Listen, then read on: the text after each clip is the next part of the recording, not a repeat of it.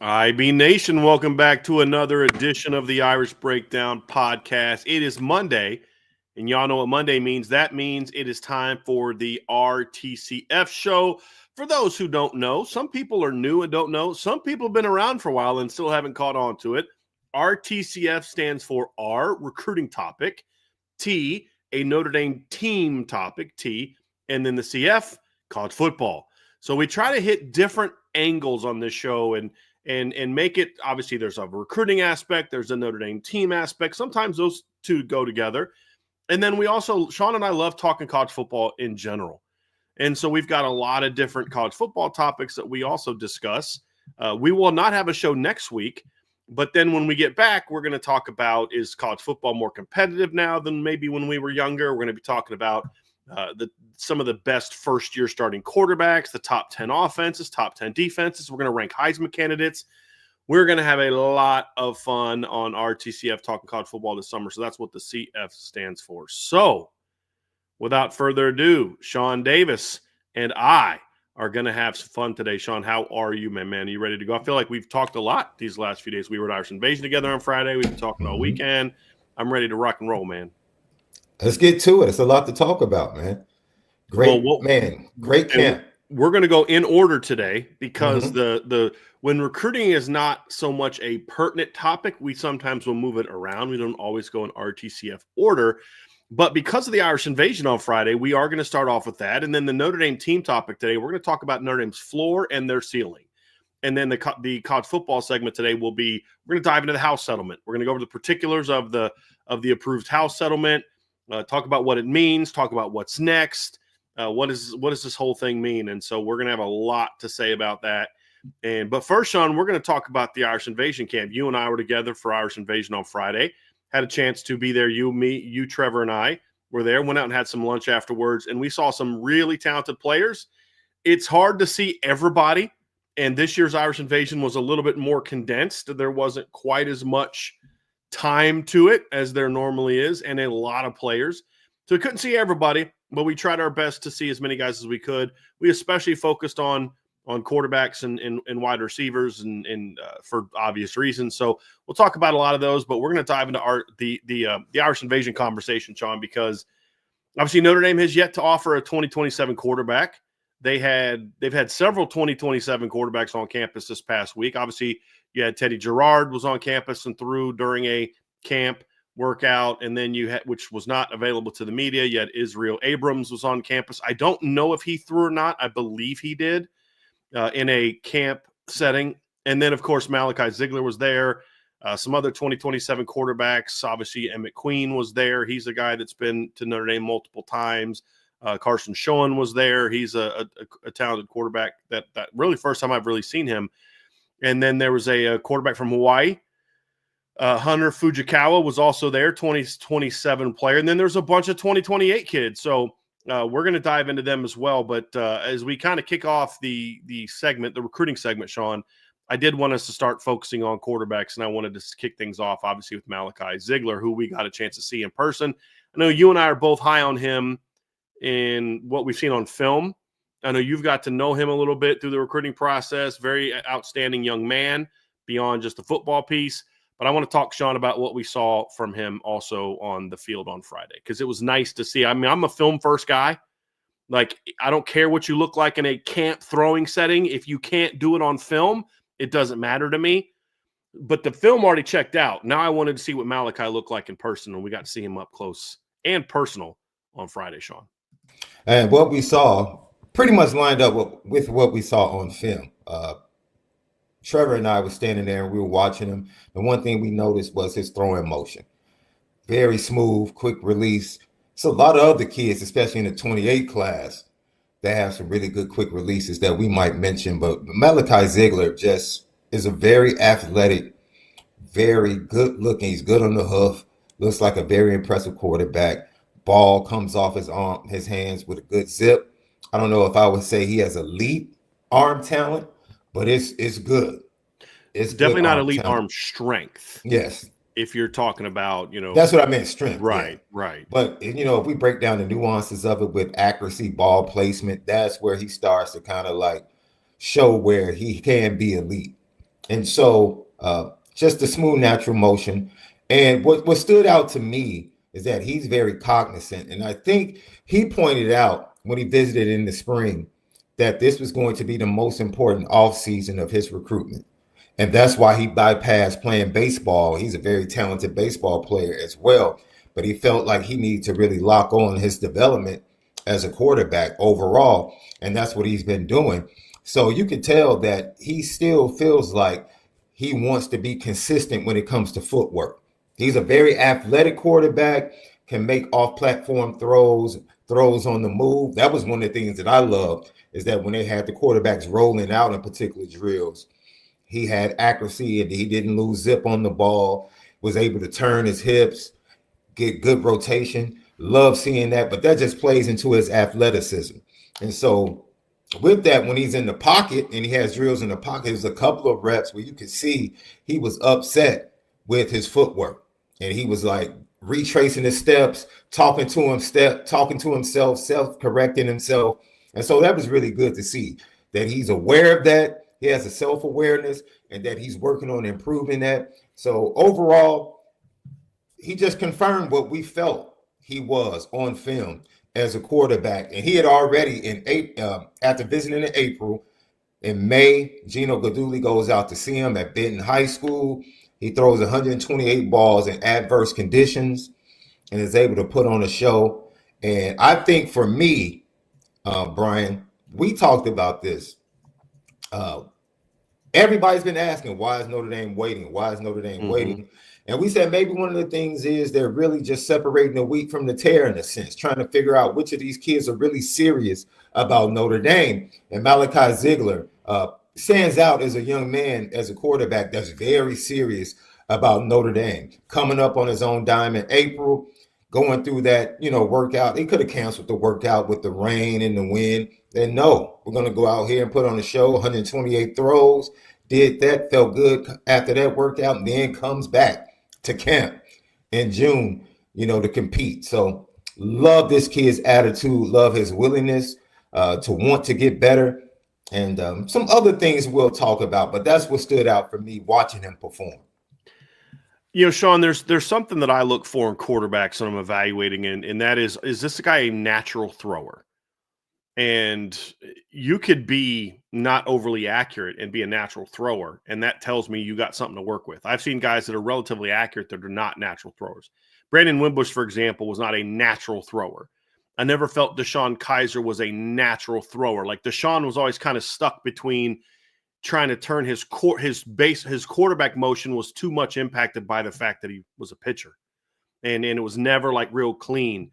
Jimmy Clausen, natural thrower. Everett Golson, natural thrower. Ian Book, I thought was a natural thrower, had a really clean, consistent release that just looked smooth. It just was natural. CJ Carr's that way. Kenny Minchie's that way. And so it's something I like. I prefer. You can be not a natural thrower and be a great quarterback. We've seen plenty of that. Tim Tebow was not a natural thrower. He was an elite quarterback.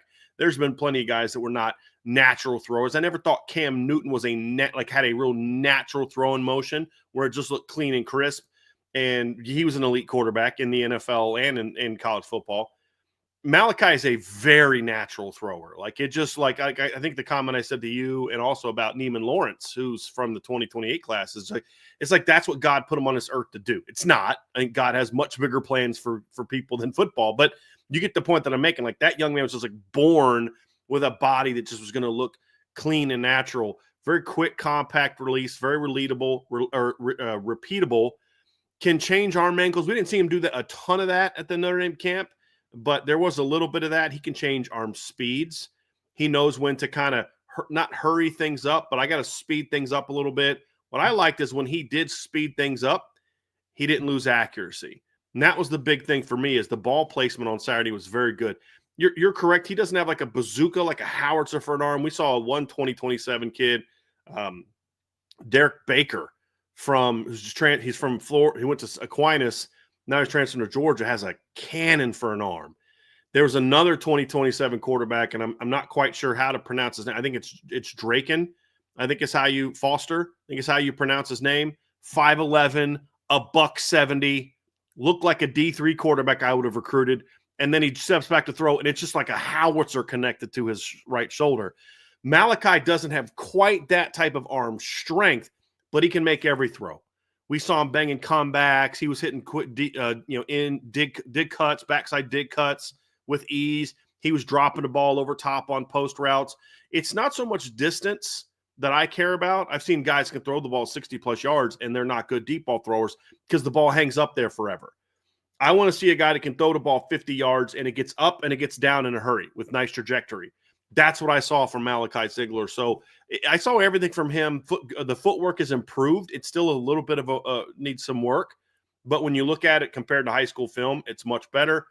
It's not to be too much. It's not too much of a surprise because he did play on a terrible football team that went 1-9 last year.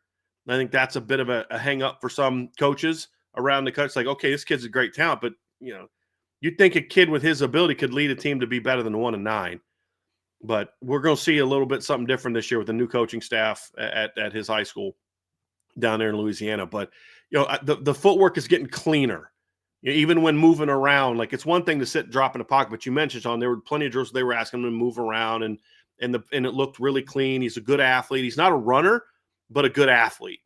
And he's a lot like what Kenny Minchie was in high school, what CJ Carr was in high school, where they could run and do damage if they wanted to, but his primary purpose is I'm using my athleticism to throw the football, to buy time, to move in the pocket, to throw the football. And Malachi comes from that field as well. But those are the things that I saw from him, Shaun. And I like the fact that he came and worked out, and not only just threw for the coaches, which is I like as well. Teddy Gerard did that, for example, and I respect that. But I like the fact that he did it in a competitive setting where you're not throwing to stationary targets, you're throwing to one-on-ones, and you're throwing, moving targets, and you're kind of dependent on your success is also somewhat dependent upon those guys around you. So I respected that. And then, of course, he won the accuracy competition at the end as well. He was he hit 3 of the 4 bags, and the one he missed by like that. It was like right in front of him. He missed by like that much. So I was very impressed overall by Malachi. It's a really strong, from what I can tell so far, a really strong 2027 quarterback class. And he's one of the 5 best quarterbacks I've seen on film so far. And he backed that up with what we saw on Friday. Yeah, and I think what you talk about, Kaiser, pitcher, I think it's a little bit tougher for pitchers to kind of like assimilate a better throwing motion, where you talk about a middle infielder like Malachi Ziegler. They're used to throwing from different ranges. Mm-hmm. Sometimes they turn a double play sidearm, then they have to come from different angle if they're backhanded and throwing over the top to get it. So they have not a windup at all. I mean, a shortstop. Like I played shortstop and pitched. And I pitched like I played shortstop. I wasn't a natural pitcher. I could throw really hard, which is why I was really good. But for high school, it was really good for high school. But I would have had to learn a lot moving forward because I pitched more like a shortstop, and I was used to the wind up, the mechanical nature of pitching wasn't natural for me. Mm-hmm. Whereas shortstop, it was more natural, which led much more to being able to translate to playing quarterback. So whereas pitching is completely the opposite of throwing a football. It's slower. It's more methodical. It's more mechanical. It's a much different motion. It's a very unnatural. I mean, if you ever pitch, it is such an unnatural feeling where throwing a football to me is much more of a natural thing. So you see that with him. I think it makes a lot of sense why he's that way. A couple other 2027 quarterbacks that we saw, Shaun, that we liked. One of the more intriguing players that I saw was Derek Baker, who was a backup quarterback at St. Thomas Aquinas last year, has not been a starting quarterback in high school yet. Rising junior, which is not unheard of. I don't think Ben Roethlisberger started until his senior year of high school. But he saw him, and we're looking at him. He doesn't have one of the red jerseys on. So I'm like, well, he must not be one of the guys they're looking at because he's got a blue jersey and not a red jersey. And then, he's built more like a pitcher. So, I mean, that's the thing is he's got that pitcher's frame, that thick lower body, big old thick calves, almost built. If you're talking about football build, he's built more like a middle linebacker than he is a quarterback. And then he starts throwing, and you're like, now that's a bazooka. That's a cannon. He has a very strong arm, a very fast through the throwing zone, gets through it very quickly. It is a little mechanical, and everything is gas. And that's the one thing Derek's going to have to work on is, hey, it's okay to throw a crossing route with a little bit of touch, meaning it's got to be on the line, but you don't need to light that sucker up. Everything he threw was fastballs, but there's a lot of tools to work with. And I said this, if I was looking for a second quarterback in this class, I'd have no problem taking that kid because he's got a very high ceiling. He's the kind of kid that'll go to like a Georgia Tech or a Duke or a Wake Forest, and nobody's really heard of the kid because he wasn't a highly ranked recruit. Next thing you know, he's a 3-year starter and all ACC type of player, and that's the kind of tools this kid had at quarterback. And another kid that we like too, Shaun, was, as we talked about, it's Drake and Foster. And guys, I don't. This kid walks over there, and I'm thinking he's like a 2029 kid because he looks. He doesn't look very big. He's like 5'11", 170. And his 5'11" he's got a very like low cut. Like his legs aren't that long. Like he's not going to get a lot taller. And he just looks kind of is what he is. And he's the kind of kid that I look at and say, like, that's kind of what we tend to see a lot of times at the Division III level playing quarterback. And I'm like, okay, well, not going to pay attention to that kid. And then he gets up there, and I'm just kind of watching because there was nobody, like no guys I was watching that were in his first drill. I think he throws an out cut and just, whew, I'm just like, whoa, okay. And then the next time he throws, I think he throws a post route, and he throws it from about midfield, and the ball goes about 3-4 yards past the receiver and lands at the back of the end zone. And it was just like nothing, wham. And I'm like, okay, now I'm watching this kid. Just a howitzer for an arm, Shaun, but he's 5'11", 170. And that's going to turn a lot of people off. But he actually, I thought, had the best arm of any quarterback in attendance. Ball placement was outstanding. Arm strength is elite. Quick throwing motion. Good timing. That was one. That my only real knock on Malachi is in the one-on-ones. He was a little late at times, throwing some of the ins, the curls and comebacks. But, Malachi is 6'2 plus, 200 pounds plus, and this, Draken's 5'11". And that's going to turn some people off. But just as far as pure arm talent, forget the prospect and the projectables into the next level. You look at that arm and you're thinking, that kid, now that's a big-time arm right there. And I thought that was interesting is the two kids that have the best arms are probably going to be the two 2027 kids that have the least impressive offer lists. Yeah, it was funny because Trevor and I were standing there. And so just to give you a picture of what we were looking at, there were about 30 kids there, 30 quarterbacks there. And they had that broken into two different groups. And the first group was primarily, you would say, the higher ranked kids, the kids with better names, Ziegler, Purcell, Gerard, and a couple of other kids. Most of them were 27 kids, and I make maybe 1 or 2 28 kids were sprinkled in. Then you had a separate group, and they were under the eyes of Coach Gino Gaduli and Coach Rawlings. And then on the other side, you had some other coaches, and then you had the Notre Dame quarterbacks, Kenny Minchie. I think Noah Grubbs was there. Did I see Noah Grubbs? I think Noah Grubbs was there. I think Kenny Minchie was there. He might have been. I think Trevor mentioned him. Yeah, Kenny Minchie, CJ Carr, and Herbert was there. Let's see. I think that was it. But they were watching over the second group, which is primarily, some of the other 27 kids and mostly the 28 kids. And so all of a sudden we see number 14 in the other group going through drills, and they had this one drill where they would have to come up into the pocket, move to the left, move to the right, and then throw to the right, and then they would reverse it. And all of a sudden, I'm watching this group, and I'm looking at, the main guys, and I hear Trevor say, "Oh, boy." And so I'm like, yo, what's up? And he starts talking about the Baker kid, but we didn't know his name at the time. It's just like number 14 in red. I'm like, okay. The Baker kid was 4 in blue. Number 4 in blue, I'm sorry. And we're like, oh, okay. And then the next thing you know, we start paying attention to him, and it's like, yeah. And it wasn't until the competition where I started to pay attention when you made mention of, the tree trunks that he has. And I'm like, oh, okay. Yeah. This kid is built different. So, yeah, he was very impressive, but he caught our eye just in the drills on the other side of the field.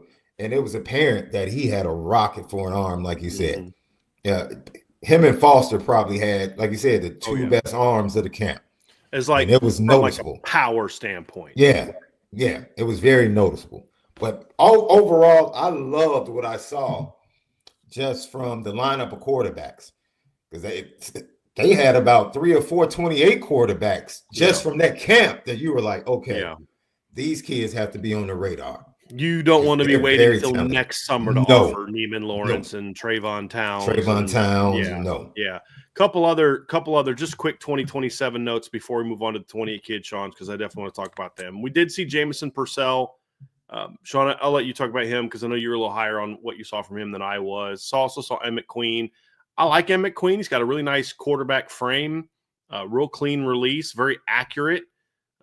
Had a good day. The issue I have with Emmett Queen is I just don't see the ball coming out the same way as it does with some of the other quarterbacks.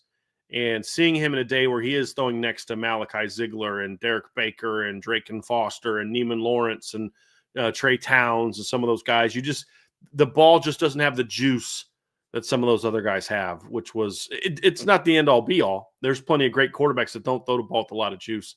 But when a lot of things are equal, that's something to keep in mind. I thought he was the more impressive. I thought his accuracy was pretty solid. I thought he was really good in that regard. Good timing.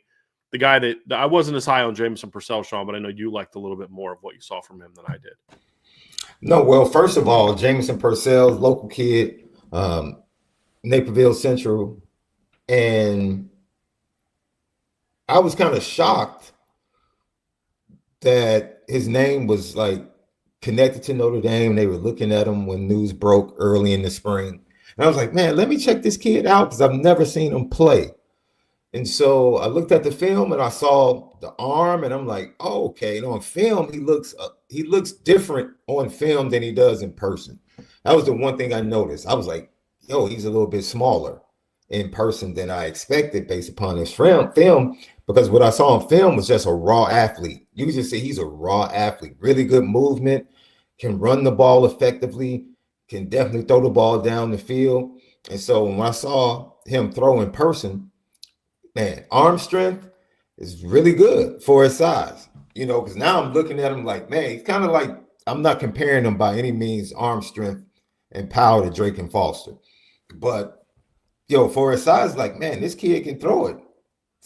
I expect him to be a little bit bigger, but I think just his overall ability and what he does, I think it kind of piqued the interest of Notre Dame because they were looking at him. Of course, Israel Adams from Montini, they were looking at him. Is it Abrams? Abrams, I'm sorry. Israel Abrams from Montini, they were looking at him.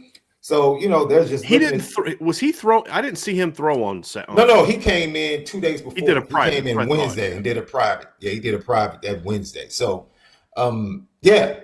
Purcell is somebody that I guess the staff they like something about him on his film, and they brought him in to be able to see him throw in person. And from what we saw, it was nothing that really jumped off the screen. Solid quarterback. And I just want to see if he can make a jump. That's what I'm waiting. I want to see if he can make a jump in his junior season. Because, like I said, talent-wise, from a raw standpoint, the tools are there.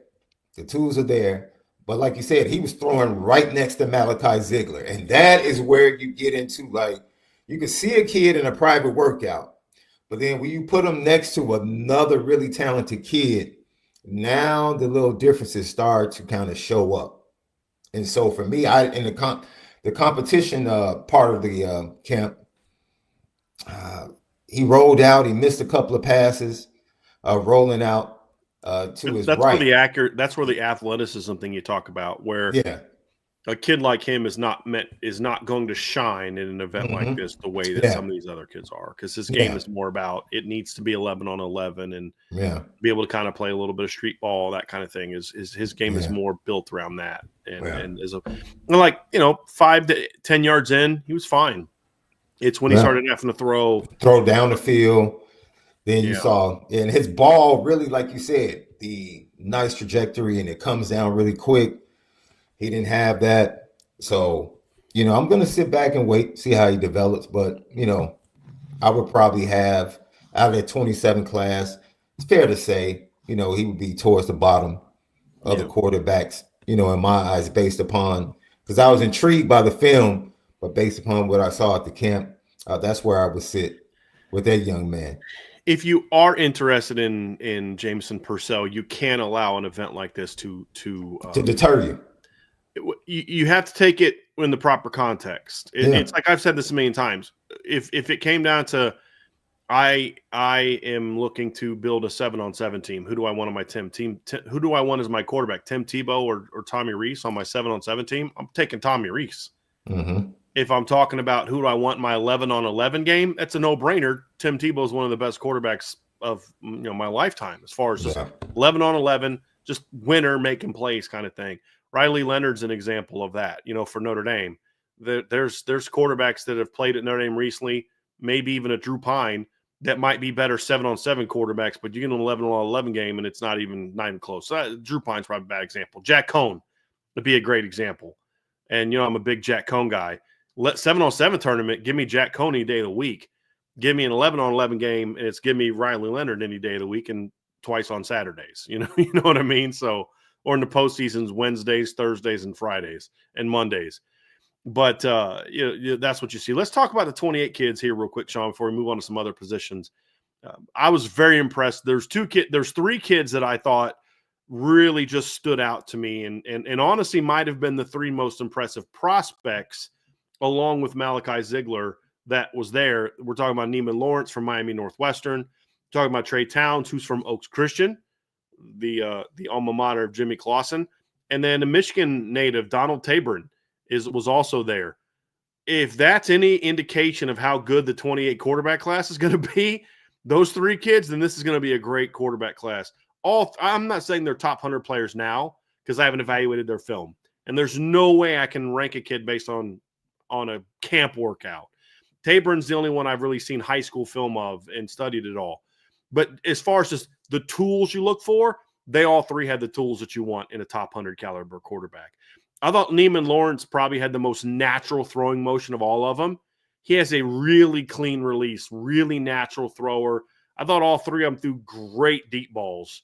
Just got up, got down, could get distance. I thought Trey Towns had a little bit of a stronger arm than the other 2. Donald Tabron is a much longer player than the other 2, so there's a little bit more leverage going on there. A little bit, some levers are going in contact there. Early on, I thought Donald's ball placement wasn't great, but as he kind of got comfortable, he was throwing some absolute darts. And at times, it was impossible to tell some of them apart. Like Trey and Neiman were like going back to back, and like one was number 2 and the other was number 3, and they both had like some do-rags on and top to kind of keep, because I think they both have like little short dreads, so I think it was just to kind of keep it from kind of flopping around. And so I couldn't tell them apart half the time because they're so similar in how they throw. I mean, very similar mechanics. The only thing you could tell is Neiman was just a little bit more loose as a thrower, and Trayvon was a little bit more mechanical. But I love the way the ball came out for both of them. I thought the ball placement for both of them was very good. And Trayvon Towns is an example of a guy that throws. He's got a little bit more. He's a natural thrower, but it's a little bit more mechanical, but didn't affect his ball placement at all. That's what I say is I prefer this, but you don't have to be that to be a great thrower of the ball. And I've seen natural throwers who just aren't accurate quarterbacks. Mark Sanchez has one of the cleanest throwing motions I've ever seen, and he just was never a super accurate quarterback. But I tell you what, all 3 of those kids, Shaun, have loads of potential.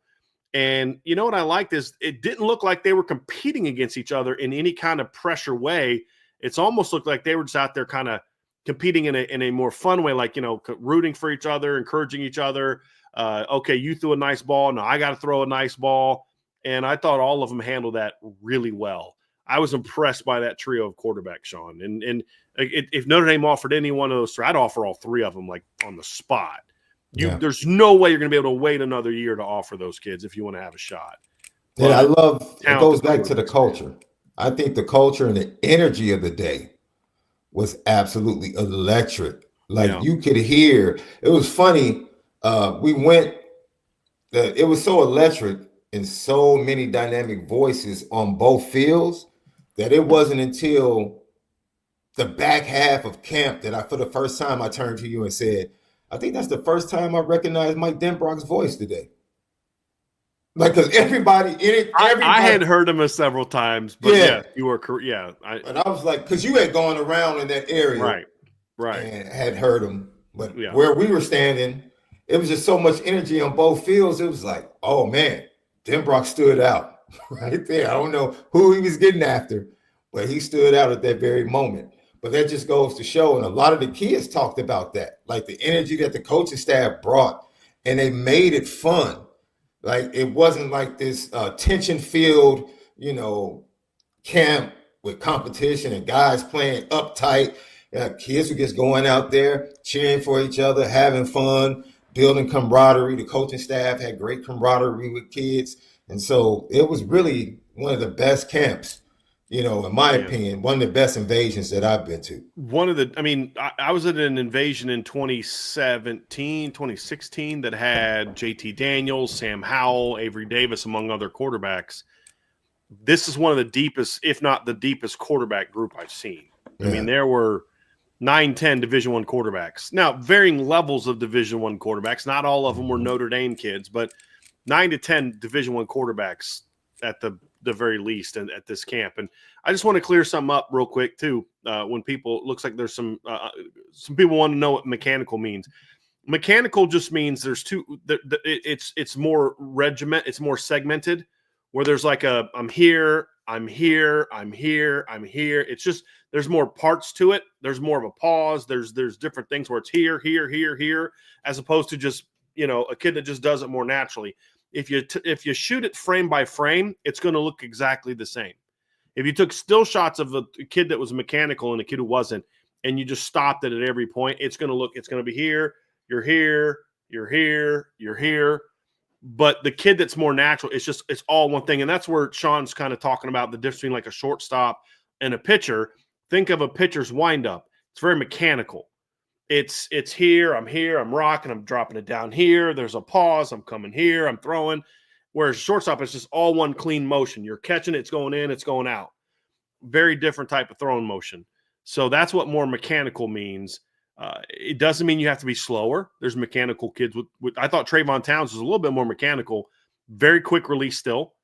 It's just different. And I've always found that there's a greater tendency towards the more natural throwers to be more accurate than the mechanical guys, but it's not a hard and fast rule. And so I just wanted to be clear on what that is so people understand that. So DJ, I'm sure you weren't the only one asking that question, so I'm glad you asked, and I just want to clear that up. But yeah, Shaun, Neiman Lawrence, I hadn't heard of him before Saturday. I heard of Trey Towns. I've heard of Donald Tabor, and he's a big time recruit and has been on campus many times, or he's been on campus before, I should say, to Notre Dame. I wasn't familiar with Neiman Lawrence before Saturday or Friday, but I'm very, very familiar with him now. Very talented quarterback. So I was very impressed by that group, Shaun. There's a couple other kids that I saw that I want to watch some film on. One of them is a 28 kid named JJ Chapman. I'm trying to remember where he's from. He's either from Kentucky or Wisconsin. I forget which one he is. I think he might be the Wisconsin kid. I saw him maybe throw 4 or 5 throws, and they were all really impressive. And so I'm like, okay, I want to go back and watch some film of that kid and kind of get a better sense of him as a player. There was a couple kids like that. There was a quarterback named Hunter Fujikawa. I think he's a 28 kid, but he's from the same high school as Manti Te'o and Maris Leofau. Very mechanical release, very mechanical, very long, but it jumps out of his hand. So he's an interesting kid that I'm going to go back and look for some film. And then Carson Schoen's another kid that doesn't look like a Division I player, just standing there. He's like maybe 6 feet tall. Then he starts throwing, real live arm, accurate, real clean motion. So it was impressive how many talented quarterbacks, just kids that are just real natural throwers that we saw at this event on Saturday. Or Friday. I keep saying Saturday because it's usually on a Saturday, but it was on a Friday this year. A couple of receivers I want to talk about, Shaun. Obviously,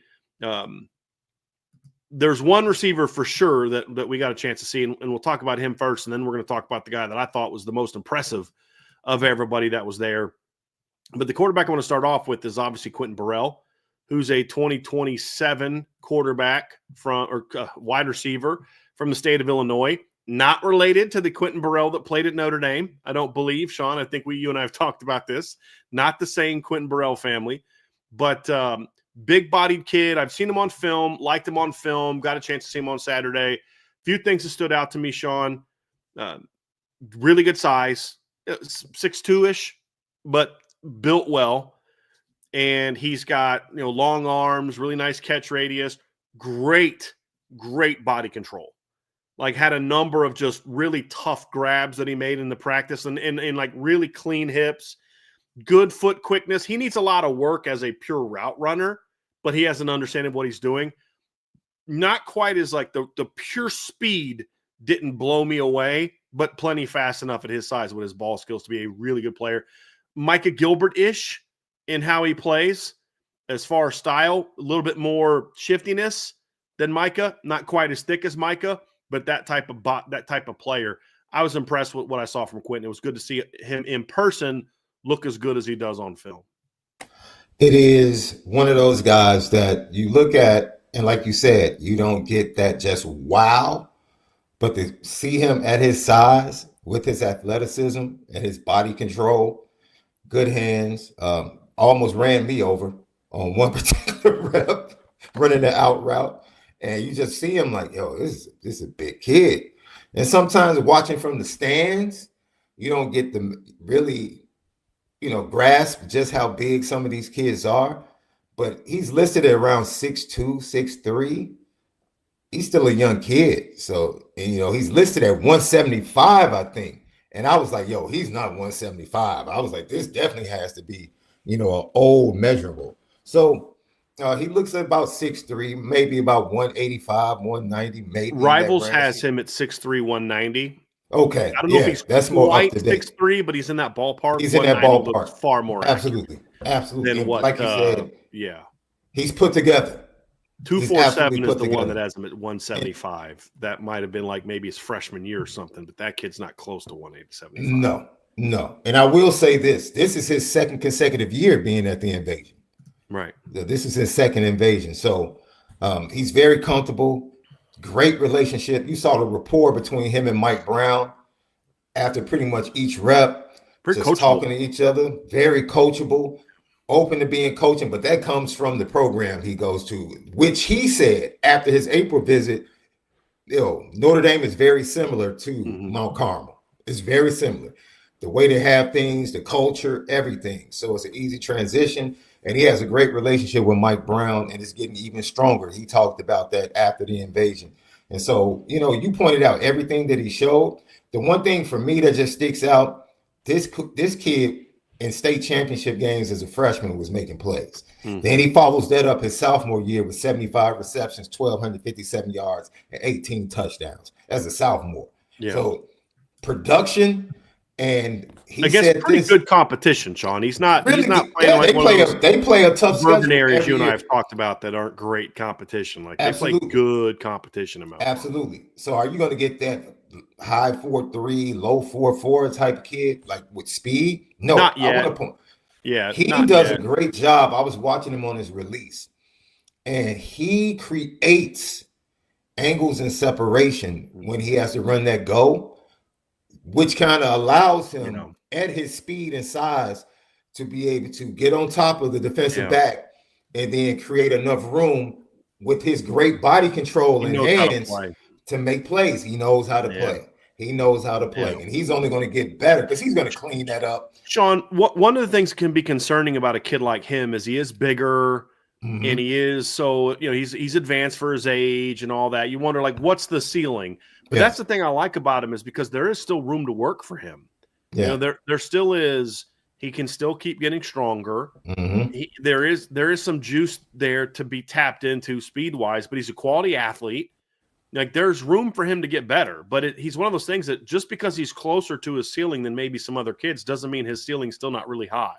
Yeah. It explains why he's a top 50 recruit right now. So He's a good looking kid, and in the chat he's closer to 190 than he is 175. He is 175, yeah, and he's at least 6'2". Yeah, I mean, I'm not someone who gets into is he 6'2" or 6'3". Whatever, it's the same. It's different than 6'1.5" or 6'3" or 6'1" to 6'3". He's at least 6'2", well built kid, but he's also not a kid who's muscular in a negative way to where he's tight. That was the thing that I wanted to see in this, because in high school you don't get with what he does in high school, you don't get a chance to see that as much. I wanted to see that today when he is running more comebacks and double moves and things like that, and that type of thing. And I was impressed by that. Yeah. Very, very, very strong performance.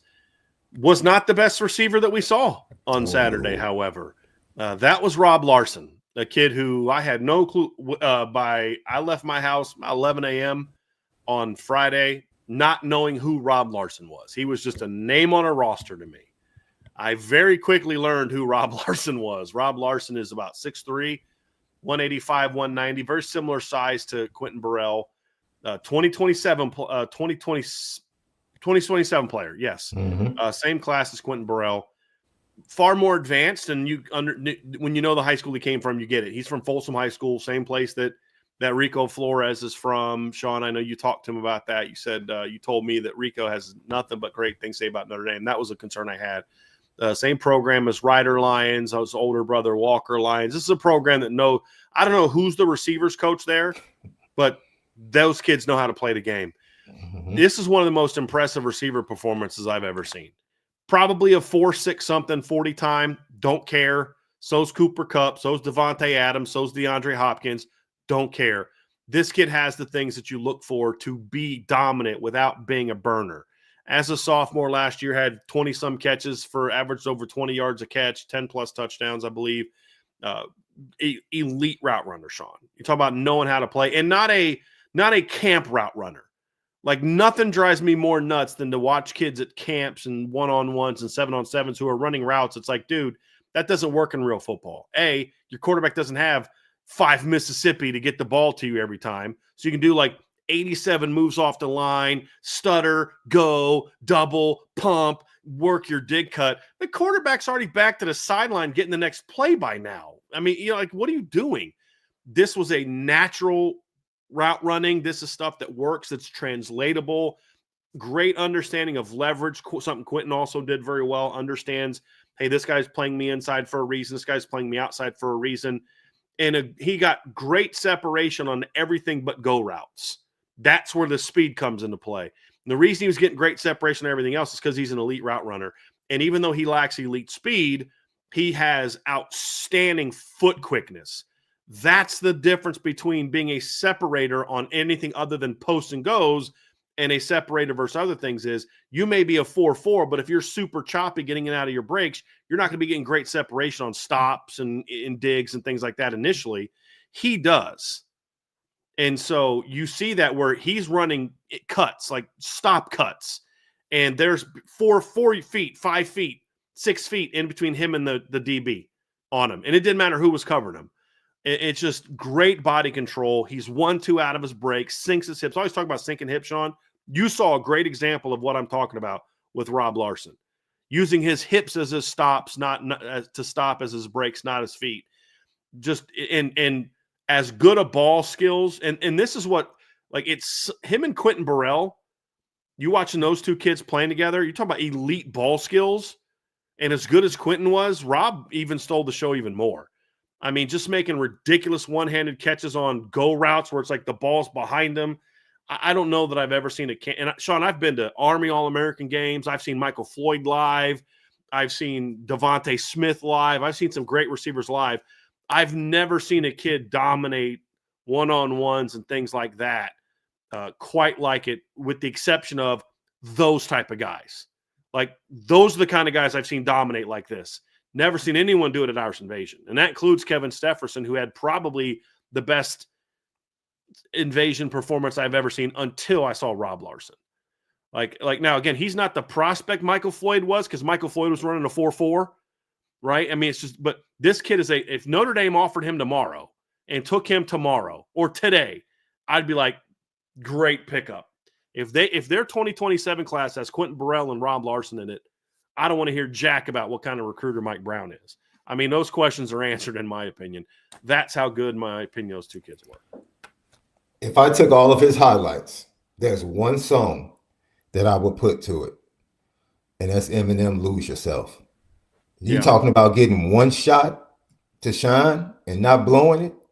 That's exactly what this kid did at that camp. He seized the opportunity, and boy, did he put on a show. He stole the show. He was the buzz. He was the buzz amongst parents. Other parents were watching his reps saying, ooh, wow. Other parents. That just lets you know this kid absolutely wowed everybody. And even when we came inside from the one-on-ones and drills on the outside, and they went to the competition end it. Which was the guys that they're recruiting, the best of the best. Best so to of the speak. best. Yeah. He went up against the best of the best. Now, he didn't come in as one of those guys. He put himself in that end of the camp competition, and he didn't stop. He took it to even the next level. So this kid, in my opinion, and we're going to have more information about his experience, how he was feeling coming into the camp, what his thoughts were, and the Notre Dame connection that he has going all the way back to when he was 10 years old and a former Notre Dame quarterback. We're going to have all of that up on the board and for a full story in the next coming days.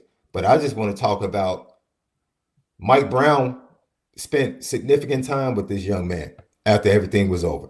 He definitely caught the eye. That was one rep where Mike Brown ran from like the end zone and met him as he ran back to the group of players and just smacked him on his butt and said, yeah, that's how you do it. So he came out of this camp talking about Rob Larson. He came out feeling like and knowing that now he is on the radar of Notre Dame. He's on the radar of Notre Dame. So, that's a great story, man. Just being able to watch that in person, a kid coming into an event like this and seizing the opportunity. And like you said, not being like super athletic, but saying, I'm just going to go out here. Brian, that was so much room. I say not super fast. I thought he's pretty athletic. He's but he athletic. Just fast. He's not being super fast, but he was beating defenders, and it wasn't even close. Yeah. Like, he was embarrassing, or he was really making some defenders look bad. Almost to the point, how you're in line with somebody else and you're seeing who you have to match up with. And I would have faked the injury, like, man, let me step to the side and get back 2 spots because I don't want to match up with that kid because he's putting in work on everybody. That's the type of day this kid had. It was very impressive. And if you say it's the best you've seen, like at Irish Invasion, at the Irish Invasion, that speaks volumes. Yeah, and volumes. Like it's been I've shared with you, Shaun, in private stories how the most dominant performance I've ever seen in person was Michael Floyd. And I mean, and I've seen Devontae Smith, I've seen big time players. Michael Floyd was just a man amongst boys. That was at an Army All-American game against the best of the best nationally. It wasn't that. First of all, this kid still has 2 years of high school football left. So keep that in mind. But it wasn't that type of dominance. But Michael Floyd was a first-round draft pick and one of the best receivers I've ever seen and was part of the best receiver class I've ever seen. But I say that to give context of, like, this is my reference point. This is the greatest, and this is where this one stacks up. But this was for a rising junior, a kid who just finished his sophomore year of high school. I thought it was impressive. And the thing too, Shaun, is what also matters is you got to be careful sometimes when a guy dominates, and you got to know who he's going against, not just at DB, but also the other receivers. If he's going against a bunch of receivers that are just like MAC level players, then it's going to tell you something. But there were some very talented receivers in attendance that we're going to talk about also just quickly. Maddox Wells, a 2028 receiver from Fort Wayne, who I like a lot. He was the kid with the orange helmet, the short kid with the orange helmet. Really great feet, just really good feet. Bryson Thompson is a 2027 receiver from Texas. I thought he had a great release, had some outstanding catches during the performance. Jordan McKinley is a very big physical receiver that I could see maybe growing into a tight end at some point in time, like an H-back type of tight, Jack Larson type, but wants to stay at receiver, fine.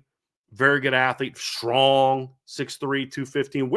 Where's he from? Is he Chicago kid, or an Illinois McKinley's kid? A Texas kid, He's isn't a Texas kid. Let me see here. He's a Illinois kid from Loyola. The Texas kid is the shorter one. Yeah, I'm mixing up the names. Kid. Yes, he is from that's Bryson Thompson. He was the Texas kid. Because you could tell the rapport that him and Quentin Burrell had. Yeah. But like he was a really impressive kid, big physical kid, not going to blow anybody away with speed, but just he's one of those. If he's 1-on-1, he's open. Just good hands. A lot of talented receivers there, Shaun, that we saw. I couldn't even do justice to name them all. There were so many good receivers. There was a kid there. We saw Durant was there, right? I didn't see him. I mean, he was on the roster, but I didn't see him. I saw him last year at the camp, but I know he was on the roster, but I didn't see him. And the guy that wore the number that was his on the roster was not him. It was so I don't know that he might have been there, but I don't think that I don't think that he worked out. At least I didn't see him take it. But like you said, orange helmet, number 2, the Indiana, that kid in drills. Also, right. He immediately jumped out to me and Trevor in drills. Crazy. Like running cones, quick, in and out of breaks very quickly. And then he got to the one-on-ones, just getting wide open. Great slot, man. Great slot, all purpose, get him the ball, sweeps, screens. Definitely can see him, being on the radar of the Notre Dame coaching staff moving forward. Yeah. I want to see his speed take a jump, but that's kind of what happens when you start recruiting kids who are freshmen in high school. The elite ones are going to have some of those crazy, that crazy speed at an early age, but a lot of other kids, it takes some time to get to that point in time. But I was impressed with what I saw from him, Shaun. I really liked the feet. There was another kid that we saw, Kevon Maddox he was the kid. He's another 2028 Indiana kid. Smaller. They were both smaller, but really great feet and shifty, strong hands. There were some good pass catchers at this. And Kellen Moore was a kid from Detroit that I thought had a solid day. So there were some good receivers there in attendance. But the guys that we talked about are the ones that really stole the show. And I did not get a chance to see Benjamin Harris. I'll give you another little nugget. I think this is before you walked up. Trevor and I were standing there. We were watching the drills. And Trevor literally had a couple of parents walk up to him and say, what are you guys looking for? I don't know if they thought we were staff, but it was like, what are you guys looking for when you watch these things? And Trevor was sharing his opinion. And just talking to multiple parents, you start to hear these kids, all of them are like doing the Ohio State, Michigan, Notre Dame circuit, right? So these are kids that are on the radar for these high-level schools. This is the talent, and it kind of gives you a picture of the type of wide receivers that not only have interest in coming to a Notre Dame camp now, and we talk about each and every year, it seems like more and more talented kids are interested in coming to the Invasion. And so just talking, that's something we picked up as well. Like, okay, either these kids are coming from Ohio State, we'll talk about a defensive tackle that literally had just come from Ohio State the day before and could have not participated, could have just been there, but his competitive fervor wouldn't let him not go in and compete.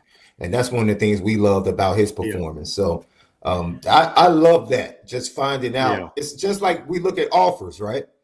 Like who's offering this kid? That's one of the things that I'm impressed by. Might not be in numbers. Rob Larson might not have the offers that you want to see in numbers. But once again, he's a sophomore. Right. But when I saw that Dillingham and Arizona State were in on him early, I was like, okay. Yeah. All right. That's just like an offensive lineman. If you see I was on this kid or a defensive lineman early, it's like your antenna goes up to say, okay, we have to keep our eye on this kid. So he has that Arizona State offer, and that lets you know, he can be, somebody thinks he can be a high-level wide receiver on the next level. Yeah. Well, I certainly do. I was texting one of my buddies in the recruiting world works for one of the major outlets. I was like, hey man, y'all don't have a profile on this kid. Y'all need to get up on this kid real quick because this kid is a flat out baller. Tight end was a good day at tight end, Shaun. Very talented group, very tall, long, fast. Not a lot of guys with real loose hips, but you kind of expect that. The guy that I thought looked the best in that regard is probably Jack Brown. But we saw Seneca Driver there. He was probably the most explosive. Seneca had a bit of a rough day catching the ball, but he had a great kind of back shoulder catch during the good on good period at the very end, the competition period at the end. You can tell he has hands. He looked like he was pressing a little bit too much, and then the first drop led to him pressing and led to the second drop. But some impressive physical skills. But when he did catch the ball, it looked really good. I just think he was kind of fighting himself a little bit. A lot of need for route running there, but some guys we saw that impressed us at tight end, Seneca Driver I mentioned, Jack Brown I thought, who looks like Mitchell Evans, like literally physically looks like Mitchell Evans when we're watching him go through drills. Grant Haviland from Georgia was a really impressive kid. Jackson Dollar, another kid that I thought had a really good day. Titus Hawk is massive. Like this is another event where it's like, I don't know if this is the best event for him to truly shine, because I'll bet you that kid is a monster blocker. Like he is a big old kid, like 6'6", 6'7". I thought he was a impressive looking kid. And then there was another kid that wasn't part of sort of like the in group, which is the guys in green. And that's Evan Murfield, who's a 2027 kid from Ohio, who I will now have my eye on moving forward, because I thought he was another kid that little tight hipped, but showed me some really nice things. JT Garachi was there. He was solid, but I thought the Evan Murfield kid really impressed me. He was the kid with the blue number 88, Shaun, that you and Trev kept talking about. You guys pointed him out to me because the tight ends were on the other side of the field. Like we were, they were only kind of running on the left side, so we didn't get to see them quite as much. They came over to the right a little bit later, but for the most part, they were on the left side. I thought he was impressive as well. But the 28 class, it was an impressive group of kids that were on campus on Friday. And once again, whether it's 27, 28, these are kids going into sophomore and junior year of high school, right? So they're still developing. You talk about the tight hips, but there's some kids that we just watched them run, and it was like, yo, when they can just run and they don't have to make a move, like these are some impressive tight ends. Like you see some guys that can stretch the field. We saw some guys being able to stretch the field, but then they weren't able to finish on the other end. And so that kind of took away from, saying, man, they're athletic and big. But it was funny because I would love to get feedback from Mike Denbrock, because hearing you and then finally hearing him when I heard him, I'm like, boy, he's coaching these guys really hard. Like during this camp, like what is he upset? Is he expecting more? But it was just on the hoof. If that's your tight end group getting off the bus, man, yeah, that is.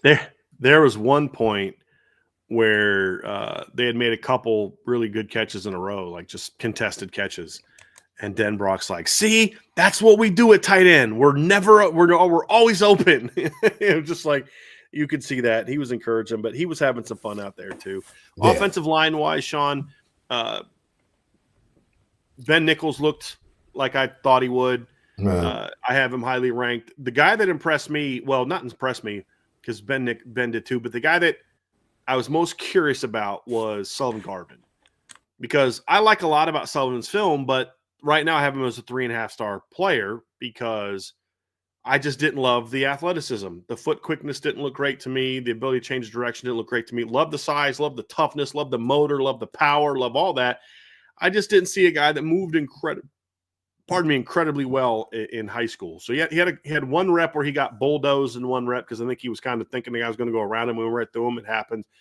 But outside of that, I thought he looked really good. But the big thing was he moved really well for his size. Like much more impressive. Like he's not going to all of a sudden look like, Quentin Nelson or Ronnie Stanley athletically or Joe Wald or anything like that. But like the quickness, the change of direction, the foot agility, not heavy footed, that impressed me. And that's going to bump him up. And that's what camps to me are for. It's not so much like, I don't care if you look good blocking at a camp. I don't, it's not a real camp. It's not pads. I want to see how you move. If you can't block on film, I don't really care how you move.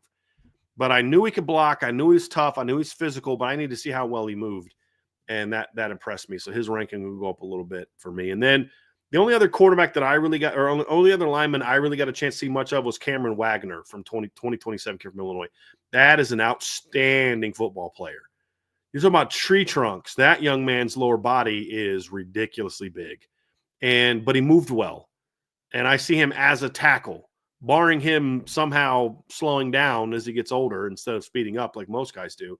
He's a tackle for me at the next level. Tall, every bit of 6'6 plus, every bit of 285, 280, 285 at least. Real nice feet and strong. I was very impressed by Cam Wagner. Very impressed. Like you said, Cam Wagner is one of those kids that I remember when he came up for his visit in the spring, and I just flat out asked him, like, what are you being looked at? He was like, tackle. Notre Dame was looking at me to play tackle. And I was like, okay, good. I wanted to lock that in. And now you start to see he's one of those fast risers as well in the recruiting ranks. I think eventually, Notre Dame, I know he did Texas A&M recently. So Texas A&M is in on him. Pretty much the Big Ten, SEC schools are all over this kid. And he's a dominant player. He really is. As soon as we walked up, it was like, okay, yep. Yeah. I was looking at him in comparison to some of the current Notre Dame offensive linemen that were actually helping out in drills and watching over drills. And I'm like, okay, like he's bigger than Devin Houston. Like right now, who recently just switched from defensive line over to offensive line. Yeah. And, so impressive kid, very impressive kid. And then Trevor and I, we were watching, and the McDermott kid. I didn't get a chance to see him. He's an Indiana kid. Yeah. Noblesville. Is that where he's from, Noblesville? Yeah. Impressive. Size-wise, good movement, good hips. Trevor pointed that out in conversation. So those are the two guys that stood out for us when we were watching. But, yeah, big time. He's a must-get. When you talk about Cameron Wagner, he's a must-get in that 27 class, in my opinion. DB, the guy that really I didn't see Cooper Witten working out. I didn't see any reps he took. If he did work out, I believe he did. I just didn't see it. So I've seen his film, and he's very good. He was there. He was definitely on campus. I didn't get a chance to see a ton of the linebackers. I did think Jacob Godfrey moved pretty well. But a couple guys that I saw, the only DB that I saw that really okay, that's a really strong performance is Phoenix Evans, who's a 2028 kid that Notre Dame actually offered afterwards, which tells you a whole lot. But he's a Jersey kid from Don Bosco Prep. I was impressed by the athletes that were on campus from New Jersey. And that's the next two kids. There was two brothers that I saw on Saturday who I thought were outstanding. Chaz and Taj Gray. I believe Chaz is a 27 kid and Taj is a 28 kid, I believe. And both of them got offered after the camp, Shaun, and both of them earned it. They absolutely earned their offers. I was very impressed by both of them. Chaz they're from St. Joseph Regional, which I believe is the same high school as Audric Estime. It's either him or John Olmsted. Notre Dame had two different guys from those high schools, but there's two different St. Josephs, I believe. And Chaz, the older one, is more of a natural edge. He's more of a defensive end, Viper type of player, really good off the edge, really quick off the edge, good motor, good counter moves, very strong hands. Taj was doing both. So Taj had some reps. That's the 28 kid. Taj had some reps where he was lining up, coming off the edge, beating guys off the edge with just speed. And then the next minute, he's down there covering tight ends and running backs and one-on-ones playing linebacker. Two very impressive players from Jersey that I was impressed by. Like just twitchy, athletic, had some explosiveness. Like I said, Chaz is more of he's an end. Like just put your hand in the ground and you're an end. Taj, I'm not sure yet. It depends on how he's going to grow because he still runs like a linebacker. And then I went back and watched his film afterwards, and you're like, yep, that checks out. Like those two kids really impressed me. They were very impressive players as well. I will talk about the edge players, and then we'll finish up with the 2 D tackles. Sound good? Couple defensive ends that really impressed me, Shaun. And they both got offered. But one of them was, oh, you know who we forgot to talk about? We'll end with Xander Edwards is what we'll end with. Mark Edwards kid, 28 running back. But defensive end wise, one kid that impressed me is a defensive end from New Jersey named Jackson Vaughn, who got offered. 2028 kid. I saw this kid and I'm thinking, oh, that's 2027 D lineman that we're 28 kid, rising sophomore, tall. I don't know what his official he looked 6'4" to me. Thin, but not skinny. Like he's 215 probably. Great frame, though. He's going to be 245, 250 by the time he's done in high school, most likely. Really explosive off the edge, Shaun. Really long, really strong hands. He really stood out to me and impressed me on Saturday. And then the other kid that I saw, also 28 kid, who looks like a senior, is I'm going to try to get his name correct here, but it's Asher Giotto from Florida. And when you see him without a helmet, I got to be honest, I was not expecting what I saw from him. You know, big kind of curly hair, looks kind of red, just that kind of big smile on his face. You know, big size kid, big country boy looking kid. But when he puts that helmet on, bro, and he gets down on the field, that kid is good. Quick off the edge, long arms, powerful, great motor. Those two young kids were impressive, Shaun, and I still can't get over the fact that those are rising sophomores. That's what blew me away. Is those two kids are rising sophomores. They were, I'll just say it, they looked more impressive even than the two kids that I saw at Notre Dame's camp last year that are going to Notre Dame, Dom Hulak and Joe Reef, who I both grade both as 4 stars. These kids were even more explosive than those two guys. Definitely two guys I'm keeping my eye on moving forward. I think the most impressive thing is being able to watch them go up in drills and show the athleticism. The two brothers from New Jersey, let me tell you something. Max Bullock is quickly becoming, in my opinion, or we're seeing evidence that he is really good at evaluating the linebacker position. And linebacker is a little bit different, right? It's different because you're going after different types, or you have a type where you want speed, you want length, you want athleticism. But now you're getting guys that can play multiple positions. You're looking at those types, and then you're identifying those types. And to see the kids that were there, and to hear about the offers, both of the Grays, Phoenix Evans, you watch their film, now it's like, okay. And then you look at what he's getting in 26, the people he has coming in for officials, the offers that went out. And I'm super excited. I don't know about you. Trevor and I had this conversation maybe before you walked up. We were like, yo, I almost want to fast forward to Pot of Gold next year. There might not be a lot of offers left for Pot of Gold next year. Exactly. Get in on some of these kids, man. Exactly. It was like, yo, this is getting me hyped for the next Pot of Gold. Yeah. But, man, I'm right there with you, man. Al Washington, Max Bullock, their evaluation, the kids that are interested in Notre Dame, that are coming to camp, the kids that they're getting in on early, it bodes well. It definitely bodes well for the direction of this program on the defensive side on the front end. Yeah. Want to finish up on the defensive side, showing a couple D tackles that we saw in attendance, a couple 2027 kids, big-time recruits for Notre Dame. Was very curious to see how they were going to look in person, and neither disappointed. And we're talking about Braden Parks, who's from Chicago, and then, of course, Devin Robertson, who's from Mississippi. You interviewed Devin right after the Pot of Gold, the day of the Pot of Gold he got offered, and he called Notre Dame his dream school. He's always tweeting out pictures of himself wearing Notre Dame gear. He's always tagging Nick Sebastian and Al Washington in tweets. But, experience has taught us, Shaun, that usually a Southern kid that's that high on Notre Dame in the past has been kind of a guy. I wish that kid was a little bit more athletic and a little bit more talented or a little bit bigger. And Devin's legit. And so we had a chance to see him in person. The film was good. Wanted to see him in person. Loved it. The thing I was first surprised by is he's a big kid. He's got, big gut, big booty, big thighs. But his arms are a lot more defined than I expected. He was getting in 4-point stances, and you could just see his tricep muscles just kind of locking out. Really nice burst. That was the big thing for me. Is He's a plugger, but he's a quick plugger. I mean, he's 6'3". He looked at least 305, 310 to me. Like he's a big boy. Real quick off the line, really nice burst. He was getting off with a nice low, like flat back thing. But a lot of times big kids like that with the bigger bellies, when they come off at a flat back, their weight kind of tends them down, and they're a little out of control because they got so much. Not Devin. He was coming off, exploding and rising up, getting right into the backfield, and was impressed with his change of direction. I thought he had an excellent performance. Like it was a big time. It was better than I expected.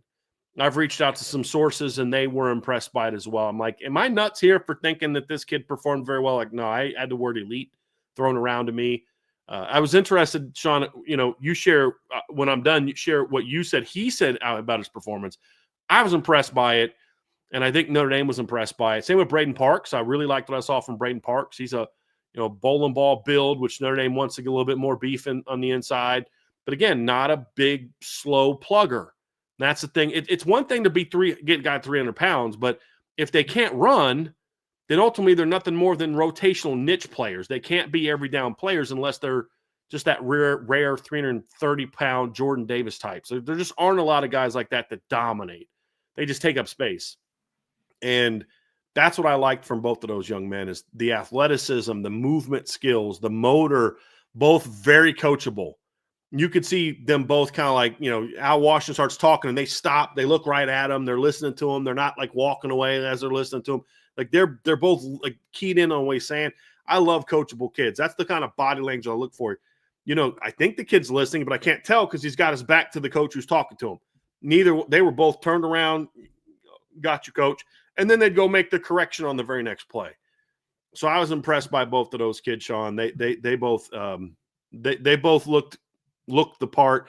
There was one other bigger kid there that I was impressed with too, and I'm trying to find his. I think it's Jeremiah Williams. I think was his name. I'm trying to find him. Give me just 1 second because number 22. Yeah, number 22 is Jeremiah Williams. He's a 2027 kid, built very similarly to Devin Robertson and Braden Parks, another big 300-plus pound kid. He was just a step maybe behind those other two kids, but also had a very strong performance as well. I was impressed by what I saw from him also. I could not have talked about the big men better than you did. Thank you, sir. So you said you now, saw just real quick, when we don't talk about a kid, it doesn't mean he had a bad performance. It's just there was hundreds of kids there and only three of us. And it was only an hour and a half of actual, 2 hours maybe of shorter than normal, right? Yeah, a little bit shorter than normal. So that's why we didn't get to see the running backs as much and the linebackers as much. We just couldn't watch everybody. But one running back I did keep an eye on was Xander Edwards, who's a 2028 kid. The reason I kept an eye on Xander is because he's the son of a legacy, Notre Dame legacy. Mark Edwards is his dad. He's also at Bowles High School, which is the same school as Asher Giotto, the 2028 defensive lineman. And, it's like with anything, Shaun, you see a legacy and you're like, I hope he's good. Yeah. And you watch Xander Edwards and you're like, yeah, he's good. And he's 5'11", he's 225 at least. He's a real thick kid. He looks exactly like what you think, the child of Mark Edwards looks like, 5'11", 225, really well built. The thing he lacks, and you could see it in drills, is he lacks like that home run burner speed. He's not Jeremiah Love, Jadarian Price athletically, but he's also 20 pounds bigger than both of those guys as a rising sophomore in high school. Two things I saw that really impressed me about Xander, though. Number one, he's got great feet for a big back. And number two, he catches the ball extremely well. He's a pure running back. I mean, he's not a fullback. His game reminded me, Shaun, you're going to laugh at this, but I'm thinking dude, I'm watching a faster version of Audric Estime right now with better hands. That's what I thought I was watching Xander Edwards. Because Audric ran a 4.71 at the combine. I don't remember Audric getting caught behind that often. But Xander's got great feet, great balance, really clean change of direction. And whether he's a 4.5 or a 4.6 or a 4.7, he was that speed from step one. He is one step and go. but he doesn't run so fast he's out of control. He's not like a high effort runner. He's a very low effort runner. I thought Audric was a bit of a high effort runner. To get to full speed, he had to be really high effort. I don't think Xander's quite that, which is why he's able to show the foot quickness and foot agility he does.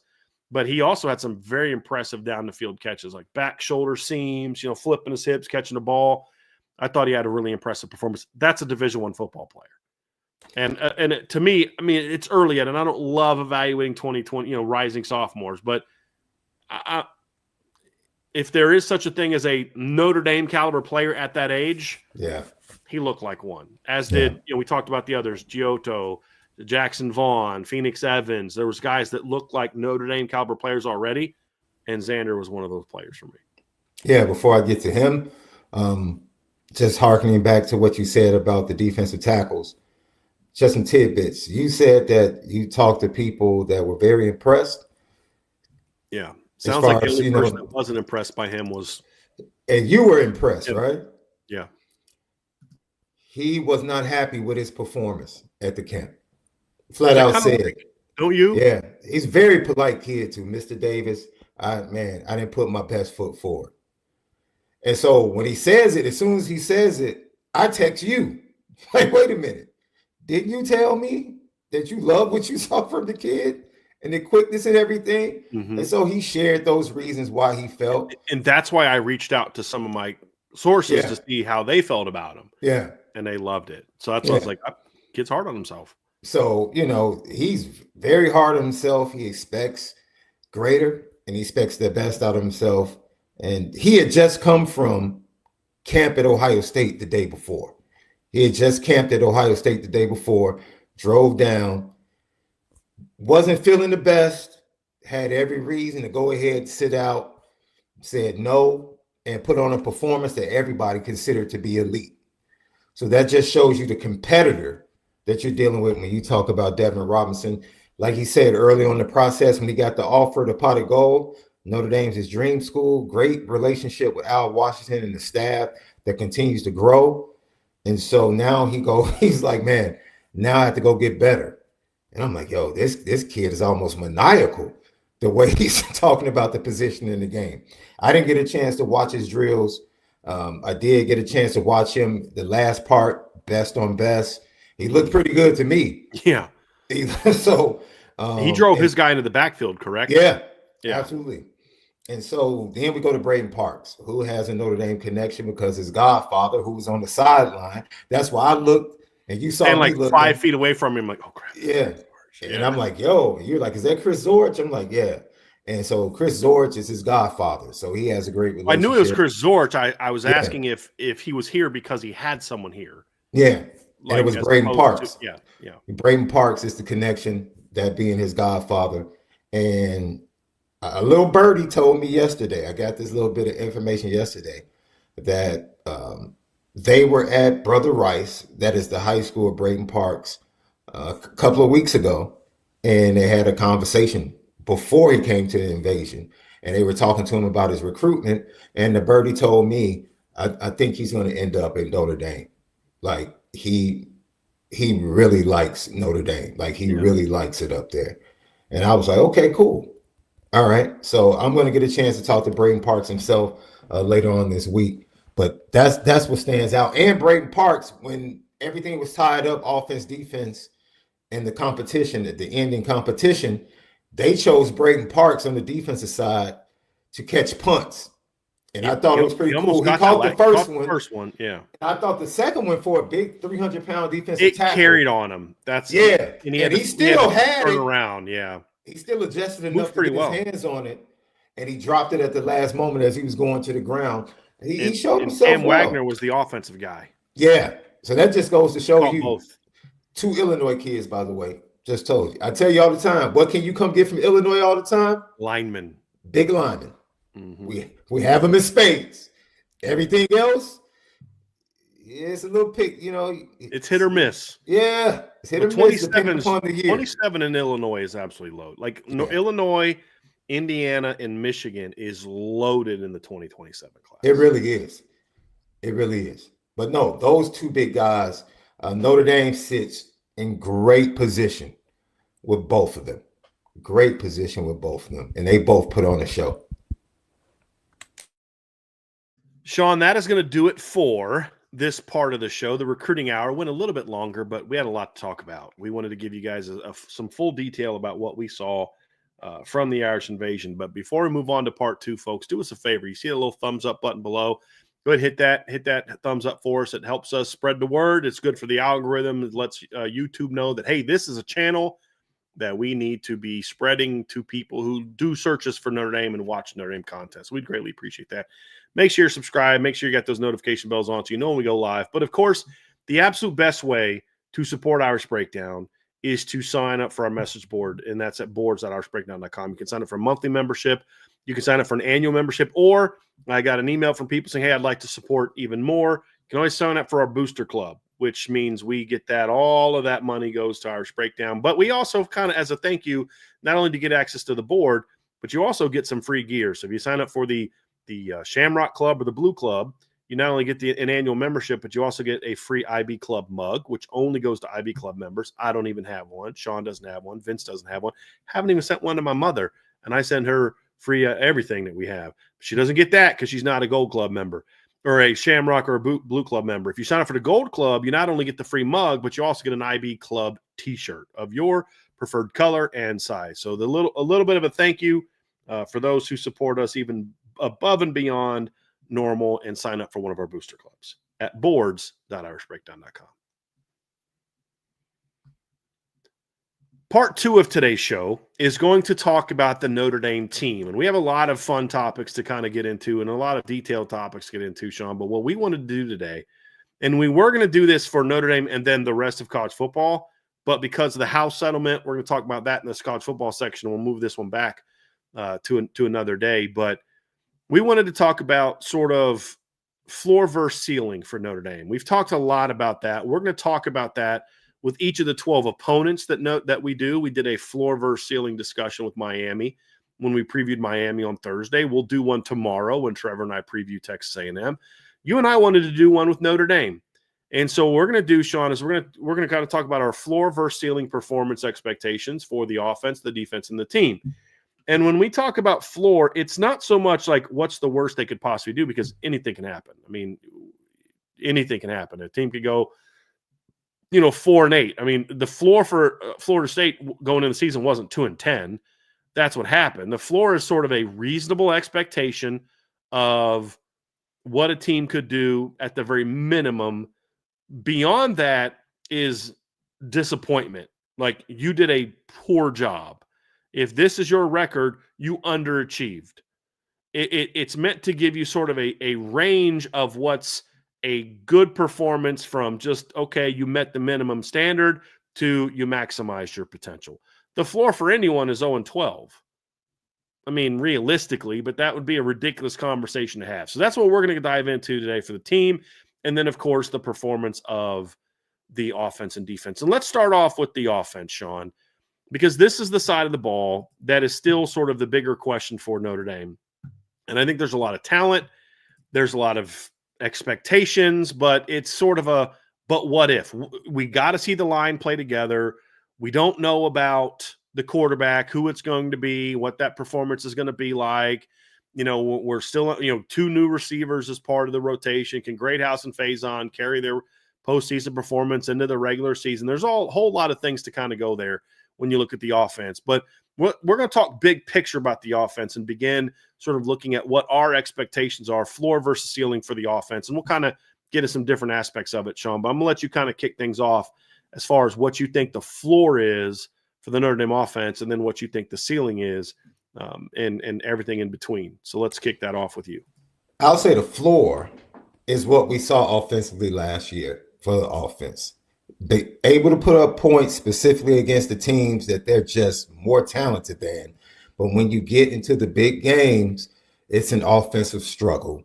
And we really don't see growth in the passing game that we expect to take place with the quarterbacks. Even though they're young and it'll be their first time starting, we expect the passing game to take a step forward with the inclusion of Will Pauling and some of the other transfers that are coming into the wide receiver room.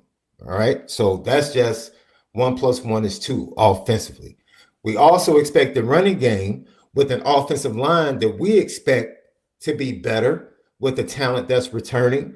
You have guys that, that were first-time starters last year. That was the issue, an experience issue last year in the offensive line.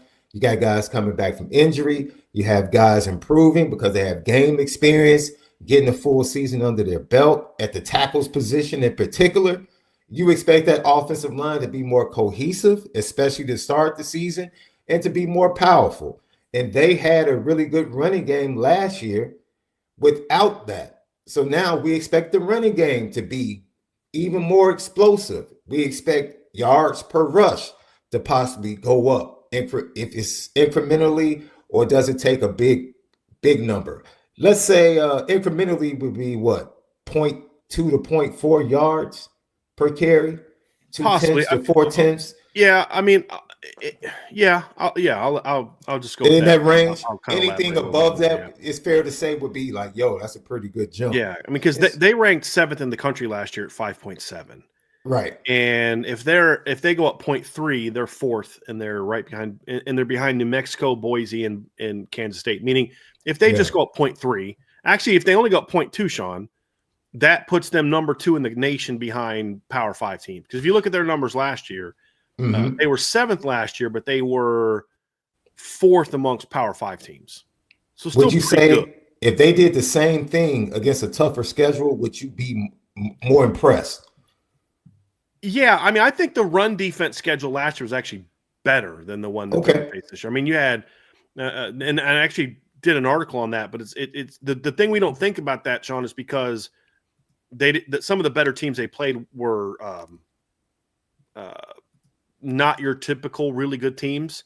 Like Army had an elite run defense, but that number also includes playing against Indiana, Ohio State, Georgia, and Penn State in the postseason. Yeah, 4 teams that ranked 1st, 3rd, 9th, and where was Georgia? They were in the 30s, I believe, 36 in rush defense last season. And those 4 teams ranked 2nd, 3rd, 7th, and 31st in yards allowed per carry last season. So, like, they were elite. They played elite rush defenses in the postseason. You look at the regular season, they were even better in the regular season, and I think that's the thing that you've got to go show is that you can do. It's great to do that at the end of the season, but they didn't run the ball very well in the postseason. They were at 6.3 going into the postseason. They dropped down to 5.66 after 4 games in the postseason. Yeah, part of that's Jeremiah Love being injured. Right. Part of that's Rocco Spindler got hurt in the first game. I mean, there's a lot of that to it, but and part of it was they couldn't throw the football, and so the teams in the postseason were good enough to say we're going to make you beat. We're not going to let you run the football on us. Yeah. And if Jeremiah Love doesn't rip off a 98-yarder in the first game, it's even more problematic. Yeah. Their offense was able to kind of do. But yes, to your point, Shaun, I do think it's fair to say a minimum 0.3 adjustment shows growth, like legitimate growth. But they were still even outstanding last year. But to your point. But can you do it for an entire season where you're not just doing it against Florida State and the really good run defense of Army had a great run defense, but you're going to overwhelm them with talent in a way you're not going to do to Penn State, you're not going to do to Georgia, and that type of thing. There aren't a lot of great run defenses on paper on their schedule in 2025, less than there even was last year. But when you get to the postseason, which ultimately, Shaun, is what we're talking about, that's when you find out, like, okay, now how much better are you really? That's a much bigger question mark. And I think the floor, like I said, things being very similar to last year, having to depend on the run game, really not having a downfield passing game that we actually saw in spots against Penn State, against Ohio State. You want that to be more consistent. You expect it to be more consistent. But if it looks more like the offense of last year, which I'm sure would, be a disappointment in Mike Denbrock, that for me is the floor. Because I think Notre Dame still will be able to win games and have a successful season if that's the case. It's not what Notre Dame fans want. It's not what Notre Dame wants. But that would be the floor for me offensively. A lot of expectation around Notre Dame possibly having a 1,000-yard receiver. I'm not sitting here saying I would be disappointed if they don't, because it's the nuance of it. Okay, no one reached 1,000, Right. but do you have two guys over 750? Right. Like, no, what is the composition of that not taking place? So that, for me, just to put it simply and to let you rock in on it, I think if it's the offense is similar to last year, but yet still effective, and Notre Dame can still push teams around and be more physical than teams, for me, that would be the floor. Yeah. When I look at this team, Shaun, I think the floor for me is repeating what you did last year, running the football and being moderately more effective throwing the football. What's interesting is when you look at the offense last year, they were actually pretty efficient throwing the football. They completed a high percentage of their passes. You know, they didn't have and they had some drops at times, but in the postseason, the drops weren't the issue. You know, they only had like 2 fumbles all year. I think you had the Jaden Thomas had one against USC, and then you had the one Bo Collins against Stanford. You know, Riley didn't have a lot of turnovers in the pass game. He had 8 picks in 16 games. I don't believe Riley lost a fumble in the pass game. His only lost fumble was against Miami of Ohio. That was on a scramble. So, you know, they were pretty efficient. What they lacked was explosiveness. And that's what hurt them. I mean, yeah, high completion percentage because they didn't throw a lot of balls beyond 10 yards. So that's going to help your completion percentage. So if the offense just does what it did last year running a football, but the offense, the pass game becomes just 15, 20% better, that makes the offense a lot more effective. And that should be the floor. The floor should be that you're 10 to 15% better in the pass game, and you're able to at least repeat what you did in the run game in the regular season. And then I think the run game then becomes more effective if it's no better from an execution standpoint, no better from an efficiency standpoint, everything exactly the same as far as effectiveness, but your pass game is 10 to 15% better. This offense gets a lot better because now there's more openings in the run game because you have to give more respect to the pass game. But it's a minimal improvement. It's not a giant improvement. And what we saw from last year's offense was what, Shaun? We saw an offense that is, like you said, dynamic against the worst teams in the schedule, but struggled with consistency against the better teams. But the difference was between this offense and past offenses, Shaun, is this one did enough in some of those big games where the last ones would just be 3 points, 7 points, 14 points. This offense was more effective. You scored 27 points against Indiana, scored 27 points against Penn State, even scored 23 against Ohio State. There's times in the past where 23 points in some of these big games get you a W. I mean, the last time you played Ohio State, 23 points would have got you a W. It just your defense didn't play its best either. So I think that's the floor. The ceiling to me is this is a top 5 national offense in every measurable category. Points per game, yards per game, yards per play, efficiency numbers, all of it. And the thing is that's people. I've had this conversation. People kind of like, there's this assumption that the Notre Dame offense was just kind of mediocre last year. I think that's a very misguided viewpoint of what this offense was last year. This offense was pretty good last year. It just needs to be better. And that's not my opinion, Shaun. This is something that every metric that you're going to look at is going to tell you the same exact story. If you look at the Fermo efficiency index last year and where they rank Notre Dame's offense, and that takes into things, you know, who you played against, it takes out garbage numbers. So like, you know, if you're in like the last 2-3 touchdowns against Purdue don't factor into this really. They don't look at those type of things. You look at the football power index for Notre Dame last year, and you look at their efficiencies and their numbers last year.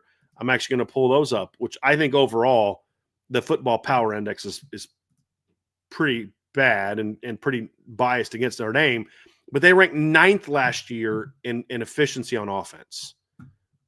And then when you look at the Fermo efficiency index last year, I think they were 7th. I'm trying to pull that up, but the website's not really working great right now, but they were top 10 for sure on offense. So this was a top 10 offense last year, which is why they played for a championship. It ranked 9th last year. So the offense ranked 9th in efficiency in the FPI and the FEI. if you ninth is good enough to get you to the title game.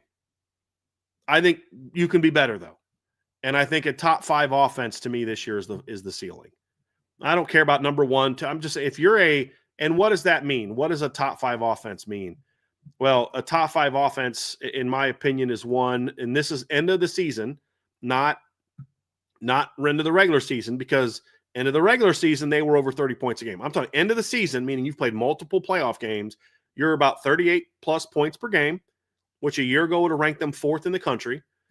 We're talking about an offense that's at least 460 to 470 yards, which, last year ranks you in the top 10 to 5 in total offense, although I don't care as much about total yards as I do about yards per play.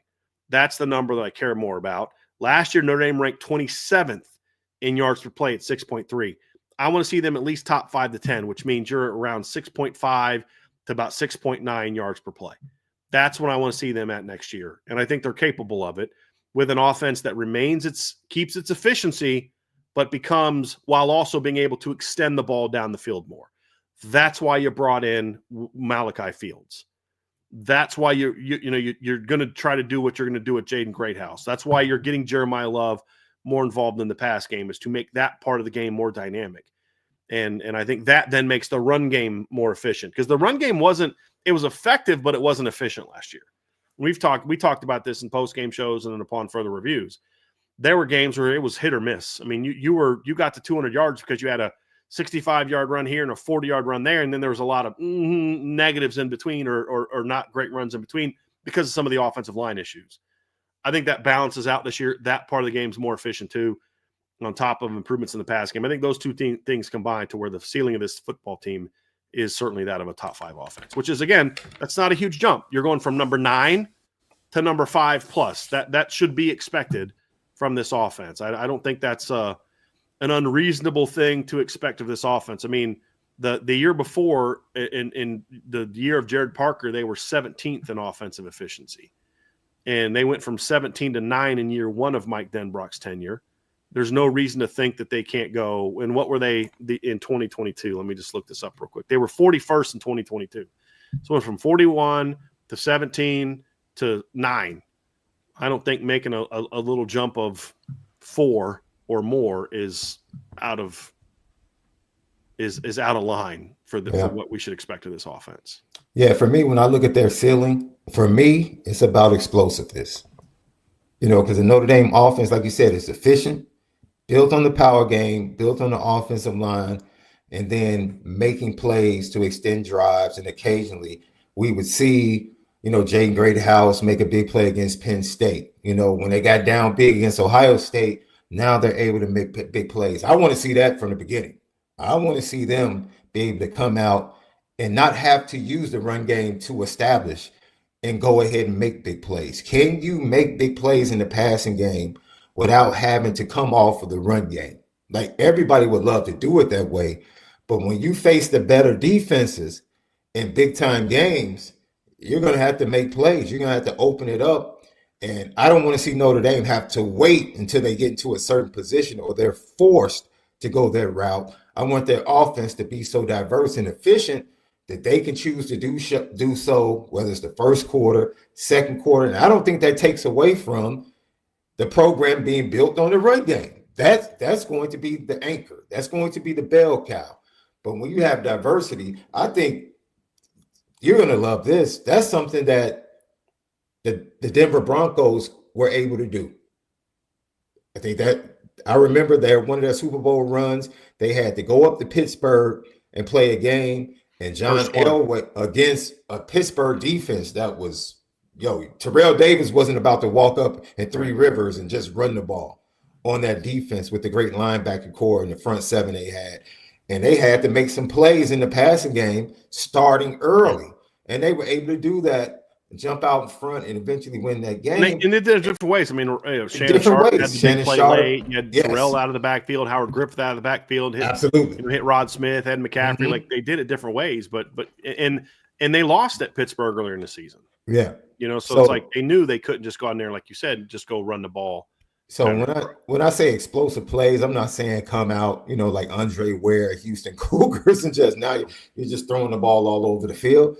But no, you have to have a sense of fear that you can impose on the You have to respect defense. it. You have to That it has respect to it, or be we're going to make you pay respected. for it. Absolutely, That's what it comes down to. absolutely. Respect it, or we're going to make you pay for it. Especially early in the season, where teams are still going to say, "Prove it to us." I expect teams to still say, "Prove it to us." They should. So absolutely, yeah. We have to remember too that one thing that makes the jump a little tougher is we have to consider that last year was a down year for offensive football. That's part of why it was a bit of a down year overall. We talked about it going into the year. This is not as good of a year. This is a bit of a down year in college football. What does that mean? Teams just weren't as dynamic. So what I mean by that, an example of that is last year, there was only 2 teams in college football that averaged over 39 points a game. It was Miami and Indiana. The year before, there were 5 that averaged over 40, and there were 7 that averaged over 39, including Notre Dame, who averaged 39.2 points per game the year before. Well, why did their efficiency numbers go up when their scoring went down? Because they played much tougher competition, which is going to be true in an era where some of the better teams are now playing 2, 3, 4 extra games in the post, at the end of the regular season. So, but it also was a bit of a down year in college football. There was no LSU last year. With all due respect to Miami, who was the best defense of college football last year, offense of college football last year, statistically, they were not nearly as good as the LSU offense in 2023, in my opinion. Just weren't. They were a little bit more effective running the football with their running backs, but they just weren't as good as the 2023 LSU offense. And that's part of it too. I think offense is going to be a little bit better this year around the country. And so Notre Dame's going to have to not only raise their level of play compared to what it was last year, but it's also relative to what everybody else does. But I think they're more than capable of it. Defensively, Shaun, here's the interesting one. When you look at the floor of the Notre Dame defense, and statistically, I think it makes a very interesting case, because I would argue that there's a world in which Notre Dame could be better defensively this year. And I'm not talking about a Chris Ash thing. I'm just saying in theory, even if Al Golden was back, there's a world in which the Notre Dame defense is better than it was last year, or at least as good, but doesn't look as good on paper. Meaning it doesn't look as good points per game. It doesn't look as good yards per game, because they're playing a much tougher schedule. And that's kind of how I feel about last year. I mean, 15.5 points per game. And I keep asking people, like, who were the big-time quarterbacks they faced last year? They, in my opinion, they really only faced one in the regular season. That was Tyler Shuck. And they struggled a little bit early with him and eventually figured it out, and it really overwhelmed their offensive line.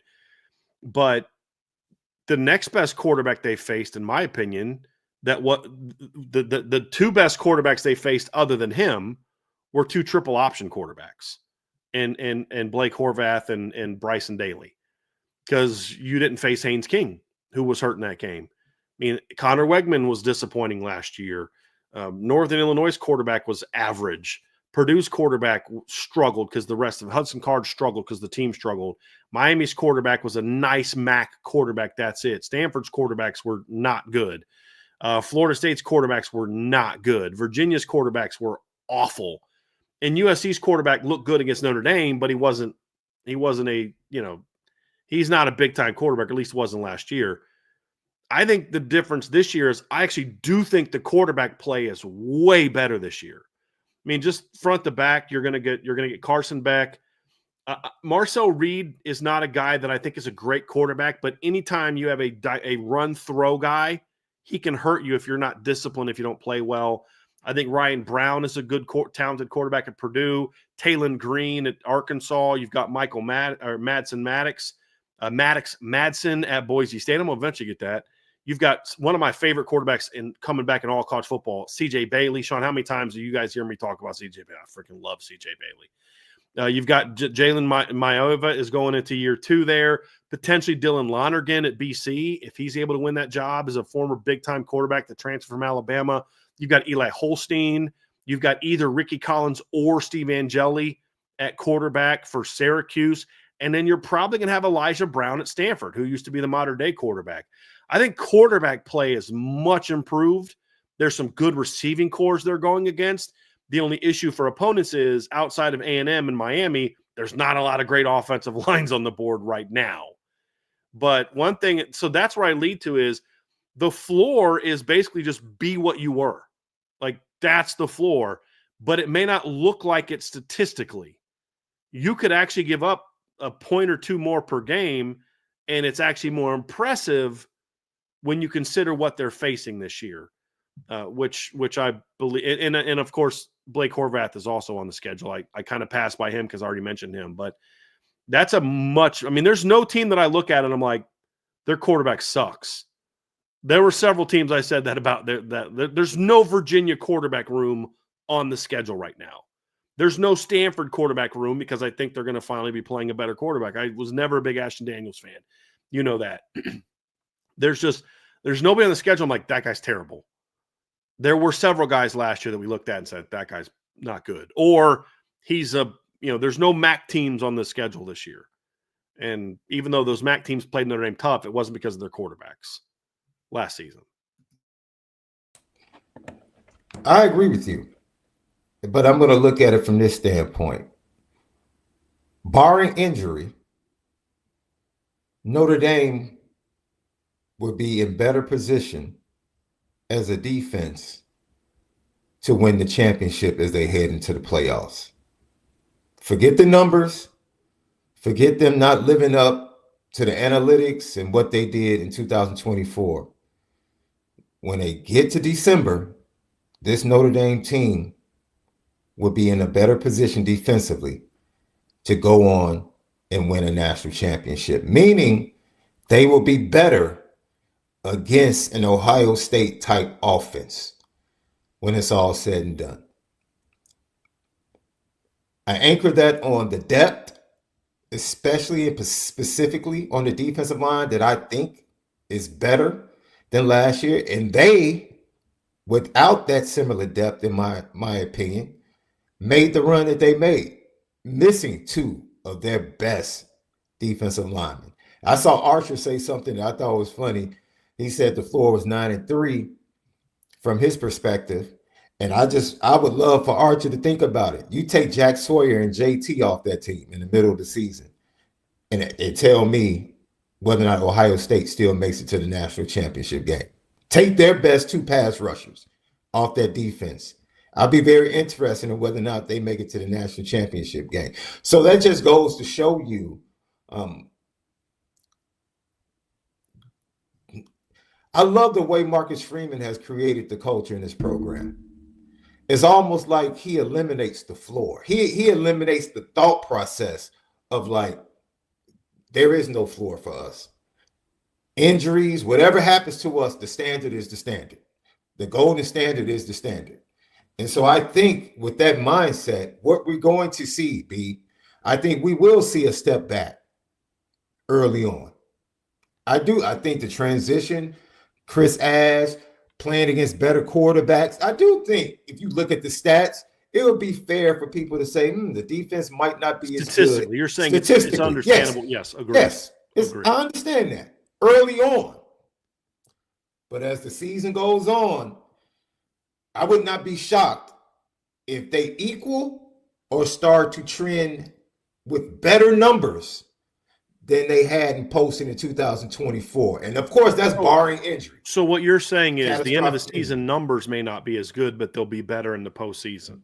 I would say if you take the second half of 2025 and compare it to the numbers of 2024, they're probably going to be very comparable, or the 25 defense might even be better as they get acclimated as the season moves on. And the quarterbacks better catch them early in the season.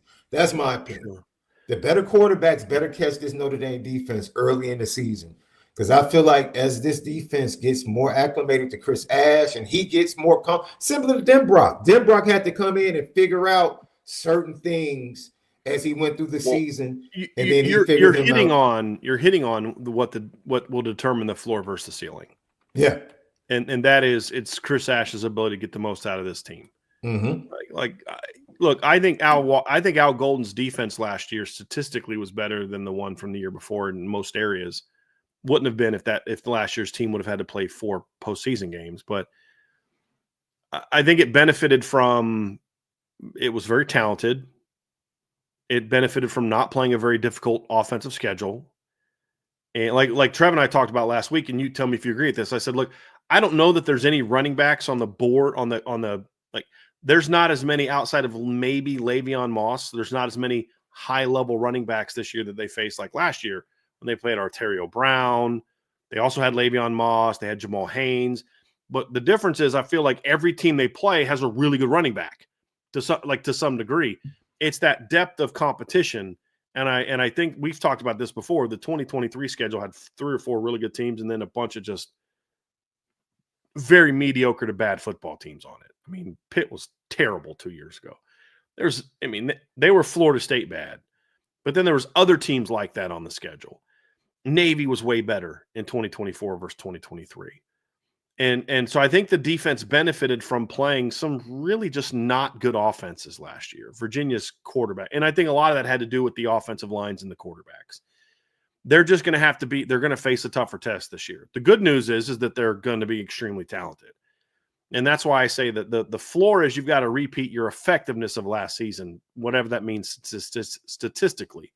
Your ceiling is that you get better on defense. And better means it's kind of like we talked about the opposite of the offense. Great pass defense, but not a great run defense, especially in the postseason.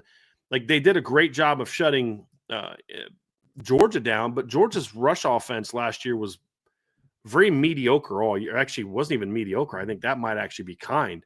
I think it was bad. I mean, Indiana finished the year ranked 163rd in rushing offense, and Georgia finished the year ranked 102nd in rushing offense. Those are the two offenses you shut down in the postseason. Penn State, however, ranked 17th in college football in rushing yards last year. Ohio State ranked 58th, but you and I both know that they were a little better than that from an efficiency standpoint. They ranked 29th in yards per carry. The two good rushing offenses you faced in this postseason, you had problems with. And that they were, if you were a passing team, Notre Dame was going to shut you down. If you had any sort of balance and you were a top-level team, you were going to give them some problems, and unless they could just overwhelm your offensive line like they did Louisville's. So I think that's the ceiling for me is they become a much better dual threat defense, that they can rush the quarterback, which they weren't great at last year. They can stop the run, which they weren't great at last year. They weren't terrible. They were good. They just weren't championship caliber, obviously. And then but you don't sacrifice still being outstanding throwing the football to be better in those other areas. Because if Al Washington wanted to, he could have had a top 10 run defense last year. And they would have been, the question is how big of a hit do they take in the pass game? That's the question. You know what I'm interested in? Because remember I asked you, teams are going to make Notre Dame prove it still, right? Anticipation that the quarterbacks would be better in the passing game, particularly down the field. Offensive line will be better. But you still feel like teams early on are going to prove it to us. Mm-hmm. We won't believe. We'll adjust. If you burn us, then we'll adjust. Let's flip it on the defensive side. To whereas now teams are saying what you just pointed out. They're looking at the schedule, but the teams that did have a quarterback did have some players at wide receiver and running back. They were able to make plays. They'll look at the national championship game. So now teams come in saying, okay, this is how, but now I'm very interested because do they still say we'll still approach it like that, even though Chris Ash is the defensive coordinator, or do we go watch Chris Ash's defense to trying to find some of the weaknesses and how we go at? Because I can say, I feel like just from a personnel standpoint, my anticipation is Notre Dame's going to be a little bit more solid against the run, particularly on the inside. I don't know if they're going to have. Yeah, I mean they should. They should. But that's what you and I think because we cover it every day. It's like this. Who are you going to try to go at? Who are you going to game plan to beat? Gabriel Rubio and Boubacar and Josh Burnham and Bryce Young and Donovan Heinisch and Jason Onye? Mm-hmm. Or are you going to try to say we're going to build our game plan around beating Notre Dame around going after Leonard Moore and Christian Gray and Devontae Smith and Don Schuler? That's my point. Yeah, and Carson Hobbs. You got to make Notre Dame struggled to stop the run in some of the games that they didn't play as well in, and including Louisville. Like, if they didn't jump on Louisville early and didn't take Louisville out of their game, Louisville had a couple gash runs on Notre Dame early. And I still say, what would that USC game of Notre Dame still would have won, but what it would have looked like if Woody Marks was not injured, like in the first quarter of the game, you know? So those are things I look at and say, it's all about the run game for early opponents. We're gonna shut down Notre Dame's run game. We're gonna see if they can stop the run, and maybe try to force their safeties to get down in the box, because then maybe we can set up some one-on-one opportunities, you know, up the seam or even on the outside. So I think that's going to be the key. It's going to, and the first two opponents are good enough to do that if you're not improved. But when I look at Notre Dame last year, what did Penn State do to beat Notre Dame? What did Ohio State do? See, you talk about the pass game, and yes, they did some things. They had a couple big throws in the pass game, but a lot of what Ohio State did to beat Notre Dame was running the football. They only passed for 231 yards, and how many of that came on the last play on the last drive? They beat Notre Dame because they were gashing Notre Dame on the ground. And it's one thing to say, I'm going to make you beat me running the football. It's another thing to say, we're going to just give up gash plays. And that's what they did to Notre Dame, is it was the gash plays that they had on 214 yards rushing, 5.2 per carry.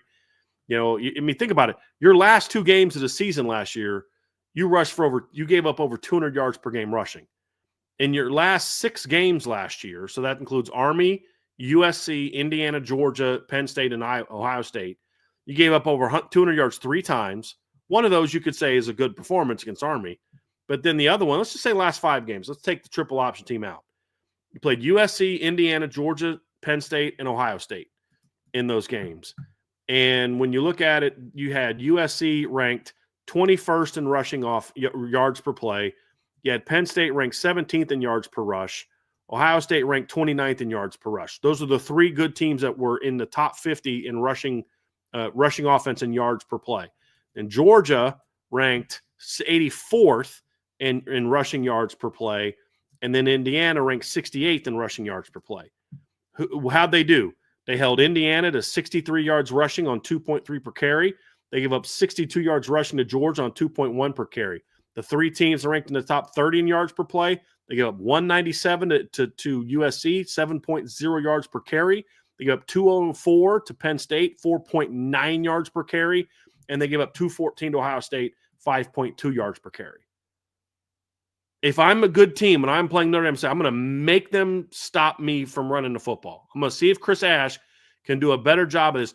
And if you're Texas A&M in your game plan, you're thinking, when we tried to throw the ball early, Notre Dame killed us. When did we start having success in the second half? It's when we started leaning on them with our big offensive line. And then they went away from that, and then Notre Dame, you know, obviously forced them to go away from that to a degree. But that's what when I look at this team, I say, that's my secret, is if I can run the football on you, that's how we're going to have success. Now, will Chris Ash be able to improve that? I don't know, but that's the key to the ceiling. That's the key to this becoming a team that can win a championship because of the defense. The defense got you there, but it wasn't good enough in that big moment. We've always said defense can get you to the show, but your offense is going to have to be the one to win it. And that's still true. Why? Because when you play teams like Ohio State, it's going to be hard to do to them like what you did to Georgia and Indiana. Yeah. Georgia being this version of Georgia, not 2-3 years. It'd be a whole different. If you'd have played Georgia with Brock Bowers and Ladd McConkey and A.D. Mitchell and Stetson Bennett, it would have looked a lot like the championship game this year as opposed to what they actually did to Georgia this year. And you put Carson Beck in there too, it would have been the same story, if not worse, because I think they'd have forced him into 2-3 turnovers, in my opinion. But that's my point, Shaun, is your defense is gonna struggle to dominate in the postseason unless you're a truly elite defense. But that's the ceiling. Because I think at the end of the day, right now, I don't believe that the defense can carry this team yet if I'm an opponent. But I believe, as a Notre Dame person, breaking down the film, knowing this roster the way I do, it has the potential to be that at some point in time next season. The question is going to be how close do they get to reaching their full potential? I think the linebacker is going to be elite. How good are the D tackles? That's a question. How good are the edge players? That's a legitimate question. And so until we see that, Because, like, again, you don't have Riley Mills, but we didn't have Riley Mills last year. Yeah, exactly. And look what happened in the last 2 games when you didn't have Riley Mills and a healthy Howard Cross. You got ran on. Now, part of that scheme, but that's the question. Can they be an elite, like 21 Georgia, thinking of the 2015 Bama, like, can they be one of those type of teams? 2018 Clemson, can they be one of those type of defenses? I don't know. That's the ceiling, but there's more room. I'll say this is going to sound crazy. I'm more confident that the offense reaches its ceiling than I am the defense. And a lot of that simply boils down to we know more about what's up front on the offensive line, and we know the coordinator.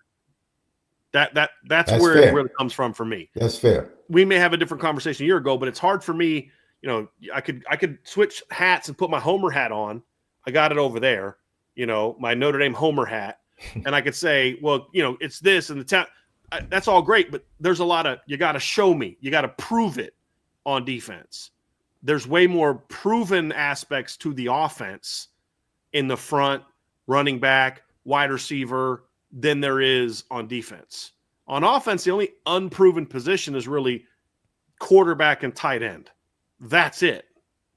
Everywhere else is proven to some degree, to some large degree.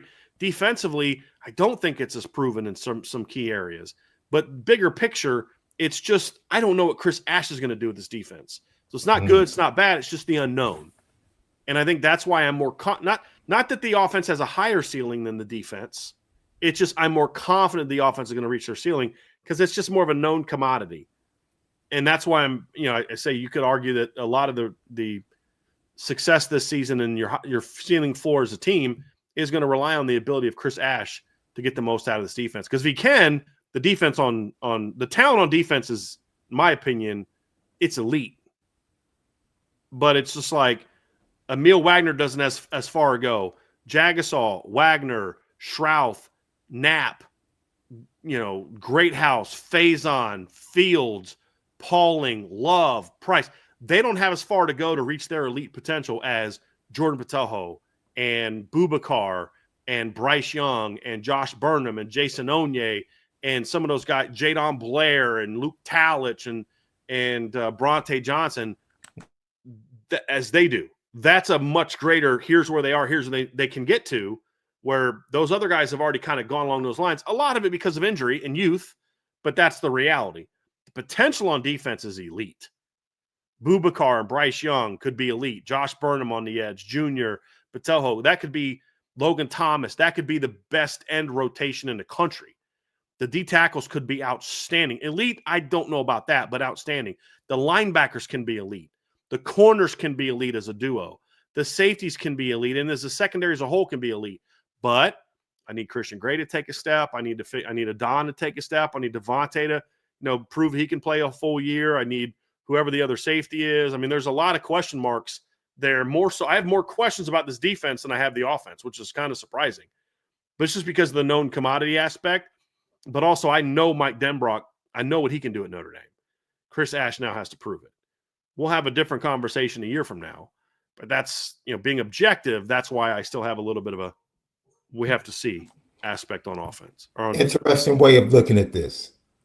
Which unit's floor and them playing at that floor level would have a greater effect on the other unit? Meaning that if the offense is playing at its floor during the season, will it have a greater effect on the defense's ability to reach its ceiling than vice versa?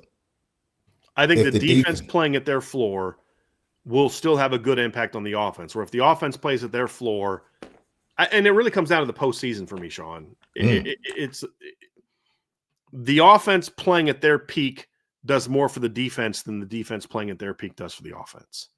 I think it takes so much pressure off the defense to just say, hey, we can just go back, pin our ears back, and make some plays. That's kind of how I look at it. So what's your answer to that? I think I would agree with your assessment, but I was interested in hearing it because I just think this defense, you pointed out Chris Ash, and I'll put my Homer hat on for a second. even though Al Golden and Chris Ash are the defensive coordinators, I just feel like it's Marcus Freeman's defense. I'm always going to have that in the back of my head.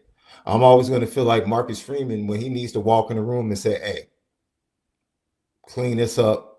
I know this might have been the direction that we were going, but we need to get back to doing this.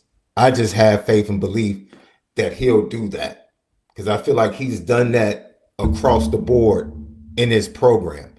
So I have a little bit more faith. I'm not as worried as some people, which is fair to be worried about the transition from Al Golden to Chris Ash. And I'll put some weight in what the player said during the spring, which is pretty much nothing has really changed that much. I mean, he didn't come in here and try to reinvent the wheel, but there are nuances of, in-game adjustments. Exactly. Timing of calls, and Al Golden was a things. master in-game. Yes.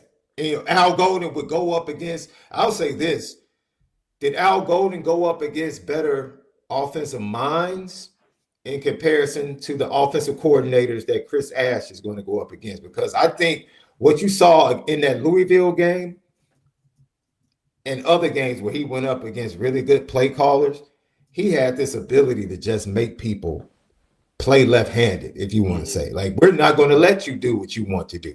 So you're just going to have to prove, like we asked about other teams and how they view Notre Dame. You're going to have to prove to us that you can beat us this way. Does Chris Ash have that mentality? Or is he going to be stubborn and say, this is the way I want to do it, and have to learn, to do things a little bit different? That's going to be interesting. So I understand the nuance of what you're saying. I think for me, I look at it with young quarterbacks. If you have a defense playing at that level, a ceiling level early on, it makes you comfortable as well. Because you talked about the offense making the defense, being able to pin their ears back. I'm just looking at it from the standpoint, young quarterbacks. I just don't care as much about early in the season as a lot of people do, and I get it. I care more about the postseason, because I think that's where Notre Dame is now. It's like you're not building to beat Miami and Texas A&M per se. You have to beat them to get to that stage, but like, you're building now to beat Georgia and Ohio State and Penn State and Texas and Oregon. That's what Clemson. That's what you have to be building for. Now, eventually, Miami and Texas A&M could get to the point where you have to build to beat them too, but they're not there right now. You're a better program than they are. I also am not someone who is like, I don't think the offense can reach its floor because of a first-year quarterback. I think number one, we see way too many people putting first-year quarterback onto people. Arizona State last year went to the college football playoffs with a first-year quarterback. And so you're telling me that CJ Carr can't do what Sam Leavitt did? Well, why was Sam Leavitt able to do that? Because they didn't ask Sam Leavitt to play like a star in his first year as a starting quarterback. That's the whole point. If CJ Carr was going into the season with if CJ Carr was going into the year with what Notre Dame had last year on offense, meaning 6 combined starts on the offensive line, a true freshman at left tackle, a redshirt freshman at left guard, first-year starter at right tackle, and solid but not unproven at the guys haven't proven a big level at receiver, I would be much more concerned about his ability to lead the team. But the thing about this team is they don't need him to be Riley Leonard this year. It's a different team. CJ Carr is going to have a much better supporting cast, which is why you and I have talked about before. If Riley Leonard was coming back in year 2, he'd have. And you also have to think this is CJ Carr's second year in the Mike Denbrock offense. Last year, really, fall camp was the first time Riley Leonard was really taking real snaps in Mike Denbrock's offense. And so it's just a different story. But last year, Riley needed to carry that team to a degree. You don't need CJ to do that this year. And that's when you look at Arizona State, that's the point that I'm making is they didn't ask Sam Leavitt to come out and light the world on fire to start the season. I mean, they beat Mississippi State. He passed for 69 yards. And then he starts getting into playing some bad teams. Texas Tech, Texas State don't have good defenses, but they beat Kansas. He threw for 157 yards. They beat Utah. He threw for 154. They beat a 3-9 Oklahoma State team. He rips them up, but then they go play UCF. He throws for 161. It wasn't until November that he played against a good team and had to throw for a bunch of yards, and that was against Kansas State. Well, now you're in, start 8, 9, 10, things like that. That's the point is CJ going to have to make some throws for them to win their first 2 games? Of course. Is he going to have to look like 2019 Joe Burrow? No, he doesn't. And that's the whole point is they don't need CJ to play at a high level to reach their floor. They just need him not to suck to reach their floor. They need CJ to play at a high level to reach their ceiling. That's the difference. And I think that comes down to what's your evaluation of CJ Carr. If you think CJ Carr is just a solid top 250 quarterback, then your feeling is going to be different. If you think, CJ Carr is what I think he is, a 5-star talent, then you're going to, and that's fair. That's totally fair. There's not a right or wrong answer to there. It's all opinion until we see CJ play. But that factors into why some people are going to not be as high because first-year starter, not all that talented, solid talent, but not elite talent. I'm going to be more nervous than, he's a first-year starter, but he's an elite talent. And we've seen those type of guys have a lot of success.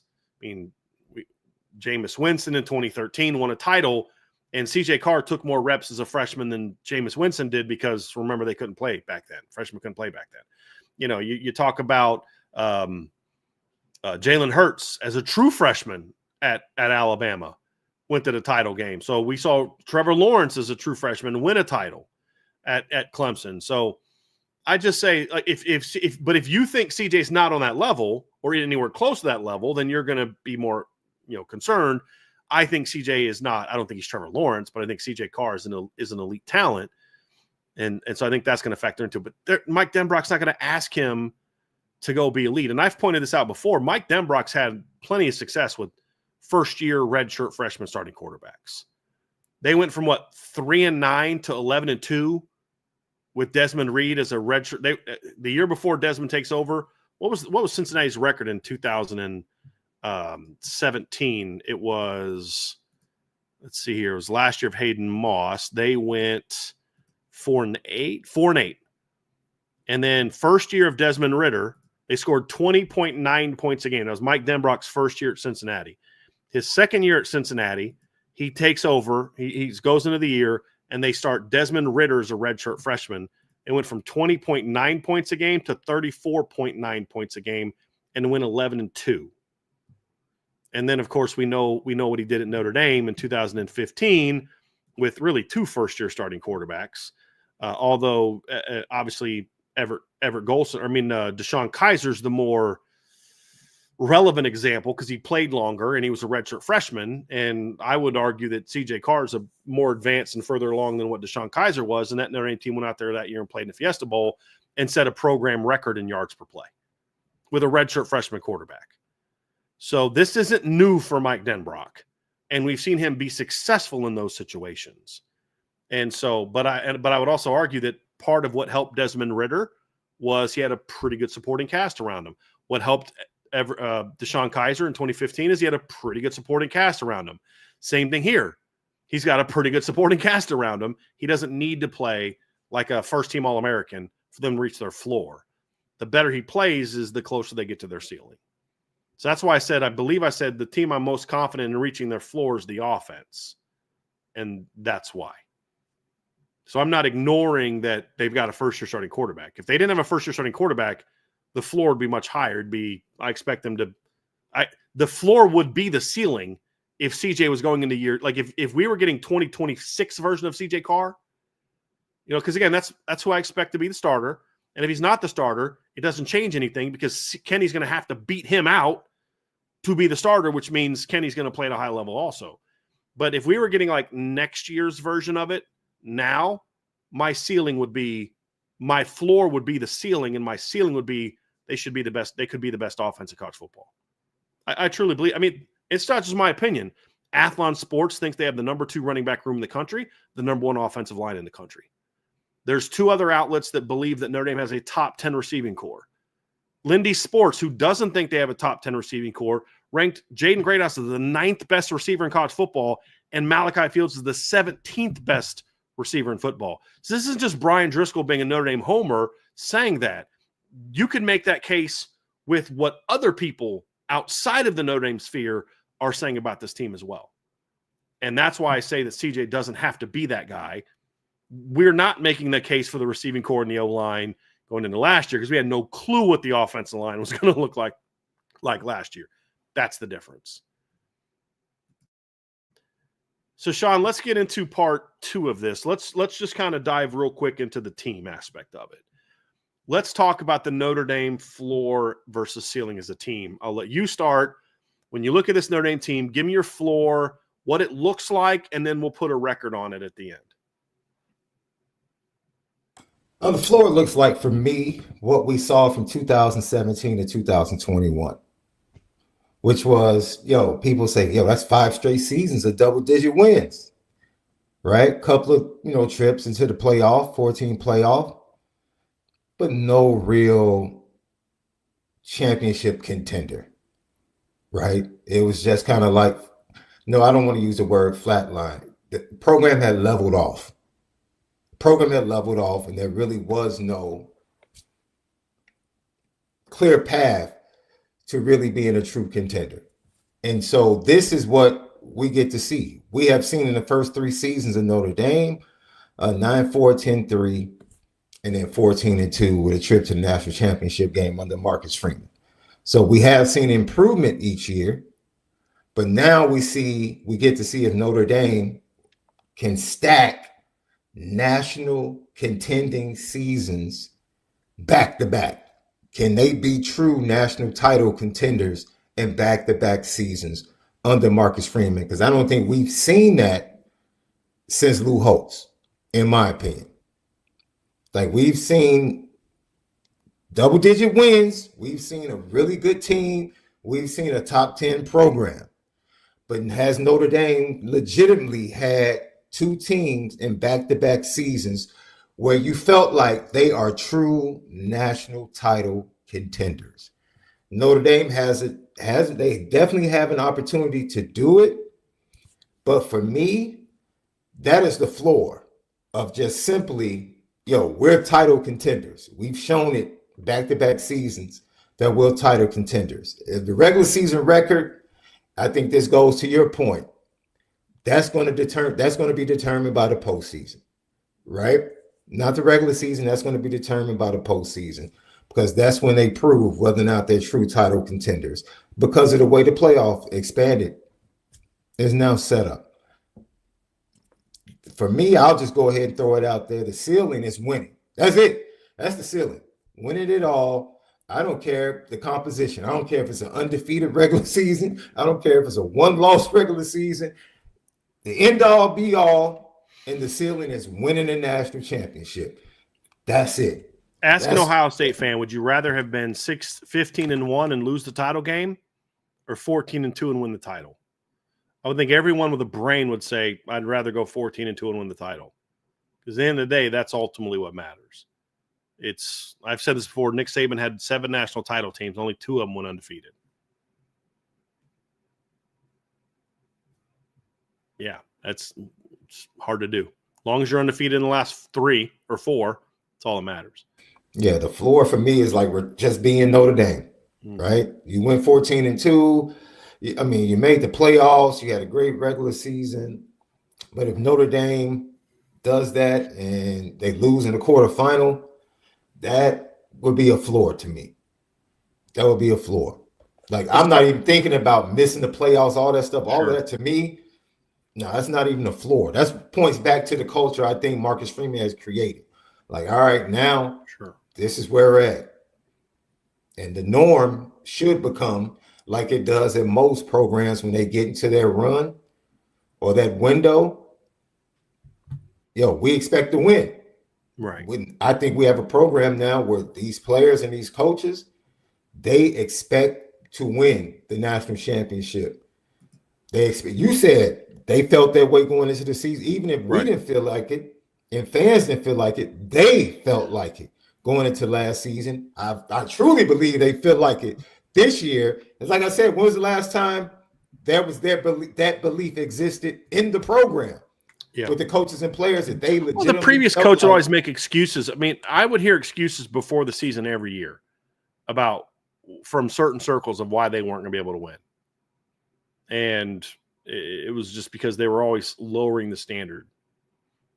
You made a great comment, Shaun, that I want to kind of hit on for a second. You talked about the expectation And that is such an important piece of this, because part of what worked for last year was the expectation was what it was.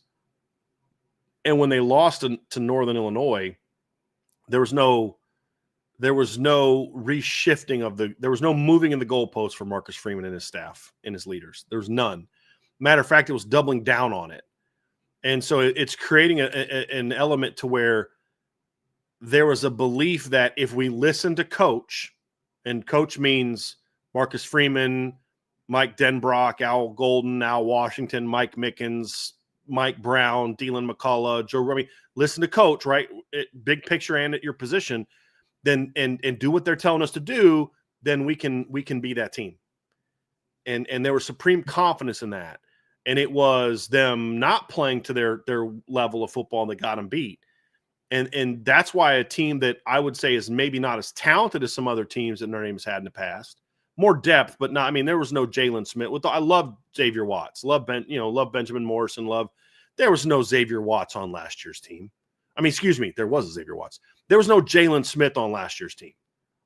There was no Manti Te'o on last year's team. It was just depth top to bottom. You know what I mean? Like, you look at the offensive line, there's no Zach Martin on last year's team. There was no Ronnie Stanley on last year's team. There was no Quentin Nelson on last year's team. There was no Will Fuller or Michael Floyd on last year's team. There was no Tyler Eifert on last year's team. But there was a belief that, and an expectation. And remember, we talked about this before the season when some people were getting mad at Marcus Freeman because he said it's not about winning and losing. Remember that show we did, Shaun? Because people were getting mad, like, no, it's just Notre Dame. It's like, you guys are completely missing the point of what he's saying. He's saying our standard is beyond winning and losing. Our standard is we play here, because if we play here, the winning and losing takes care of itself. When they played here or anywhere close to here, they not only beat people last year, they crushed people. When they didn't play here, they got beat. And that's why Marcus Freeman has been so pissed off this offseason, is because it's not that they lost Ohio State. They know Ohio State was a great football team. It was, we didn't play Notre Dame football. We didn't play our game. And so now we don't know if our game is good enough because we didn't play it. And that's the frustration. But that's the difference in standard of saying, well, our goal is to go at least 10-2. No, our goal is to play at Notre Dame caliber football, to play to our best potential, because we know if we do that, it doesn't really matter who's on the other sideline. And it's a little stuff. Who you guys playing this week? It doesn't matter who we play this week. You know what I mean? Like, that's who Notre Dame's got to be, but not in the disrespectful way that Howard Cross talked about Northern Illinois, but more so like, dude, I don't care that we're playing Penn State this week. We play Notre Dame football, and it'll take care of itself. You can still respect your opponent, but it's about you. And that's the thing that Marcus Freeman was talking about last year that people missed when he said it's not about winning and losing. He wasn't giving us this as long as we try hard thing. That's not what he was saying. He was saying, no. That's not a high enough standard. Because how many times, and this is what people didn't understand about, like, this seemed like a Brian Kelly and a Nick Saban. Nick Saban would be in the press conference after a 30-point win, raging about how his team played. Raging. Like, did they lose? Because this guy's acting like they lost. Because he's like, dude, we beat them by 30 just because we're way better than them. But we didn't play the way, because he knew you play like that at Ole Miss next week, or whoever the team was. We play like this against Johnny Manziel next week, or we play like this against Clemson, or we play like this against Georgia. We're going to get beat. That was the standard. Whereas Brian Kelly would get mad if you didn't love on him for beating Wake Forest by a touchdown. That's when he went off on me in 2011, because I wasn't happy about the fact they beat Wake Forest by a touchdown. We won the game. That was just, we won. No. That's not the standard. The standard is playing here and playing this brand of Notre Dame football, and then saying, knowing that if we do that, it doesn't matter who's on the other sideline because they can't beat us. That's the difference. And that's what he said about the national championship game. We didn't play the way we play. That wasn't Notre Dame. That wasn't our team. Like, forget the injuries, forget all of the other excuses. I was upset because that wasn't us. Mm-hmm. That wasn't us. And so, like you said, the standard being the standard, it kind of eliminates in a sense, that floor. Like, we're having a conversation, but for them, there is no floor. Mm-hmm. It is what we do. Regardless of who we're facing, this is the way we play. And we expect to win. We expect to get to the playoffs. We expect to get to the national championship game. And we expect to win that game. Now we just have to go out and do it. Right. You know, so the conversations we're having, they're sitting there, yeah, we got a first-time quarterback, and right. Yeah, we guys come, we don't, yeah. Our two best guys are coming back from injury off the edge. So what? Let me ask you this question, Shaun. Yeah. Would you rather have a talented redshirt freshman starting at quarterback with a very veteran and talented offensive line, or a talented a solid veteran quarterback? I'm not talking about Riley Leonard. A solid veteran quarterback with a somewhat talented but very inexperienced offensive line. Like, this is my whole point. It's like, no, go ahead. Because I was going to answer say the question. I asked the question. No, so you're going the to answer. option with the redshirt quarterback with the talented offensive line, right, and the skilled players around him and experience. Yeah, right. That's my whole point. That's the difference between this year and last year. Last year, Riley Leonard had to carry the team because he had 6 true starts in front of him. Your most talented offensive lineman got hurt in week 1 of fall camp. You know, you spent most of the year with Pat Coogan and Rocco Spindler in the starting lineup. Rocco, you know, I like Rocco. Pat Coogan, honestly, should be a backup at a place like Notre Dame. Emil Wagner's a redshirt sophomore. Anthony Knapp was a true freshman. Now you fast forward to this year's team, and you've got 5 returning starters, basically. Your most inexperienced player is Charles Jagasaw, who's also your most talented player by far. And now your second-year player is not Sam Pendleton, who's making his first career start. Your second-year player starting on the left side of the line is now a guy with 15 career starts under his belt, and Anthony Knapp.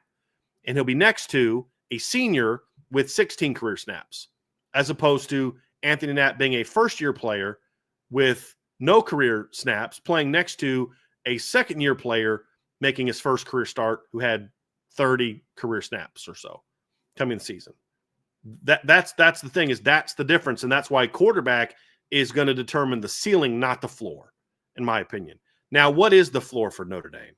The floor for Notre Dame, in my opinion, is a team. I think you nailed it, Shaun. I don't need to add anything to it, much more to it, other than just it's a team that just kind of they just kind of go out talent the teams they're supposed to out talent, and then they kind of go 500 against the teams that they should otherwise that are more comparable to who they are.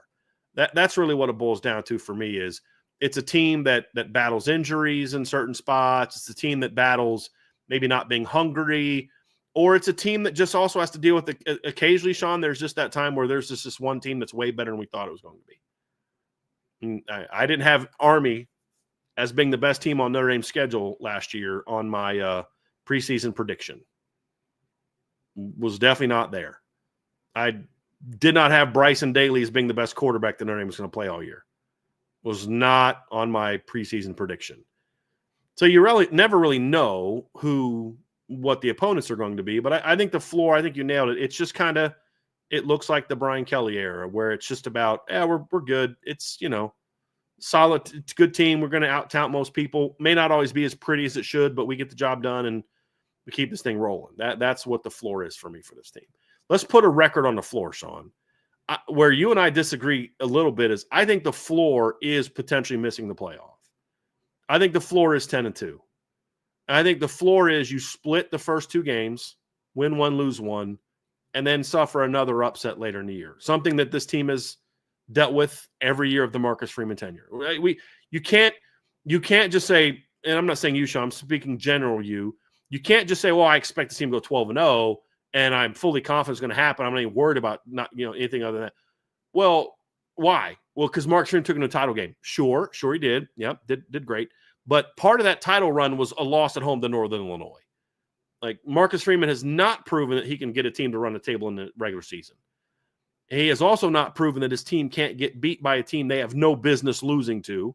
And, we saw that multiple times in the first 2 seasons, only once last year. So that has got to prove. So the floor for me is you do have a lot of youth in some important areas. quarterback, tight end depth, where if you lose your starting tight end, you're in trouble there depth-wise. Secondary, it still has some youth, especially if there's injuries.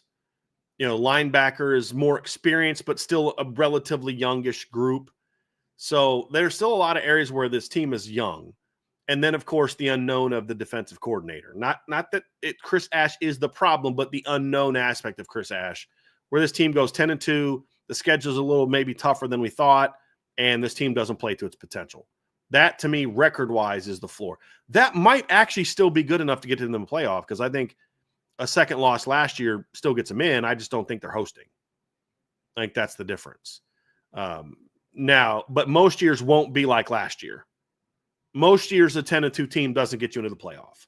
So to me, that's my floor for Notre Dame is you anything worse than 10-2 is because here's what floor means for me.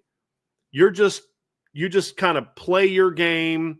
You're not really improving. You're not really playing to your max. There's no giant issues.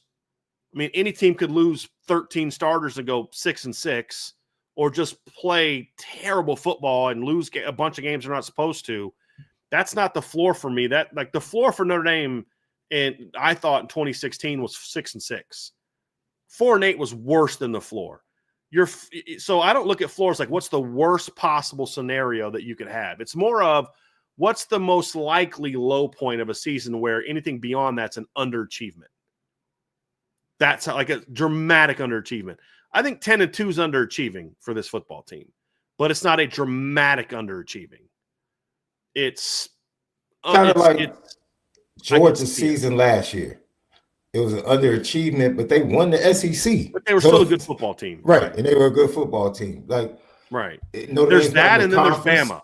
Yes. That wasn't the floor. That was below. That was sub-floor. Mm-hmm. That was below the floor.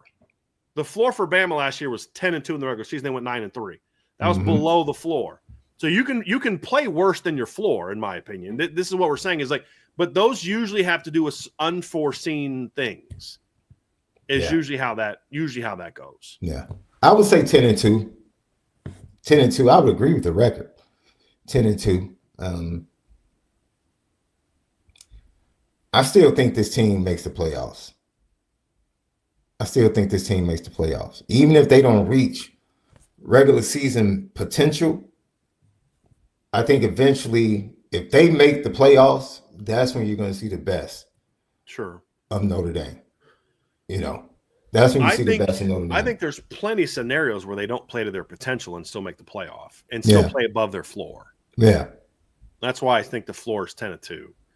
So now let's talk ceiling, Shaun, and let's put numbers on it and to a degree, and we'll talk regular season, then postseason.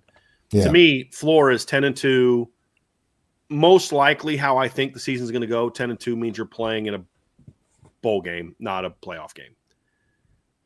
Best case scenario with the floor is that other teams struggle. There's a Bama type teams who have bad losses, Ole Miss type teams who have bad losses. You still get it 10-2. You're like a 10-11 seed, and you're traveling somewhere.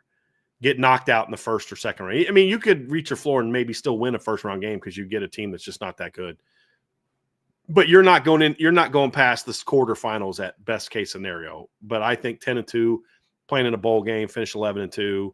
That to me is the floor of this team. You say 10-2, 11-1, at least getting in the playoff is your floor. Let's talk ceiling. Winning the championship. That's it.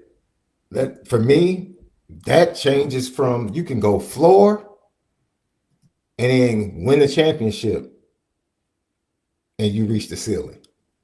The ceiling is winning the national championship. That's for me, that's it. I don't care how you get it done. Let's just say ceiling is perfect scenario. All right. I'll bite. One of your linebackers it wins the Buckets. Malachi Fields wins. Jeremiah Love wins the Heisman. It's ceiling. You're asking for ceiling, right? CJ throws for 3,800.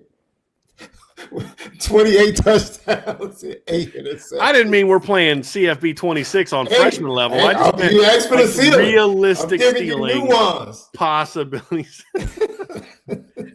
Jeremiah wins the Heisman. Malachi wins the Bolitnikoff. If that happens, Notre Dame is going to be better than 2019 LSU, bro. You know that's going to happen. I mean, come on now. I mean, hey, shoot for the stars. I just love the fact that you couldn't even say all that without laughing. That's the best part about that. So, winning the national championship is really simple for me. I guess throw one loss regular season in there. And more than likely, it would be a loss that we just probably wouldn't expect to be a loss, right? It would be one of those teams, one of those games where it's like, oh man, okay, CJ made a couple of mistakes. Notre Dame, still had a chance to win it, just to get it done, and they go off from there, and the rest is history, and they hoist the trophy. That's the ceiling. And I still won all the awards that I mentioned in that picture. I still won all of those awards. Thank you, Jason Smith. I don't care if Notre Dame doesn't win a single personal award as long as they win a championship at the end of the year. Here's my ceiling versus my floor, or my ceiling thoughts is, first of all, I begin with the regular season. If they reach their ceiling as a team, I do think they're undefeated. They can reach their ultimate goal and not be undefeated. That's different than me saying they reached their ceiling, like legitimate ceiling, because I still look at their roster or their schedule.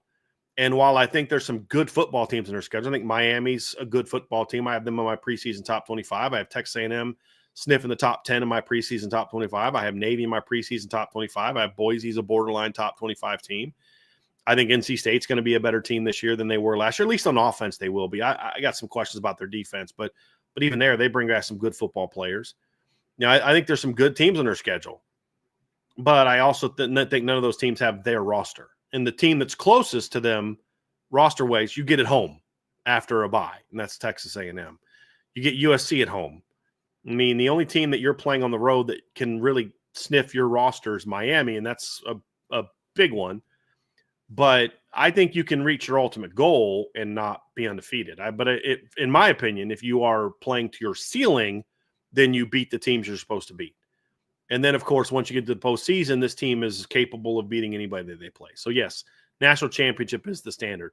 Now, my prediction of the season, if I were to predict 11-1, does not mean this team is underachieving. It just means, to your point, Shaun, there are realities of college football that even great teams have off days.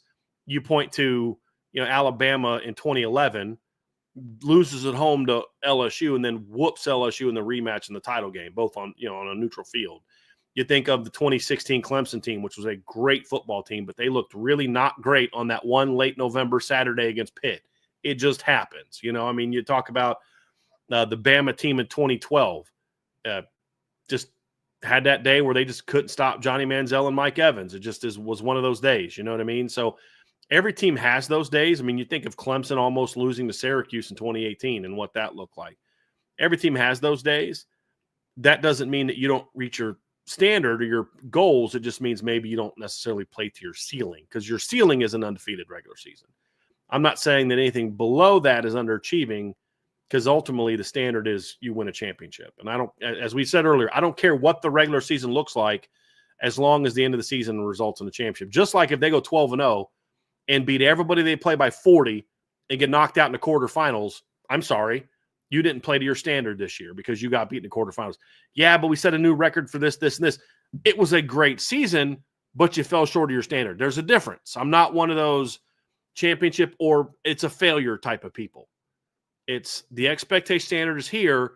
How close do you get to that is going to determine the success of the season. So I look at it and say that. I think this team's ceiling is a championship. And I have, I believe, 8 teams on my preseason prediction right now that I look at and say their ceiling is a championship. That's more than most years, which is what's going to make winning a championship a challenge. Because I think there was maybe 4 teams that were capable of winning a championship last year. I think Notre Dame, Ohio State, well, not how we thought going in. There's probably 5 or 6, and it wasn't all the 4 that necessarily thought. There weren't minimum 8, and there's minimum 8. But last year, the way the season played out, Notre Dame, Ohio State, Texas, and Oregon were all capable of winning a championship. I don't think Penn State was capable of winning a championship. If they'd have beat Notre Dame, they wouldn't have lost. They would have lost to Ohio State or Texas, whoever they play. They weren't winning at all.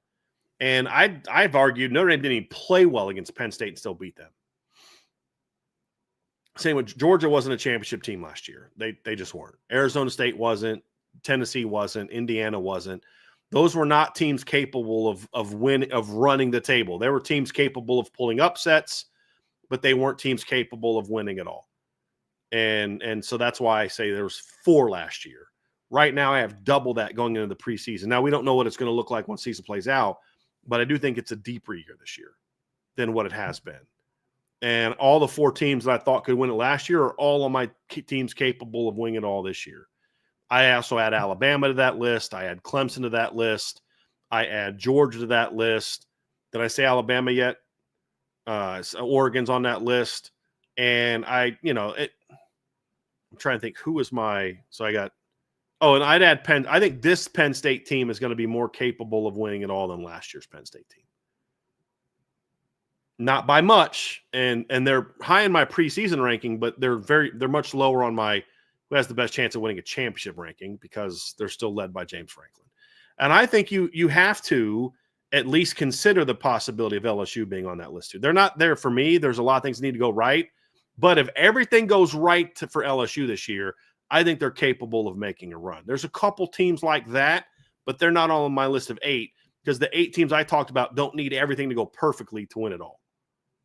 The teams I have are teams that are like, if you just play somewhat within your potential, you have a shot to win it all. That's where I'm at this year. I'd be curious from the chat, who do you guys view as the teams that you view right now capable, if they play to their ceiling, are capable? Not everything's perfect, but just reasonable. And that's kind of where we were joking, Shaun, but like when I think ceiling in all seriousness, ceiling to me is not everything reaches its full potential. It's as a team you reach your full potential. If Notre Dame does that, they will have more individual award winners than they've had in the past. To your point, if they play to their ceiling, you're going to have somebody in the pass game step up and play better. I think I'd say probably Eli Raridan has a better shot of winning the Mackey than a receiver does of winning the Biletnikoff, just because of how that award is given. But Jeremiah Love's got a shot to win some awards. Some linemen will have shots to win some awards. DBs, linebackers, D-line. You have a lot of guys capable of winning awards.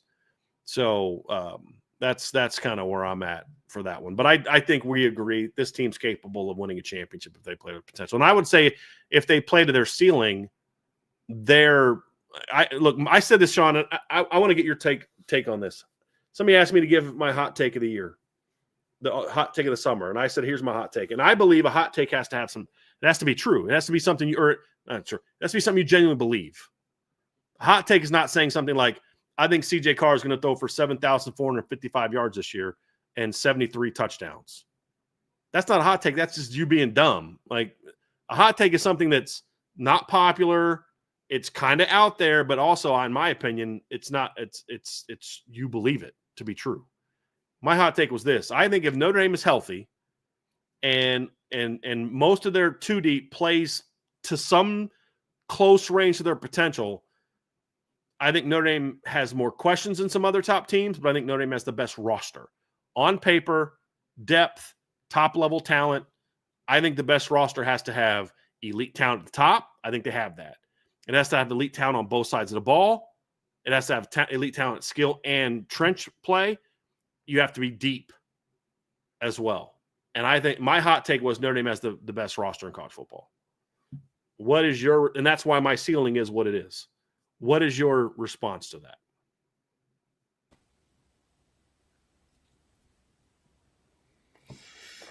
Oh, man. I guess I can see where you're coming from at that point. I really don't think – you think that's a hot take? I do, because they haven't been that way since 1989. Yeah. Yeah. We pointed that out early. You know what? I just think there are more teams. My thing of teams that have a chance.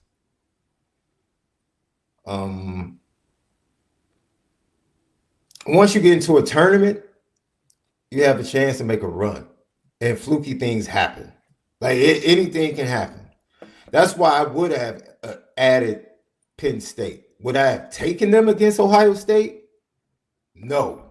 But if they showed up on that night, we didn't expect Notre Dame to play the way they played that night. But they did. That was out of character.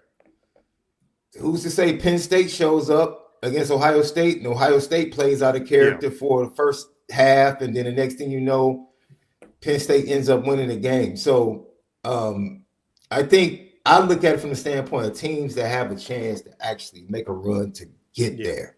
So I would have included Penn State. Yeah.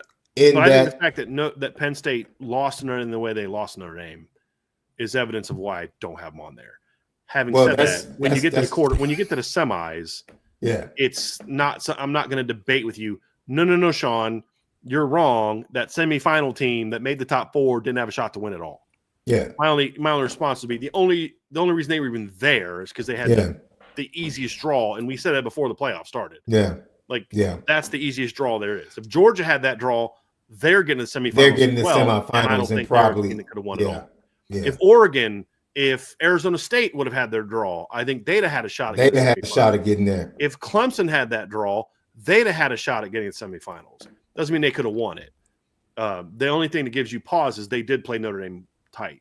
Yeah. Like I said, I think Notre Dame played poorly for like 3 we both agree. We both agree on that. Still beat Penn State.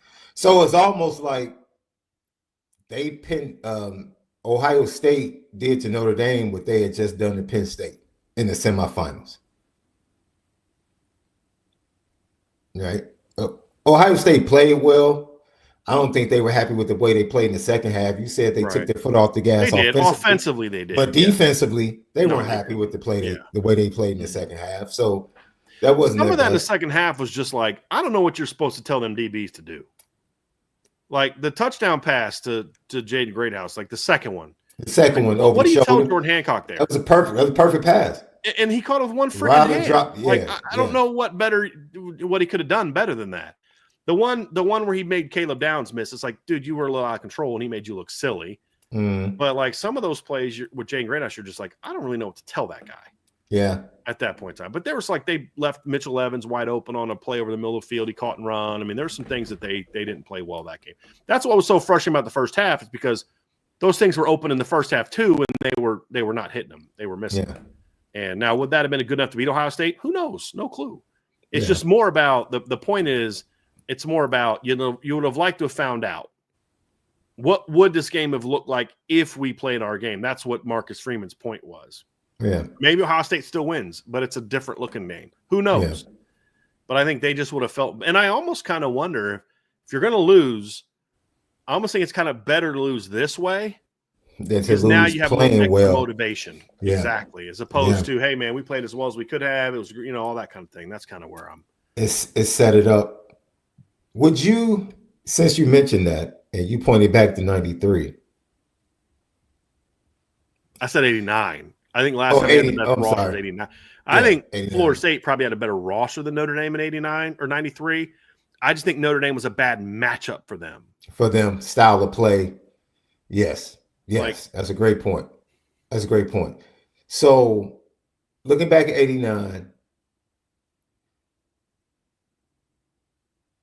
would you say 89 was a more talented roster than 2025 Notre Dame? In a different era, yes. Okay. Yeah, I mean, I just I'll see your Jeremiah Love and I'll raise you Rocket Ismail and Ricky Waters and you know what I mean? Dorsey Levens couldn't sniff. I mean, if you think this running back room is deep, that room was every bit as deep. It just was. You had Rocket Ismail at receiver. You had Derek Brown at tight end. You had, NFL players in the offensive line. You had great secondary. I mean, you had Todd Light. Leonard Moore's a great player. He's Todd Light, but a year younger at that age because Todd was a junior in 1989. You had Pat Terrell, Christian Gray, Stan Smagala, Christian Gray. Yeah. Right. I mean, you had elite players on that 89 team, and you had depth. I mean, you lose Michael Stonebreaker, and Ned Bolkar goes out there all year and balls out. I mean, so you had depth at linebacker as well. So, yeah. And then, of course, with you said 25 team, right? Or did you say 24? You know, 25. Quarterback, Tony was more of a known commodity than what CJ. At that point, he was in his second year. Yeah, second year's a starter senior year, you know, and was, I think, finished second in the Heisman Trophy voting that year, I believe, in 1989. I think that was the case. He was definitely top 5, I believe. 1989 Heisman Trophy voting. Let me go pull that up here real quick. Yeah, it was Andre Ware was number 2. No, Tony was 4. Andre Ware was 1. Anthony Thompson was 2. Major Harris was 3. And then Tony Rice was 4. Anthony Thompson from Indiana. Yeah, man. So, but he's finished in the top 5. And then Rocket finished 10th that year. So you had 2 guys in the top 10 of Heisman Trophy voting. You beat 7 top 15 teams. You beat the number 1 team in the country at the end of the year. That team was just loaded. He had Chris Zorich on the defensive line. I know George Williams was suspended that year, but yeah, Jeff Alm. I mean, that 1989 team was just ridiculously good. I mean, it was a really loaded team. Yeah. So, I'd say that team was probably better. But again, it's hard to really fairly say that, Shaun, because I look at the 89 team based on what we know. I mean, like, think about the 89 team. Anthony Johnson was a second-round draft pick on that team, and he wasn't even their best running back. You know what I mean? Like, think about that for a second. Like, he wasn't even their best running back. And he finished 3rd on their team in rushing yards. And he was only 37 yards above Rocket in rushing yards. And he was a second-round draft pick. Yeah, Tim Grunhard, Jeff Alm, Pat Terrell, Mike Brennan was a 4th-round draft pick in the offensive line. Stan Smagala was drafted. Ned Bolkar. I mean, that team was absolutely loaded. You had Todd Ladd on that team, Ricky Waters, Chris Zorich, Bob Dahl, Rocket Ismail, Andre Jones, Scott Kolkowski. Michael Stonebreaker was out that year, you know, but you were still – I mean, that team was so loaded. Derek Brown was on that team, Rod Smith. Rodney Culver ended up being a 4th-round draft pick. He was like their 4th running back on that team in 1989. So, like I said, their leading rusher running back was Ricky Waters. Number 2 is Anthony Johnson. Number 3 is Rodney Culver. Their number 4 leading rusher that year at running back was Dorsey Levens, who couldn't get on the field, so he transfers to Georgia Tech, becomes a draft pick, wins the Super Bowl with the Packers. You know what I'm saying? Like, that's what – but they had elite talent on both sides of the ball and depth. That's what that team had. But we're looking at that team as a finished product. It's hard for me to compare C.J. Carr at all to Tony Rice because we've never seen C.J. Carr throw a pass. Yeah. Or, you know, by the end of the year. And 2 totally different offenses. Right. But I'm just saying, I look at it, it's dominance within your system. It's not about stats. It's dominance with – Tony was dominant in that system. I mean, Tony Rice finished 4th in Heisman Trophy voting. He threw 2 touchdowns and 9 picks. It was dominance within that system. He led them in rushing. It was dominance in the system. I look at D-line. My opinion at the end of the year may be different than it is right now. I know what Chris Zorich was in 1989. I don't know what Jason Onye and Gabriel Rubio and Armel Mukam are going to be this year. I knew what those guys were on the edge in 1989. I don't know what Boubacar Traore and Bryce Young are going to be. So it's hard to say that. Definitely more talented than the 2024 team. But it's hard to say completely because we just don't know what that product's going to be. So that's kind of how I look at that one. So we both agree. The floor is a borderline playoff team, either just missing out or just getting in, maybe winning a game but not making a run. That's your floor. Your ceiling is winning a championship, and I think that's simply put, reasonable to say. Man, and my awards. Don't leave out my awards now. Well, I mean, if you reach the ceiling, there will be plenty of personal awards for the season, but I don't think they're going to win the Biletnikoff and the Heisman and the Doak and don't say that and the Johnny Unitas and the Lombardi and the Bednarik and the Jim Thorpe. I didn't say the Unitas. Outland. I will go Outland. One thing is for sure, they won't win the Jim Thorpe Award next year because the Jim Thorpe Award is a award that I believe the people that vote on that say, hey, let's do something really dumb every year. And that's why the guy at the best DB in the country almost never gets that award. So, yeah, we'll say that. But anyway, Shaun, we're going to talk about the NCAA settlement here in a second. But before we do, folks, do us a favor. Hit that like button. Hit that subscribe button. Hit the notification bell. Share this podcast. Give us a 5-star review. We would greatly, greatly appreciate that. And, of course, if you're someone who wants to support Irish Breakdown beyond just watching our shows, and you want to help us continue to grow our channel, our product, our content, our staff, you can always support us by being a member of the message board. You can find that at boards.irishbreakdown.com. You can be a monthly member, annual member, or you can join one of our booster clubs. But either way, great place to be. Intel, breakdowns, great community, all that kind of good stuff. You will find that at boards.irishbreakdown.com. The last part of today's show, we're going to look at the settlement that went through on, I believe, Friday, Shaun. The House settlement was finally approved by Judge Wilkin, who's been involved in these issues for a long time. She was also the judge on the Ed O'Bannon case, and that was back in the early 2010s, 2000s. It's been a while since the Ed O'Bannon case came about. But she was the judge on the Ed O'Bannon case, and so she has voted. There was a settlement between the House and not the NCAA, but the conferences that make up the NCAA that essentially creates several things. But the big point is it creates a revenue sharing for college sports. It's a 10-year. The deal was for 10 years. They're going to have a revenue sharing model in college sports. And so the number that I've seen is the athletic departments are going to get, I believe, what I've seen reported is $20.5 million. That number is not just for football. You have to give a certain percentage to all of your sports. So even this is what's ridiculous about it. Even sports that don't actually make revenue, only in America, in our ridiculous way that businesses are viewed in America, can someone be part of a revenue sharing deal that doesn't actually generate revenue, but that's the way that it is. What I've read is most football and basketball, most schools plan to spend around 90% of that revenue on football and basketball, mostly men's basketball. And that is not NIL. That is a revenue sharing deal. That is part one. And that number should be around $13 to $15 million. A couple other things that we're factoring in here now.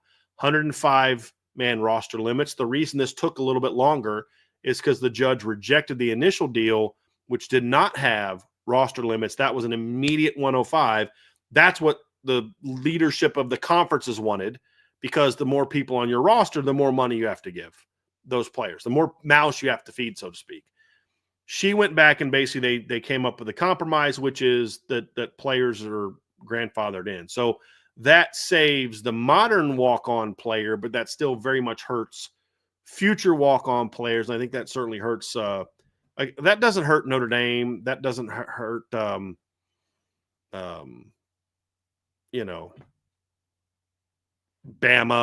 Georgia, Ohio State. It hurts the lower level teams in conferences, in my opinion. And it certainly hurts the group of 5 schools who really thrive on their walk-on programs quite a bit. But that's what it is. And it hurts, of course, a lot of players that would otherwise be walk-ons will be on there too. So that's the crux of it. It's going to be some other things, Shaun, that are factoring into this that we'll talk about as we go into this, but just sort of your initial thoughts on this deal getting passed. I mean, it's not earth-shattering because we've known it was coming. It was just more of a matter of when. But just now that it's here, just initial thoughts on it. For me, first of all, shout out to the former Notre Dame players and players across college football that also have an ability to go back and get some compensation going all the way back to 2016. I know a couple of guys that I've spoken to have already received some compensation from some of the earlier decisions, and they've actually gotten payments, and so they'll be getting more. So that's a good side outside of the major. I think Georgia was the first team individually that said they had already set their own parameters, and I think they had set theirs at like 19.1 to go into effect on June 1st. And they were doing that regardless of what settlement or when the settlement came down. I agree with you as far as, but we've seen that model anyway, right? Which is why I would always get upset when people would talk about, whether or not the scholarship was worth what it was worth. And I'm like, for the most part, football and basketball has paid for the majority of non-revenue sports at these programs for years. So it's kind of being included in the revenue sharing, but that's been the case for years. That's the way it's always been. I guess I look at it, the scholarship thing. Does this include, or does this, to go along with the conversation we're going to have moving forward, does this make college football more competitive? Does it allow what you might deem second tier 2, tier 3 teams? Does it give them a better shot now to climb? That's a discussion you can have. I do think it's going to. A lot of this is unknown. We think certain things, but we really don't know ultimately what this is going to turn out. And then there are a lot of people upset. There are lawsuits still to come, and there will be more from the athlete side, because it is a cap.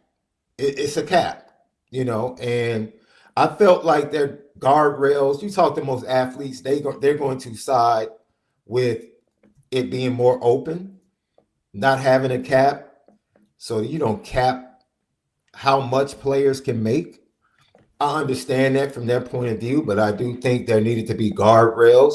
I do think there need to be a watchdog, in a sense, somebody to overlook everything. Which there will be. We'll get into that here in a second, right? And so I love that part of it. Well, somebody has to be accountable. Somebody has to be responsible for making the schools accountable to the guidelines. And that's the struggle. So essentially, there's something that's going to be called the College Sports Commission. The NCAA, Charlie Baker, came out and said, we are having nothing to do with this. We are having nothing to do with the enforcement of this. He has basically said, he came out and said, we are washing our hands of this, which I don't blame him. In this case, like, the NCAA has been derelict in their duties, but this was a different deal where it's like, I'm okay with him saying this, because as the NCAA, which is created of the schools, it's made up of the schools, has lost all governing authority, because the people that gave them their power then said, no, we're going to sue you every time we don't get our way, which is exactly what happened and why the NCAA is where they are now. Now, again, the NCAA's own actions led here, but the point is they created rules that the schools asked for. Then those schools break those rules, and then their state rep, their attorneys general then sue the NCAA and almost always win. That's the absurdity of this whole thing. So the NCAA is saying, hey, we're not having to do with this. And in his statement says they're going to be retain enforcement of other concepts like academic eligibility, in-game sports rules, and sports betting. The governing body will also continue to run championships and will pay for a significant amount of the house settlement damages. What they're saying is, you guys figure this part out. And if you're the NCAA, it makes sense, because yes, you are abandoning your own duties, but what you're doing is you're now making yourself not liable for future lawsuits. We're going to pay out that $2.8 billion, and we are done. We are done with this. You can't sue us all, because this isn't on us. This is now on the power conferences. So I actually understand why they're doing it. So when I look at it, Shaun, you've got two different aspects of this. You've got now two revenue streams being done, and this is where it's going to get complicated. Number one is the schools are now responsible for paying the revenue share portion of this. Then there's also NIL. Now, what schools were doing is they were basically trying to put a cap on NIL, which I think is ridiculous. And I still don't even like what they're saying. But you're going to have this program called NIL Go, which the College Sports Commission, which is yet to have a commissioner and all that, is responsible for.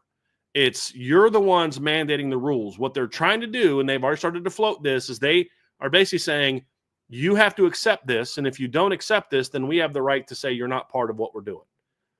And so they're basically kind of forcing it, but that's going to, I think, lead to some lawsuits, because I think there's going to be at least one or two schools, I would assume, I hope not, that's going to say, no, we don't want to sign all this, so we're not signing it. And then what that basically says is it's going to basically mandate fair market value, because what everybody wants, what the schools want, What I think players want is to get the collectives out of this as best they can. Meaning you're just the pay for play thing, because the reason I think the smart players want this, and why I think some agents would be smart to not want this, is because these are not binding contracts. And as we're seeing, kids are getting screwed over all the time. And because it's just pay for play, there's a lot of things that it's tougher to enforce some of those deals. The schools don't want it because there's too many rogue people out there just like trying to go buy players that the coaches aren't like, we're not even recruiting that kid. That happened with Notre Dame this past offseason, where there was somebody that was reaching out to certain people, and the coach was like, we don't want a quarterback. So I don't know who's reaching out to quarterbacks, but it ain't us. We don't want Quentin Ewers. We don't want Jalen Milroe. So you're trying to streamline the process, make it more under certain guidelines. Now, my issue is the fair market value part of it. Because as I've said before, as long as you can enforce that there's a legitimate exchange of goods and services, right, or revenue and services, I don't care what a business. If you are a business in South Bend, Indiana, you have a ton of money, and you want to say, hey, it's worth us to give $2 million to this stud quarterback to come to Notre Dame. And what do we get in return? There's got to be something. You just can't be coming Notre Dame. So it's got to be some deal where he's got to do a minimum of 5 TV spots a year and 5 personal appearances, whatever the case may be. I think that makes sense for me. You may not think it's fair market value, but I know what happens to my bottom line when the University of Notre Dame football team or basketball team is good, what that does to the community as a whole gets enriched, which then, if let's say I'm a car dealer, if more people in the hotel industry are making money, if more people in the service industries are making money, if more people that, over here are making money because there's more interest, there's more this, then guess what? More people are buying cars. More people are buying cars that are new. More people are paying higher prices for used cars. You see what I'm saying? So for me, this $2 million is worth investing this player that I think can make Notre Dame a championship team. And if I as a business owner want to spend that $2 million, I don't care what you think the market value is, because the market value for a quarterback at the University of Notre Dame is different than the market quarterback for someone at Vanderbilt or University of Indiana. It just is. And so I should be able to determine I want to do that without you saying, no. Fair market value is this. What I think the enforcement should rather be on is focus your time on you are going to make sure that if a deal is signed, and so I think everything should go through the NIL Go program. So agents can still be part of this. They can negotiate deals, because I don't want the schools negotiating deals. I don't want someone at Notre Dame have to determine, who do we give this Nike deal to, or who do we give this Gatorade deal to? Should we give it to CJ Carr, Jeremiah Love, or Leonard Moore? No, let their agents handle that. And then you just make sure that the contract is valid, meaning there has to be some sort of legitimate exchange of goods and services. You can't just say 1 5-minute appearance for $3 million. No, that's bullcrap. That part of it has to be legitimate. But whatever that part is, then you can pay them whatever the heck you want, whatever you think is worth it to your business. I don't think they should put financial caps on NIL deals. There should the strict requirements should be, and if the player doesn't live up to his side of the deal, then there should be penalties included in the contract. So if he only comes to 5 of if he's supposed to do 5 appearances, only comes to 2, then that deal then becomes here. You see what I'm saying, Shaun? So that's what should be focused on. They should focus on that part of it. And there's a lot of other things about, I think there should be, there's other things we'll talk about, but this part, just the NIL, which is independent of whatever else you think is important about college athletics, which Shaun and I think are important. That's what I don't like the caps. I think it should be focused on, it's got to be a legitimate two-way street. You're paying me this, and I have to do more than just come to your school. That's what I think they should focus on, not trying to put caps on or create what fair market value is. Because what's fair to you? Fair market value for you, fair market value for a house where you live, Shaun, is going to look a lot different than what fair market value is for a house where I live. Same house, same right. bedrooms, exactly. bathrooms, everything. Totally different market value. Your market's different than my market. Yeah. Yeah. That's the reality of it. Yeah. And I'll take it a step further, especially when you talk about NIL. Let's be honest. Whatever is set in place, at most places, I won't say all programs, at most places, someone's job is going to be find a way to beat this system. Find a way to beat the system. Find a way or a rule that we can finagle to whereas it gives us an advantage. Like, dude, that's football.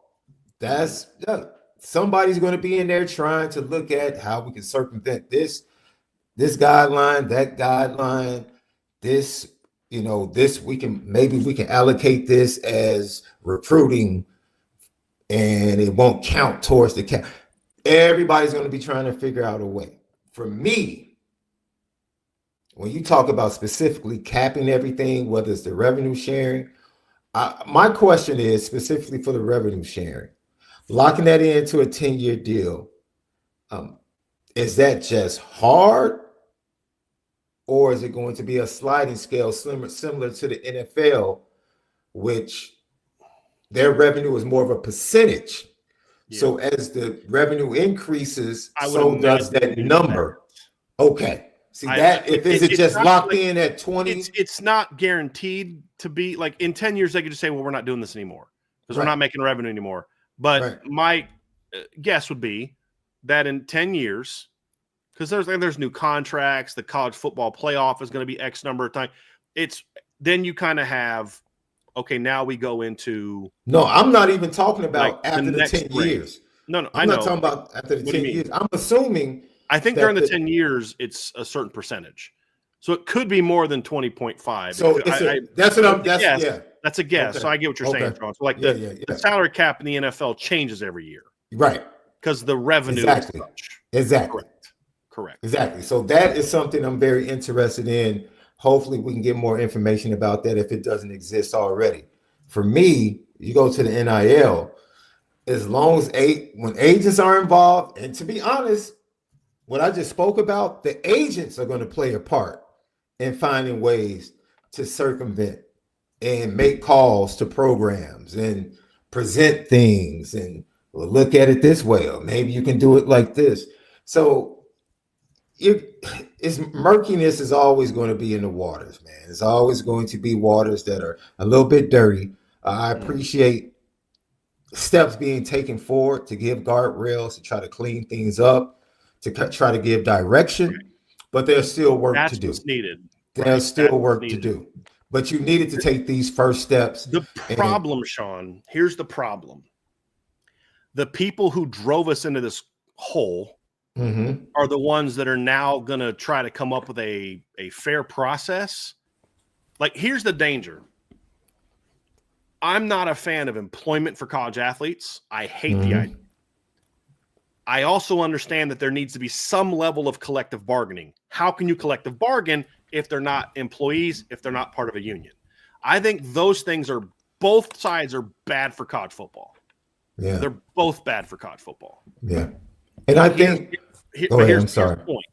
You've got these entities that drove the greed that led us to this point, where if it wasn't for the Ed O'Bannon, like, you know what the end result of Ed O'Bannon's case is the schools were then basically responsible for, you now have to pay the full cost of tuition. They didn't even want to pay the full cost of tuition. Forget giving players revenue, because they could always allow the boosters to do that. For decades, players have been getting paid, but it's not on our dime.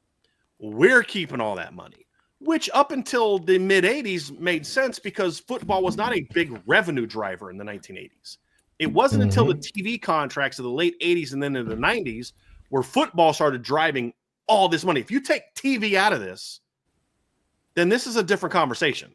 And this is where there's a difference in talking reality and what you think college is about. This isn't about what college should be about. This is about the reality of, it's not the colleges that are driving the revenue. It's the television contracts that are playing these games. You take that out, and if it's just about the merchandise, and it's about ticket prices, and it's about things like that, concession stands, then we're having a way different conversation about the numbers being shared with players. It's the TV contracts that ultimately fuel this whole thing. And so the people that fought so hard to not give any of that piece of the pie to the players, like, oh, okay, well, we'll give you a piece of the pie. We'll pay for your full tuition and we'll even pay for your books and your room and board. That's how amazing and wonderful we are. Those are the people that are now responsible for setting fair market values and a system that's going to not get us into the same muck of lawsuits that we had before. And then on the other side, you have these lawyers that want to get involved on the player side because they have new meal tickets, and then they want to push things too far at this side. And it's just kind of like, I don't know that this necessarily fixes anything, because there's still so many huge problems that are not being addressed by this. And the people that are going to be setting the rules are still the same ones that I feel like are going to then set these ridiculous rules that are then going to result in more lawsuits. And we're just going to keep kind of going down this road. And it's almost to the point where someone has to present to me some sort of plan that gives the players backing without making them employees. That's the problem. And then you have to, everyone is not, every institution or every president or athletic director is not necessarily a good businesswoman or business person. Right. Most aren't. Right.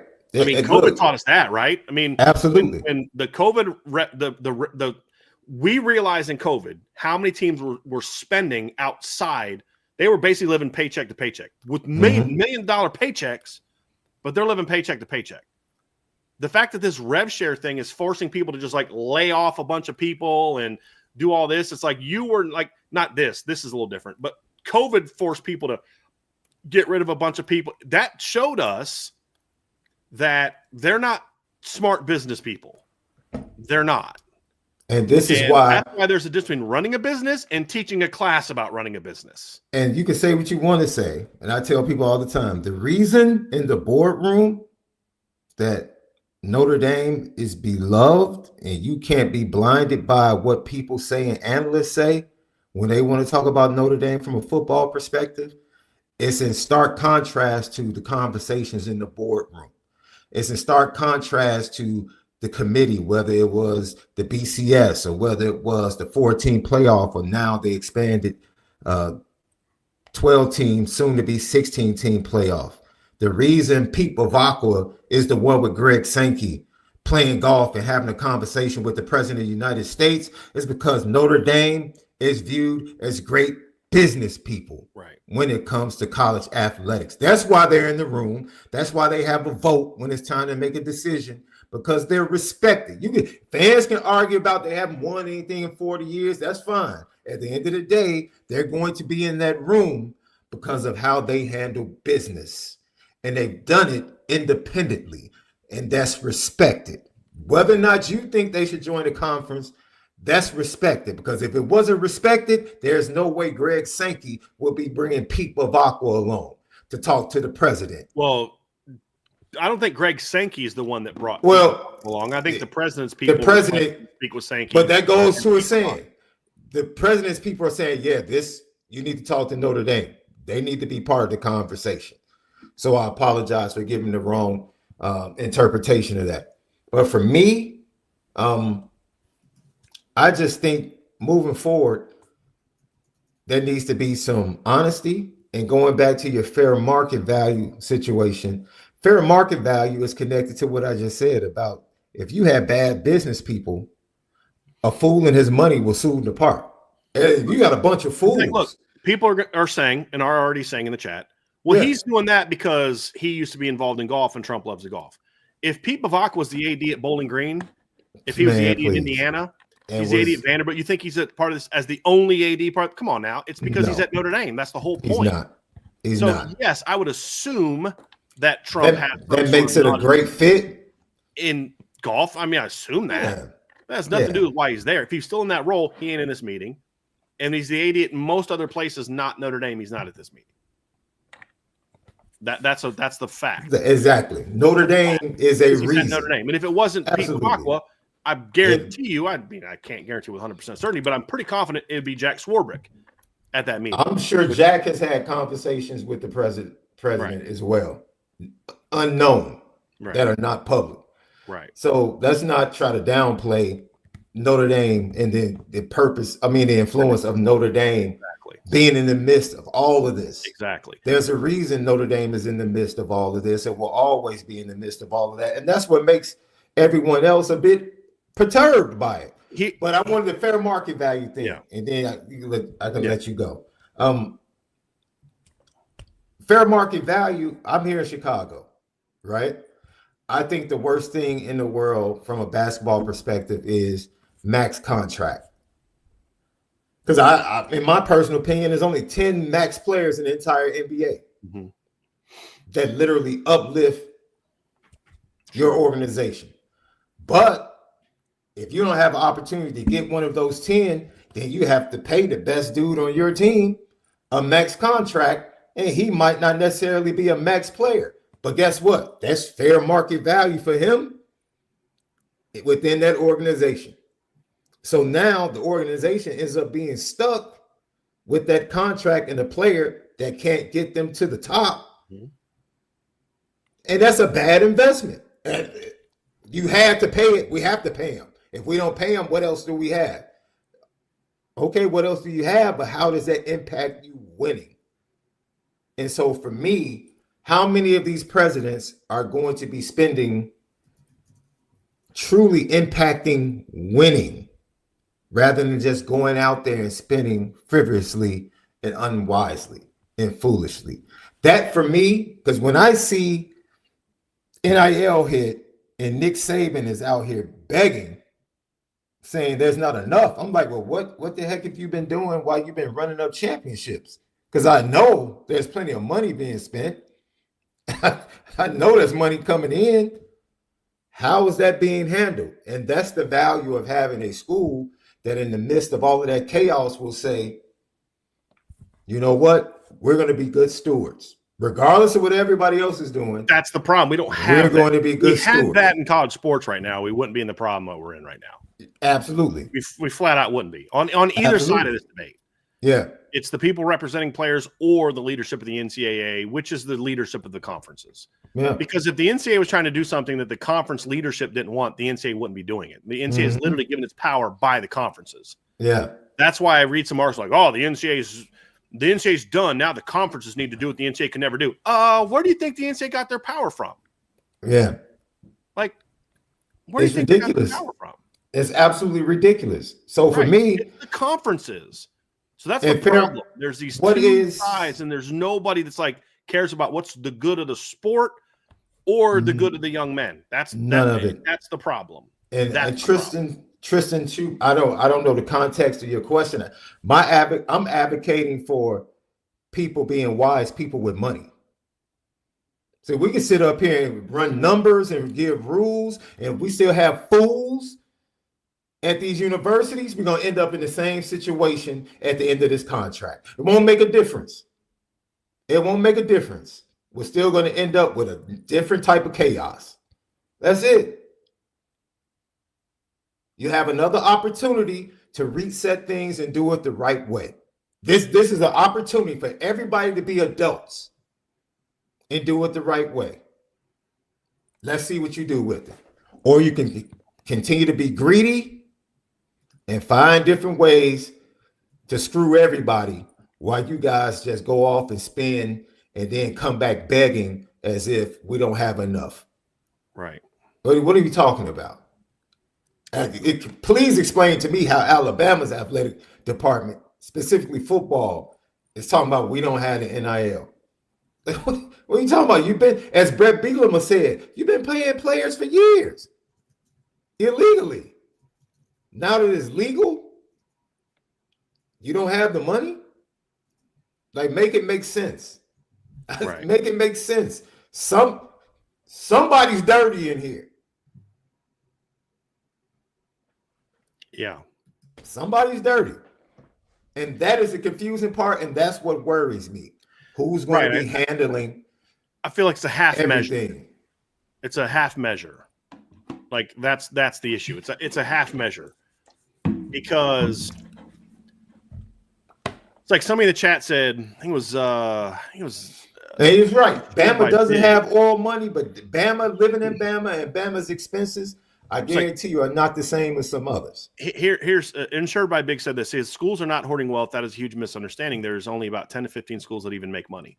This is the problem, though. When you're looking at it, it's because they're not smart with money that this problem is going on. Thank you.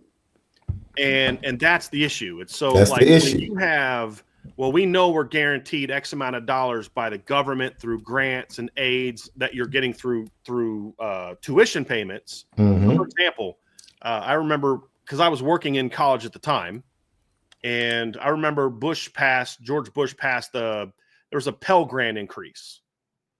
And I remember the following year, what schools did was they essentially raised tuition by the same amount of money that the Pell Grant was granted. Because if I know the government's going to insure X amount of dollars for every person under here, then I can charge whatever I want and still know that we can attract a bigger base because the government's going to guarantee that money, right? And so I'm getting the government money. And then also some of the bigger schools are getting government subsidies and government loans and things like that, which I'm not opposed to in theory. And then saying, okay, we're going to use this for this. And then you have the TV revenue from sports and sports revenue, all that kind of stuff. And then so what's happening is these institutions start spending beyond what they're able to generate through their own product, right? That's the issue. So then when that money goes away, that's not being necessarily driven by what they're doing. It's being generated by other outside forces. Of that outside forces, okay, we're not doing this anymore, meaning that TV revenue isn't all yours anymore, because this is where Insured by Big is off, because they are getting all this money from TV and this, and they're using it for all these other things. So they're using what football generates, and then they're pumping it into the university sometimes for legitimate reasons, sometimes not. Hey, look, we have outdated dorms. We want to get new dorms. We can use some of it from fundraising, and then we also get a X percentage of whatever the TV deal. Like Notre Dame will put a portion of what they generate for sports and pump back in the institution, and I'm okay with that to a degree. But when you have all these administrators and this and that and all of these, and they're all fueled not by what your school is producing, by donations and all that kind of stuff, then you're going to run into problems. That, to your point, is why Notre Dame does so well, because they have, it's why some of the Ivies do well, because they have such tend to have graduates that make more money, they can give more back. So to me, it comes down to you be more responsible with your money, and then you don't have to go, oh, they got to go fire this person. Yeah, because they were living on a bloated budget. And when that budget goes away, because now the players that are part of that revenue driving process are getting a portion of this, then now you can't afford to do this and this and this because you were not living within your means. You were in fact hoarding the money, because where does the money go? Part of that is spent on the players. I mean, players get free equipment, they get their meals taken care of, their travels taken care of. So that stuff's not free. But there's a reason why coaches are making ridiculous salaries now. And I'm not actually opposed to that, because I think coaching is very important. So that's the whole thing, is whenever that money dries up from outside sources, all of a sudden you're struggling to make ends meet. That's the whole point. And see, this is like there are some schools like Hillsdale College thrive. They don't take any federal money. Mm-hmm. It's all based on tuition and raising money and all that type of stuff. So there's a way to do it, but you got to live within your means. Hillsdale College could never be a Division I football school, because then you don't necessarily have that same type of revenue. So the point is that we don't have good stewards. We have people that aren't business. We have people who are academics and who should thrive in that, who now have to then act as business leaders. They then go hire boards, and some boards are good, some boards are bad. It's like with anything. And that's what's going to separate schools that do well and schools that don't do well. The schools that have good leadership and understand how important it is to go out and, number one, create a school that people want to be a part of and want to come to, grow attendance, do all those type of things. Because you're losing attendance while you're also losing revenue in other ways, and you're really going to struggle. This is an argument that I had one time with our financial aid department. They're like, well, we can't compete with Ohio Northern from a financial aid standpoint. We're not willing to do that. I said, but that's exactly why. They're like, we don't have the money from our donor class to do that. I said, that's exactly your problem, because you're unwilling to then go out and compete with those schools that more of these higher level academic kids go there, then graduate from there, and then give their money there. You're basically forcing yourself to be here. I'm giving you this kid that has no business coming to Defiance College. The only reason he would come here is because of me and the football team. He is a kid that otherwise would go to Ohio Wesleyan or Ohio Northern or Ohio State. But I'm saying if you invest in this kid, then he's going to come here. He's going to thrive. He's going to be just as successful in life. And now he's a much more wealthy donor to give back to your school. Man, there's all these things go into this. And so the problem is too many schools spend outside of what they should have. And now when this money kind of goes away, now you got to figure some things out. And unfortunately, that's going to result in people losing their jobs. It's going to result in schools, certain sports, losing the ability to have that sport. You already see schools are cutting sports. It's an unfortunate thing, but it's kind of like you brought yourselves here. You could have done that and still said, we're going to do this for players of revenue driving sports. But because of your greed and your just lack of just sense, we now jumped into a cliff where now you're being paid even more. This is why you should have done it right at the begin with. The problem is I don't know that we're in a situation where there's no new leadership. It's the same people that are in leadership. It's just now called something different. Yeah, and if you until I make structural changes, I'm not going to feel great that anything different is going to happen. And if you can't manage the few, why should I trust that you're going to be able to manage the abundance? What's going to change? What's going to change? And like Insure Big said, we don't know. Notre Dame's a private institution. We don't know how well they do. Yes, you do. Mm-hmm. They remain independent while the rest of the world tries to force them and put them in a position to join a conference. And they can only do that if they're financially in a great situation. Yeah. You can't last as an independent the way they have unless you have been good stewards and you have been in the black. You can't. That's the only way you can do it. There's no other way to do it. And Notre Dame has gone through their transitions, if I'm not mistaken, where they've had to, they haven't always been good stewards. They haven't. Yeah. And no. Well, like one of the new things that they do at Notre Dame is they will not start a project and finish a project till they have the money raised to pay for the project. That's a big factor in it. I want to go back to the big picture aspects here, Shaun, because here's one of my concerns. I'm very curious how this rev share is going to be done, practically speaking, because what I have argued is that the rev share, in my opinion, since there are two revenue streams, the rev share should have been something that is split equally amongst all the players. And you whatever percentage you get is dependent upon how many student athletes you have. So if let's say every school gets 20.5 million, well, in my opinion, there's now incentive for certain schools to say, well, we're going to have less of this, less of this, less of this, less of this. And so now, we have more money for this. I think it should be based on you have X amount of athletes. This is how much you get. And then what it should then be done is however much each school gets or each sport gets. So if Notre Dame's got 20.5 million, they want to give this much to the lacrosse team, this much to the soccer team, this much to this, and then the rest is going to basketball and football. That's fine. But however much money you're going to give should be then split between everybody you have on your team.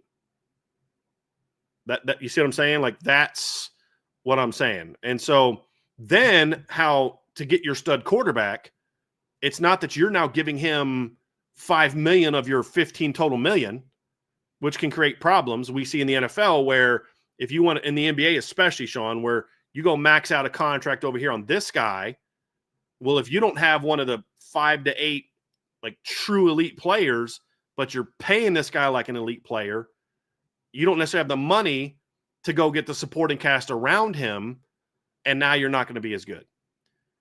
To me, it should just be everybody on your football team gets X amount of dollars, and then the difference on how you go get that quarterback is that's when the NIL comes into play.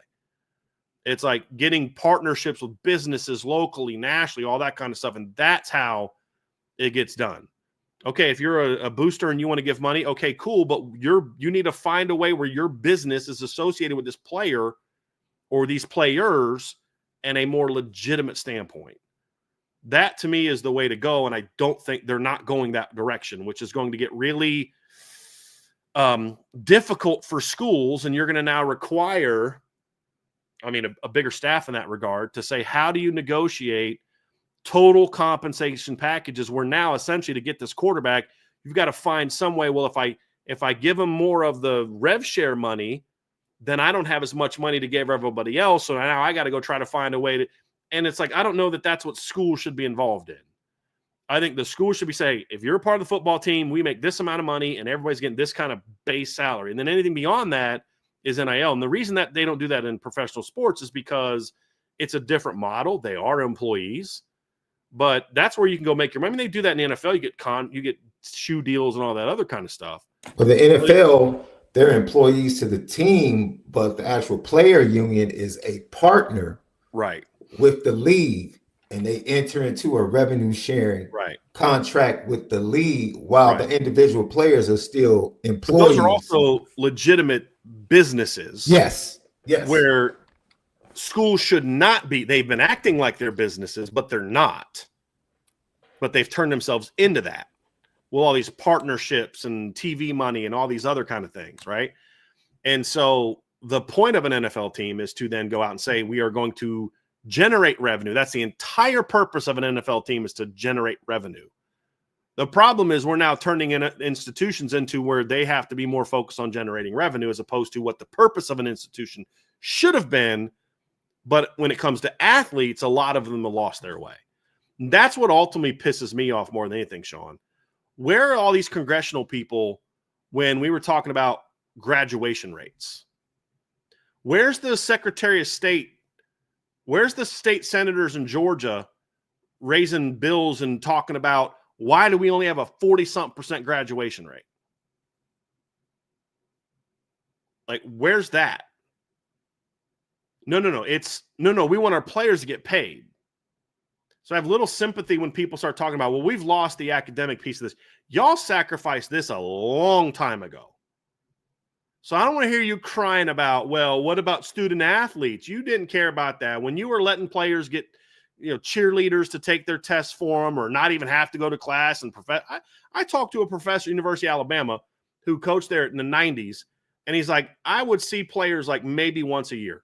There had a stud running back in the 90s. He's like, I never saw that kid, but I gave him passing grade. It was made very clear to me that he needs to have a passing grade at the end of the year if I wanted to keep my job. Really? Okay. So I don't have a lot of sympathy for you now when you want to cry, well, how can we stick to our education model when this is going on? How can we do that now? So I don't have any sympathy for that. The schools that have been doing that will continue to do that. The schools that care about doing that will continue to do that. Northwestern will continue to do that. Notre Dame will continue to do that. Duke will continue to do that in certain sports. I don't really care as much about it in others because a lot of these kids are only going to, certain sports are only going to class for half a semester, or half a year anyway, one semester anyway, where they're actually going to care about finishing. But that's kind of my thing, Shaun, is I worry that this is going to create more problems than it's going to solve when it comes to team building. I'm looking at this from a coach's standpoint. I think it's going to create more problems than it's going to solve for a lot of schools. That's my concern. Yeah, I agree with that. I just hope the right people are handling all of this, man. Yeah. As I said before, I want to say something else too. Pete Weber had a question about what do I think about the 3-year rule before entering the league. That's not determined by college football. That's the NFL. It has nothing to do with that. Yeah. That's the NFL. The NFL doesn't want players a year or two out of college. They're the ones. The players union is usually the ones that are like in the NBA when they've gotten rid of bringing in high school players the most recent time. That wasn't the NBA that fought that. That was the players union that primarily wanted that. Yeah. They're the ones that wanted restrictions on high school players coming in the league. Yeah. Not the NCAA. NCAA has nothing. All the NCAA can do is determine eligibility for players who don't get drafted. Like like the eligibility rules for Major League Baseball are very different than like eligibility rules for like the NFL. Yeah. Like in Major League Baseball, you can go through the draft process, get drafted, and then go back to school. Go back to college. In the NFL, you have no option. Yeah. Which I don't love that, but there's some reasons why it makes more sense in college football, because to go through the process leads you right into the spring ball and all that kind of stuff because of when the draft is. But like you said all the time, where baseball players would use going to college as leverage with their salaries with the NFL. A football player can't do that. A basketball player couldn't do that for a long time. You had to pick one or the other. Yep. Now I think the NBA system is better. You can test it. You can go, you can see what your options are and then eventually go back. But the NFL has always got drafted the year before. Yeah. Before the Final Four went to the Celtics. And then the Celtics earned us right. So like I'd be okay, hey, look, you can choose to go back to college or not, but we own your rights for draft this team. Yeah. I mean, draft this kid. That I think would make a lot of sense. Yeah. Like that would encourage kids to stay in school. We own your rights, but go get developed over here. Yeah. Well, that makes it college minor league system. Okay, it already is. At least this way, we're doing it in a way that kind of somewhat looks out for young people in that regard. I think the NFL has done an incredible job of viewing the NCAA as a partner, in a sense, for a long time. And then the NCAA allowing the NFL to kind of be the covering to give the requirements to be able to enter into the league. I think that long-standing relationship has given consistency and has kind of given a baseline for people to even now today, kids, after that, even before you get to your junior year, you can get a report from the NFL saying, where's my standing with the NFL, so I can know, what I'm working with. NBA now, you can go to the combine here in Chicago. And then if you don't hear what you want to hear, you can choose to stay in the draft, or you can go back to college. Those things are all determined first and foremost by the professional sports leagues. Yeah. There's nothing the NCAA can do about, hey, you can go to the NFL after a year. Yeah. You can say that, and then NFL's like, no, they can't. Yeah.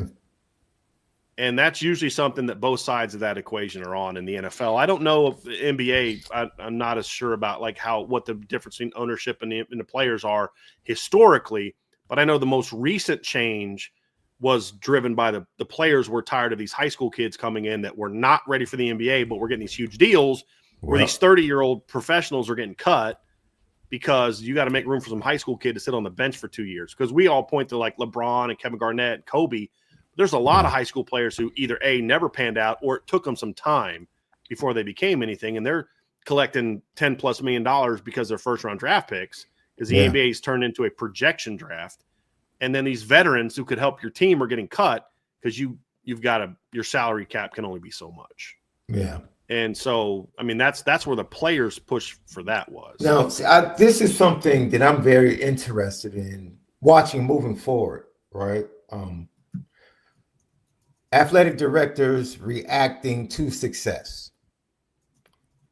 Because let's say Notre Dame baseball, I think, what are they, 2 years removed from being in the College World Series? 3 years removed. Excitement. Notre Dame fans were fired up, following them. The football team, they were going to the games, being seen in the stadium. And Jack Swarbrick, I'm sure, the head coach gets a great offer to leave. Jack Swarbrick could have countered. He could have invested more money, say, I'm going to keep this thing going. It's like, you have to make that decision. Notre Dame lacrosse, back-to-back championships. I'm sure that coach and the program came into the office saying, can we get some more? This is, it's Niele Ivey. We see the investment that's being made in the men's basketball program. Is that going to impact Niele Ivey in the women's program? This is the give and take of the finances and what's on the table for the athletic director to make difficult decisions, to say, I could buy into that excitement, but long term, that's probably not the right thing to do. And you have to look at, because Notre Dame surprised some people with the way they performed this season on the baseball field, and then all of a sudden it's a lot of transfers. Why? Because the investment is probably not there, to be honest. Right. And so those are tough decisions that face athletic directors. And they have to be willing not to just give to everybody that comes in. It was a GM here in Chicago that they just, Jerry Angelo, like as soon as a player would complain, they would end up with a contract. Mm-hmm. And the Bears were awful. And it's like athletic directors can't be like that. They have to be willing to sit across from coaches that want more and be able to tell them, I hear you. I understand why you feel the way you feel, but here, let me show you long term why this doesn't make sense. Yeah. This is why this doesn't make sense. This is why we can't do this. And honestly, these are the two sports that make all of this go. Yeah. Here's the final piece of this thing, Shaun. The final piece of this is you're seeing schools sign with private equity firms.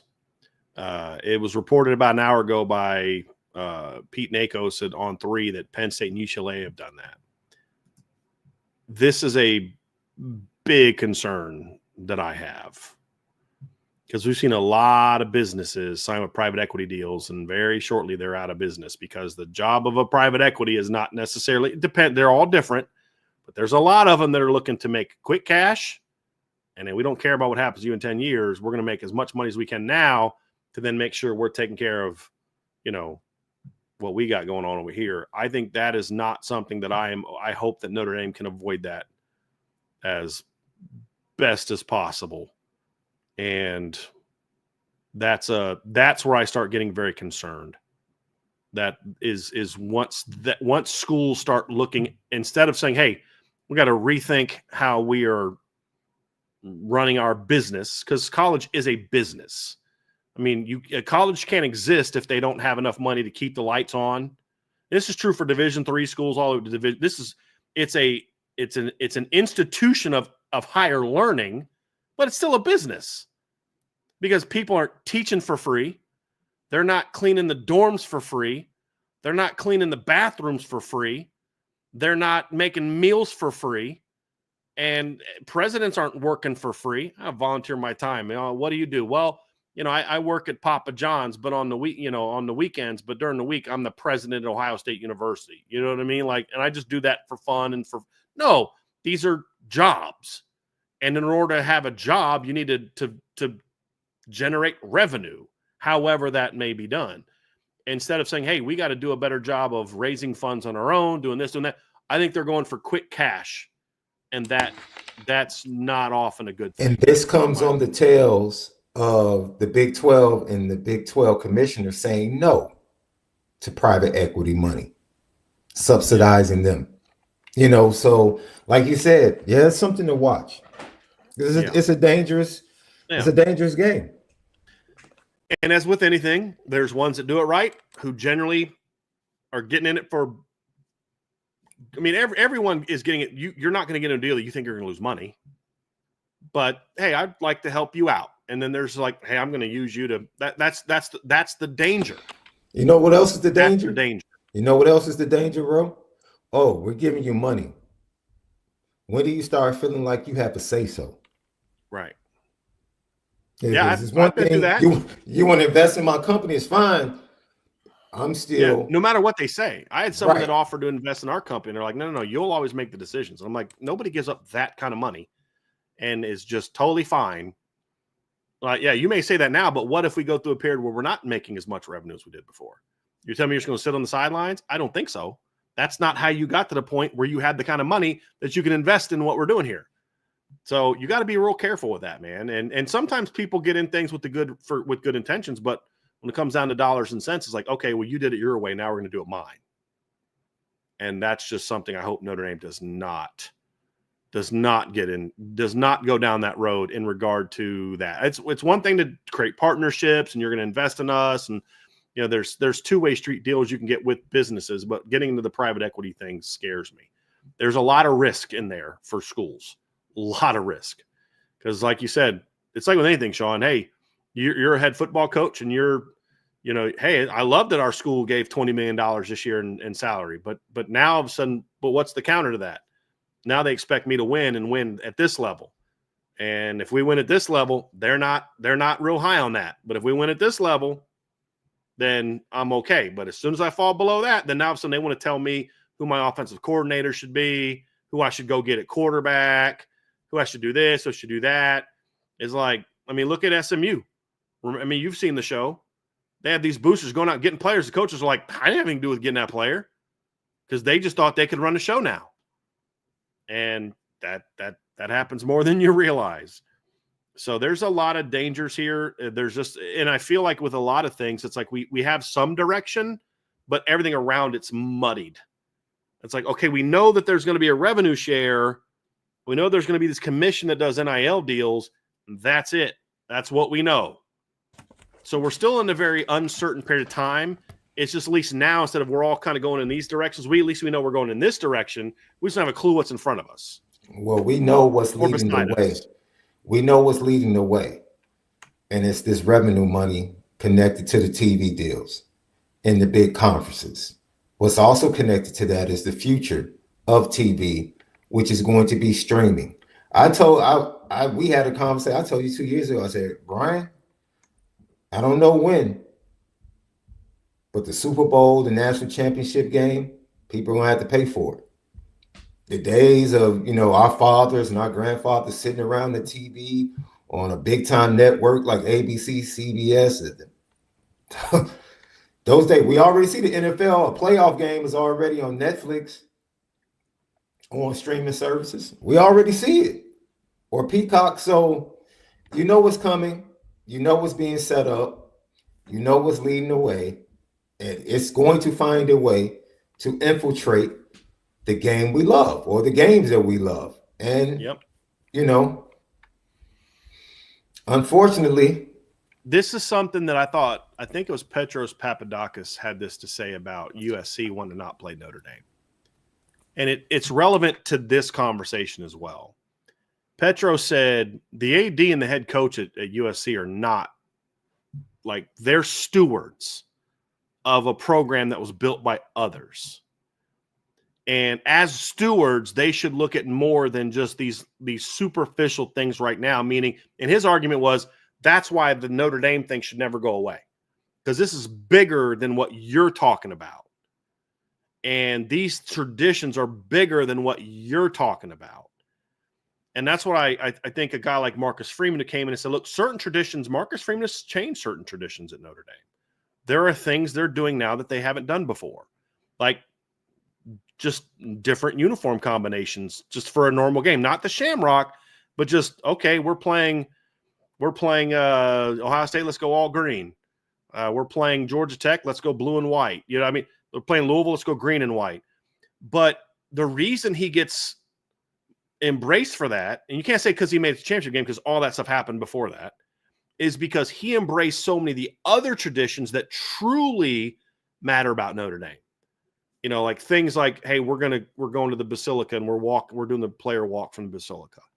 Embracing Lou Holtz, bringing back former players, to where he embraces all these other traditions that truly are at the heart of who Notre Dame is, and they're going to give him some leeway on these things that all actually don't really matter that much.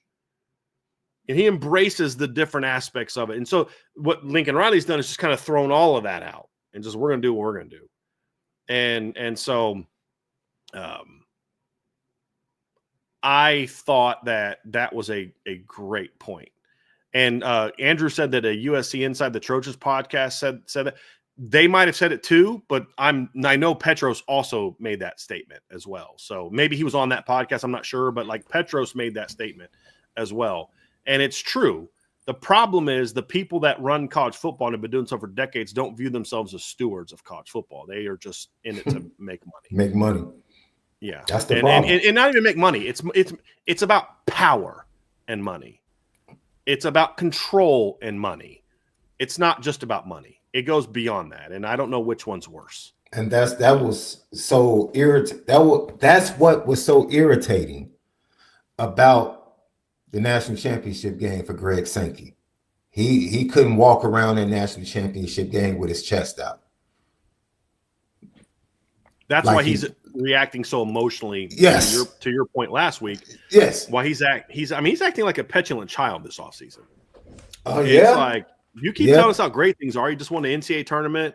You had all these, like your entire conference is in the NCAA tournament. But you know what? Almost your entire conference of baseball tournament. You know, things should be, you're making big money, but you're all in your feelings all summer because you didn't, have a team. You say that, and it made me think about something Malik said. And Malik, of course, he transferred from Notre Dame to Florida.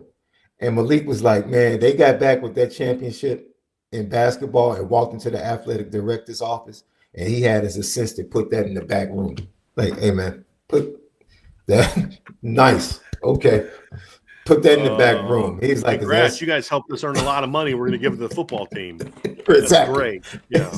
Because football is king there.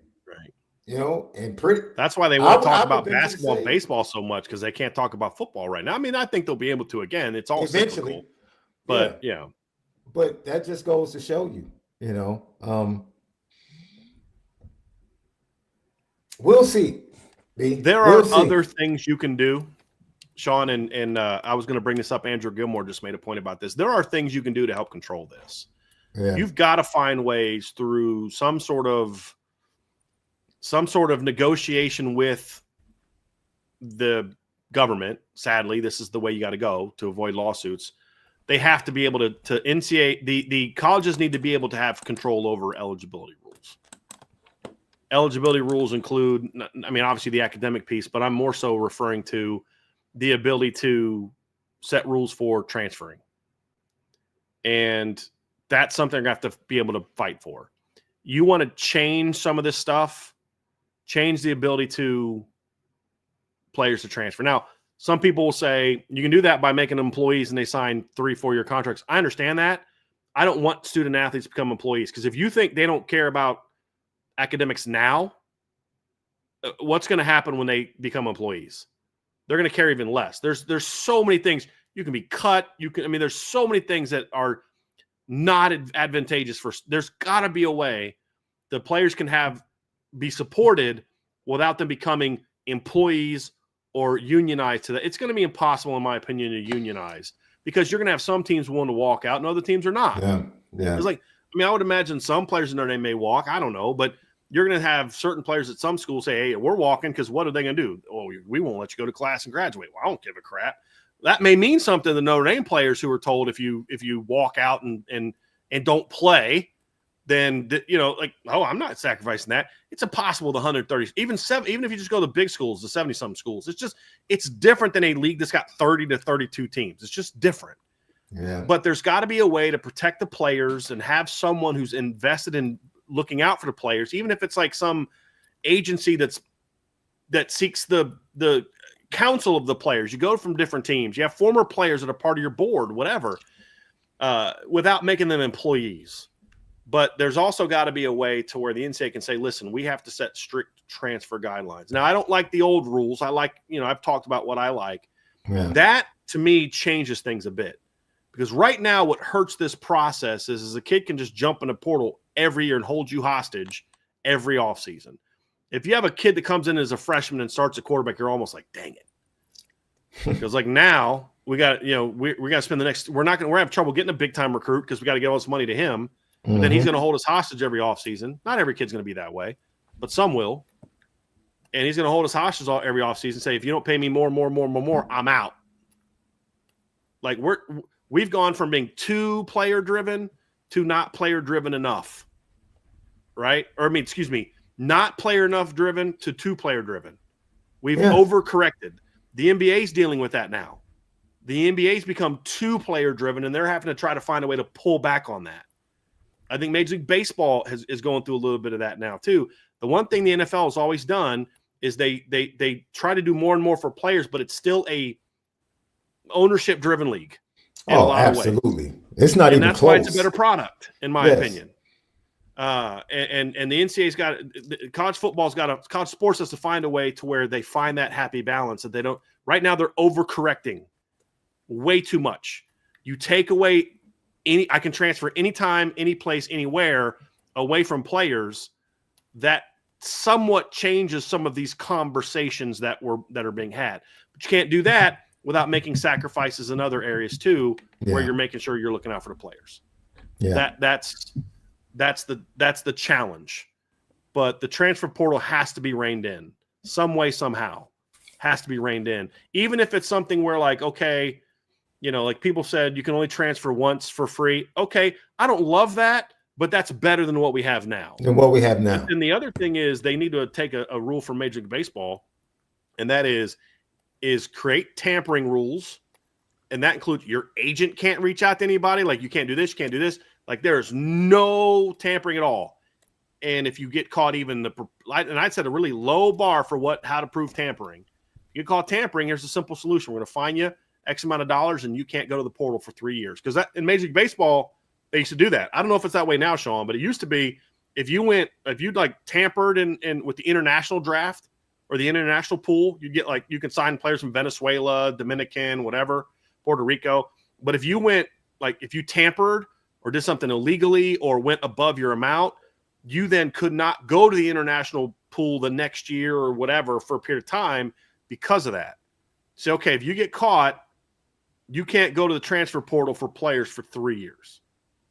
Like, there's got to be all types of things that happen, but that's something that's going to rein some of this in too, Shaun, and make this process a little bit to more where we can focus on taking care of our players in a way that doesn't require us to always be held hostage by our players. Yeah. That's where it's got to be. And I do think Kirby Smart is correct in that there has to be something done about high school recruiting, because Kirby is correct. A freshman should not be coming in making more than your best senior. That shouldn't be the case. And we've seen every other major league sport is dealt with that. Yeah. Baseball's dealt with that. Basketball's dealt with that.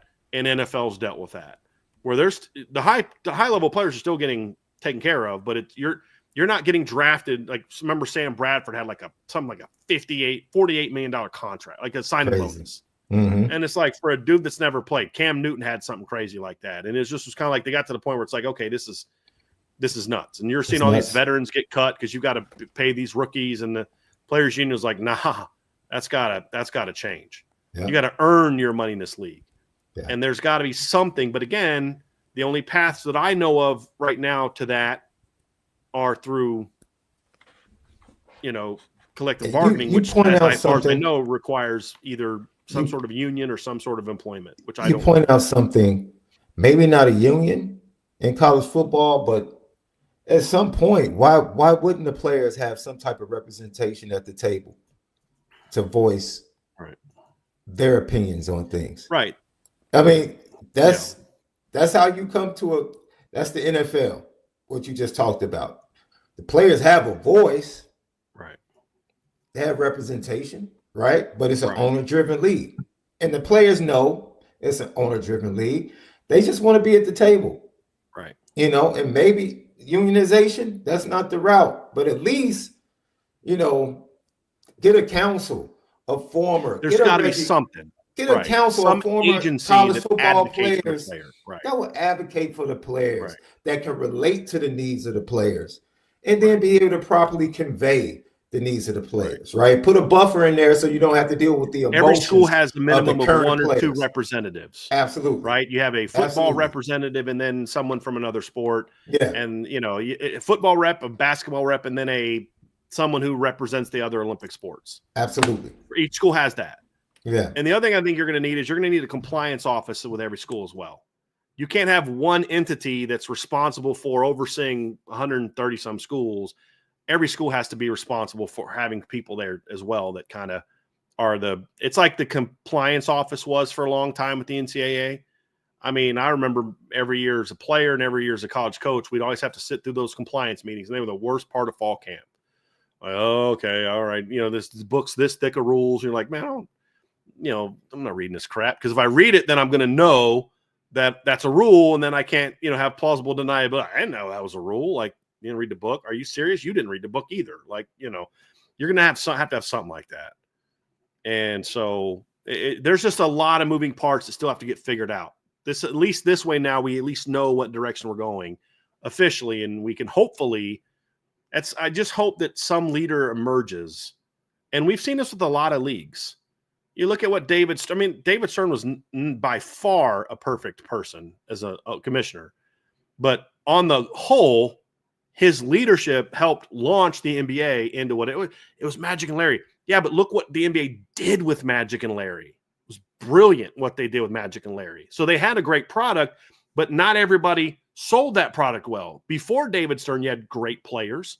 He did a terrible job of marketing it and controlling it and doing it. Same thing with the NFL. There's been commissioners that you're like, that guy didn't do a great job. And then there's commissioners that did a great job of you go back to the very beginning, right? And oh God, I'm drawing a blank on the commissioner.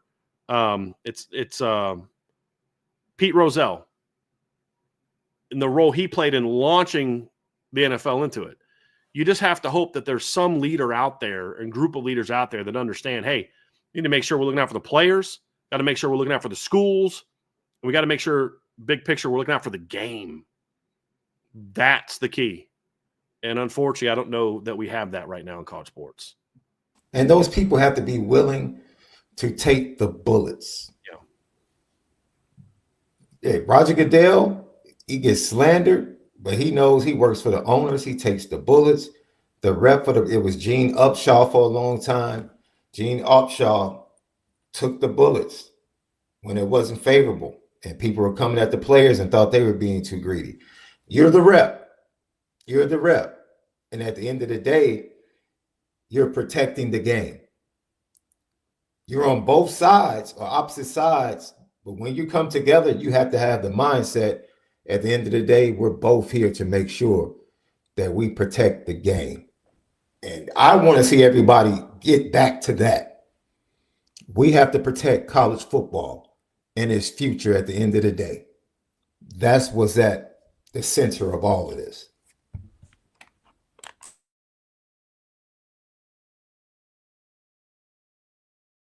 We'll see. It's a sport we all love, but I feel like these next 5 years are going to determine whether or not it grows or whether or not it starts to decline. Because there is a line that can be crossed where people just, for the most part, start to tune out. I mean, Shaun, if you'd have told me when my wife and I got married, we've been married 17 years. That's a long time, but that's not incredibly long. My parents are getting ready to celebrate their 50th. If you'd have told me in our first 3-4 years of marriage that I would not watch a single Reds game and could not name more than one or two players on the Reds team, I'd have said, you're out of your mind. So am I in a coma? Like, am I alert? Am I conscious? Like, are you kidding me? I not only did that, I could name you their top 25 prospects. I can't tell you last time I watched a Reds game. I couldn't tell you who the best player in Major League Baseball is right now. Who won the World Series last year? Was it the Dodgers again? The Dodgers beat the Yankees, baby. Okay. I haven't watched a single minute of I've watched a little bit of the end of some of the Pacers games, but other than that, I haven't watched in the NBA playoffs. And when I was a kid, I was in a bowling league as a kid, right? So my dad had a big red van from Paul Sherry, and we had this little black and white TV in the van, right? And you can, knob it in. When we got done bowling, I would go first. My sister's league, she was younger, would always go second. Soon as I was done, I'd change my shoes, and me and my dad would sprint out to the car so we could watch the Celtics-Lakers game. Or the Celtics at 1 o'clock, and then, the Lakers come on later.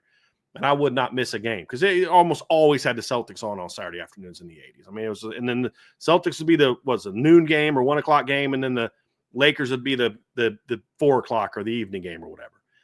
And, man, I wouldn't miss a game. If it was on TV, I was watching it. Man, I'd be listening to the Reds. I'd be taking – and I just don't care anymore.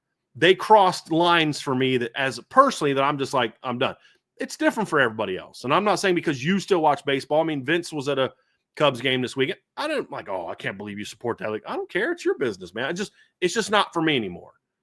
And I feel like there are lines that as sport can cross where you're going to lose that. And I think we're a little bit of a ways away for that. But I do feel like college football, the leadership of college football doesn't think that they are going to lose their audience. And they make decisions accordingly. Some do. Some just don't care because when it goes away, it's not going to be my problem anyway. I will have gotten my profit from it. So I don't really care what happens after me. There's people like that too. And that's the concern that I have. And I hope that we don't go down that road. I mean, for selfishly as a fan, but also as a business owner, if people stop watching, that affects me as well. So yeah, I do have reasons why I don't want it to go away, but that's what I'm hoping doesn't change. That is when I would get a little bit concerned. And I hope that we don't go down that road. And these next 5 years are going to determine that. And that may seem like a short period of time, but you know how quickly this all has changed. 5 years, a lot's going to happen in 5 years. You know what I mean? Like from where we've been. So last thought, Shaun, before we wrap this up. Great excitement. I see the Foster kid was back at Notre Dame today throwing bullets. Some of his videos are out on social media. So that kid is picking up steam. And just be excited about official visits. First big weekend coming up this weekend. And then the 20th is another big weekend. Cohen Brown, of course, committed to Texas, but it's still 3 or 4 horses in the barn that Notre Dame can still lock up. I said there's 2. You got to get position. 2 out of 3 guys. Yeah. Cohen Brown was one of those 3. There's still 2 on the board. One of them visited this weekend. So it's going to be this past weekend. So we'll see. No, he will visit this upcoming weekend. Caden Finley visits this upcoming weekend. He also was on an unofficial last week. Obviously, Jaden Warren is going to come on a visit. Brain Robinson still visits. So it's a lot. This next few weeks your class is going to largely be determined by what happens these next couple weeks. Yep. There's no doubt about it. I agree. So there's a lot to look forward to. A lot to be excited about, and commitments to come, hopefully, for the Notre Dame 26 class. But the 27 class and 28 classes, Notre Dame's getting in early, establishing relationships, and so it's looking up. Well, that's going to do it for today's show, everybody. Thank you for being with us on this marathon edition of the Irish Breakdown podcast. Hit that like button on your way out of here. We would greatly, greatly appreciate that. And, of course, if you have not done so already, sign up for our message board at boards.irishbreakdown.com. That's the best way to support what we're doing at Irish Breakdown. Right now, the guys are already live over on IB Nation Sports Talk. I believe they're going to be talking today. Notre Dame basketball, men's basketball, got a couple big commitments the last couple days. So one of them, they weren't necessarily surprising that they happened, but I didn't know they're going to happen this quickly. Once John Sanderson was hired as the strength coach for the men's basketball team, you kind of thought his son would come along too, and he made that decision. And then they also got a big 7-footer today. So Shaun and the guys are breaking that down now. Of course, they'll have rapid fire today. So go ahead and head over to that. And then Shaun and I will be back probably. We might come back next week, but we'll definitely be back for RTCF for sure 2 weeks from today. We won't have an RTCF next Monday. Trev and I will be back tomorrow. We're going to talk about a couple different Notre Dame topics, and then we're going to preview Texas A&M. This is going to be a lot of fun breaking down the Aggies, who I think are the best team on Notre Dame's schedule this year. So we'll have some fun talking about that tomorrow. So for Shaun, I'm Bryan. Have an awesome rest of your day, and I'll talk to you all again here soon on the Irish Breakdown Podcast.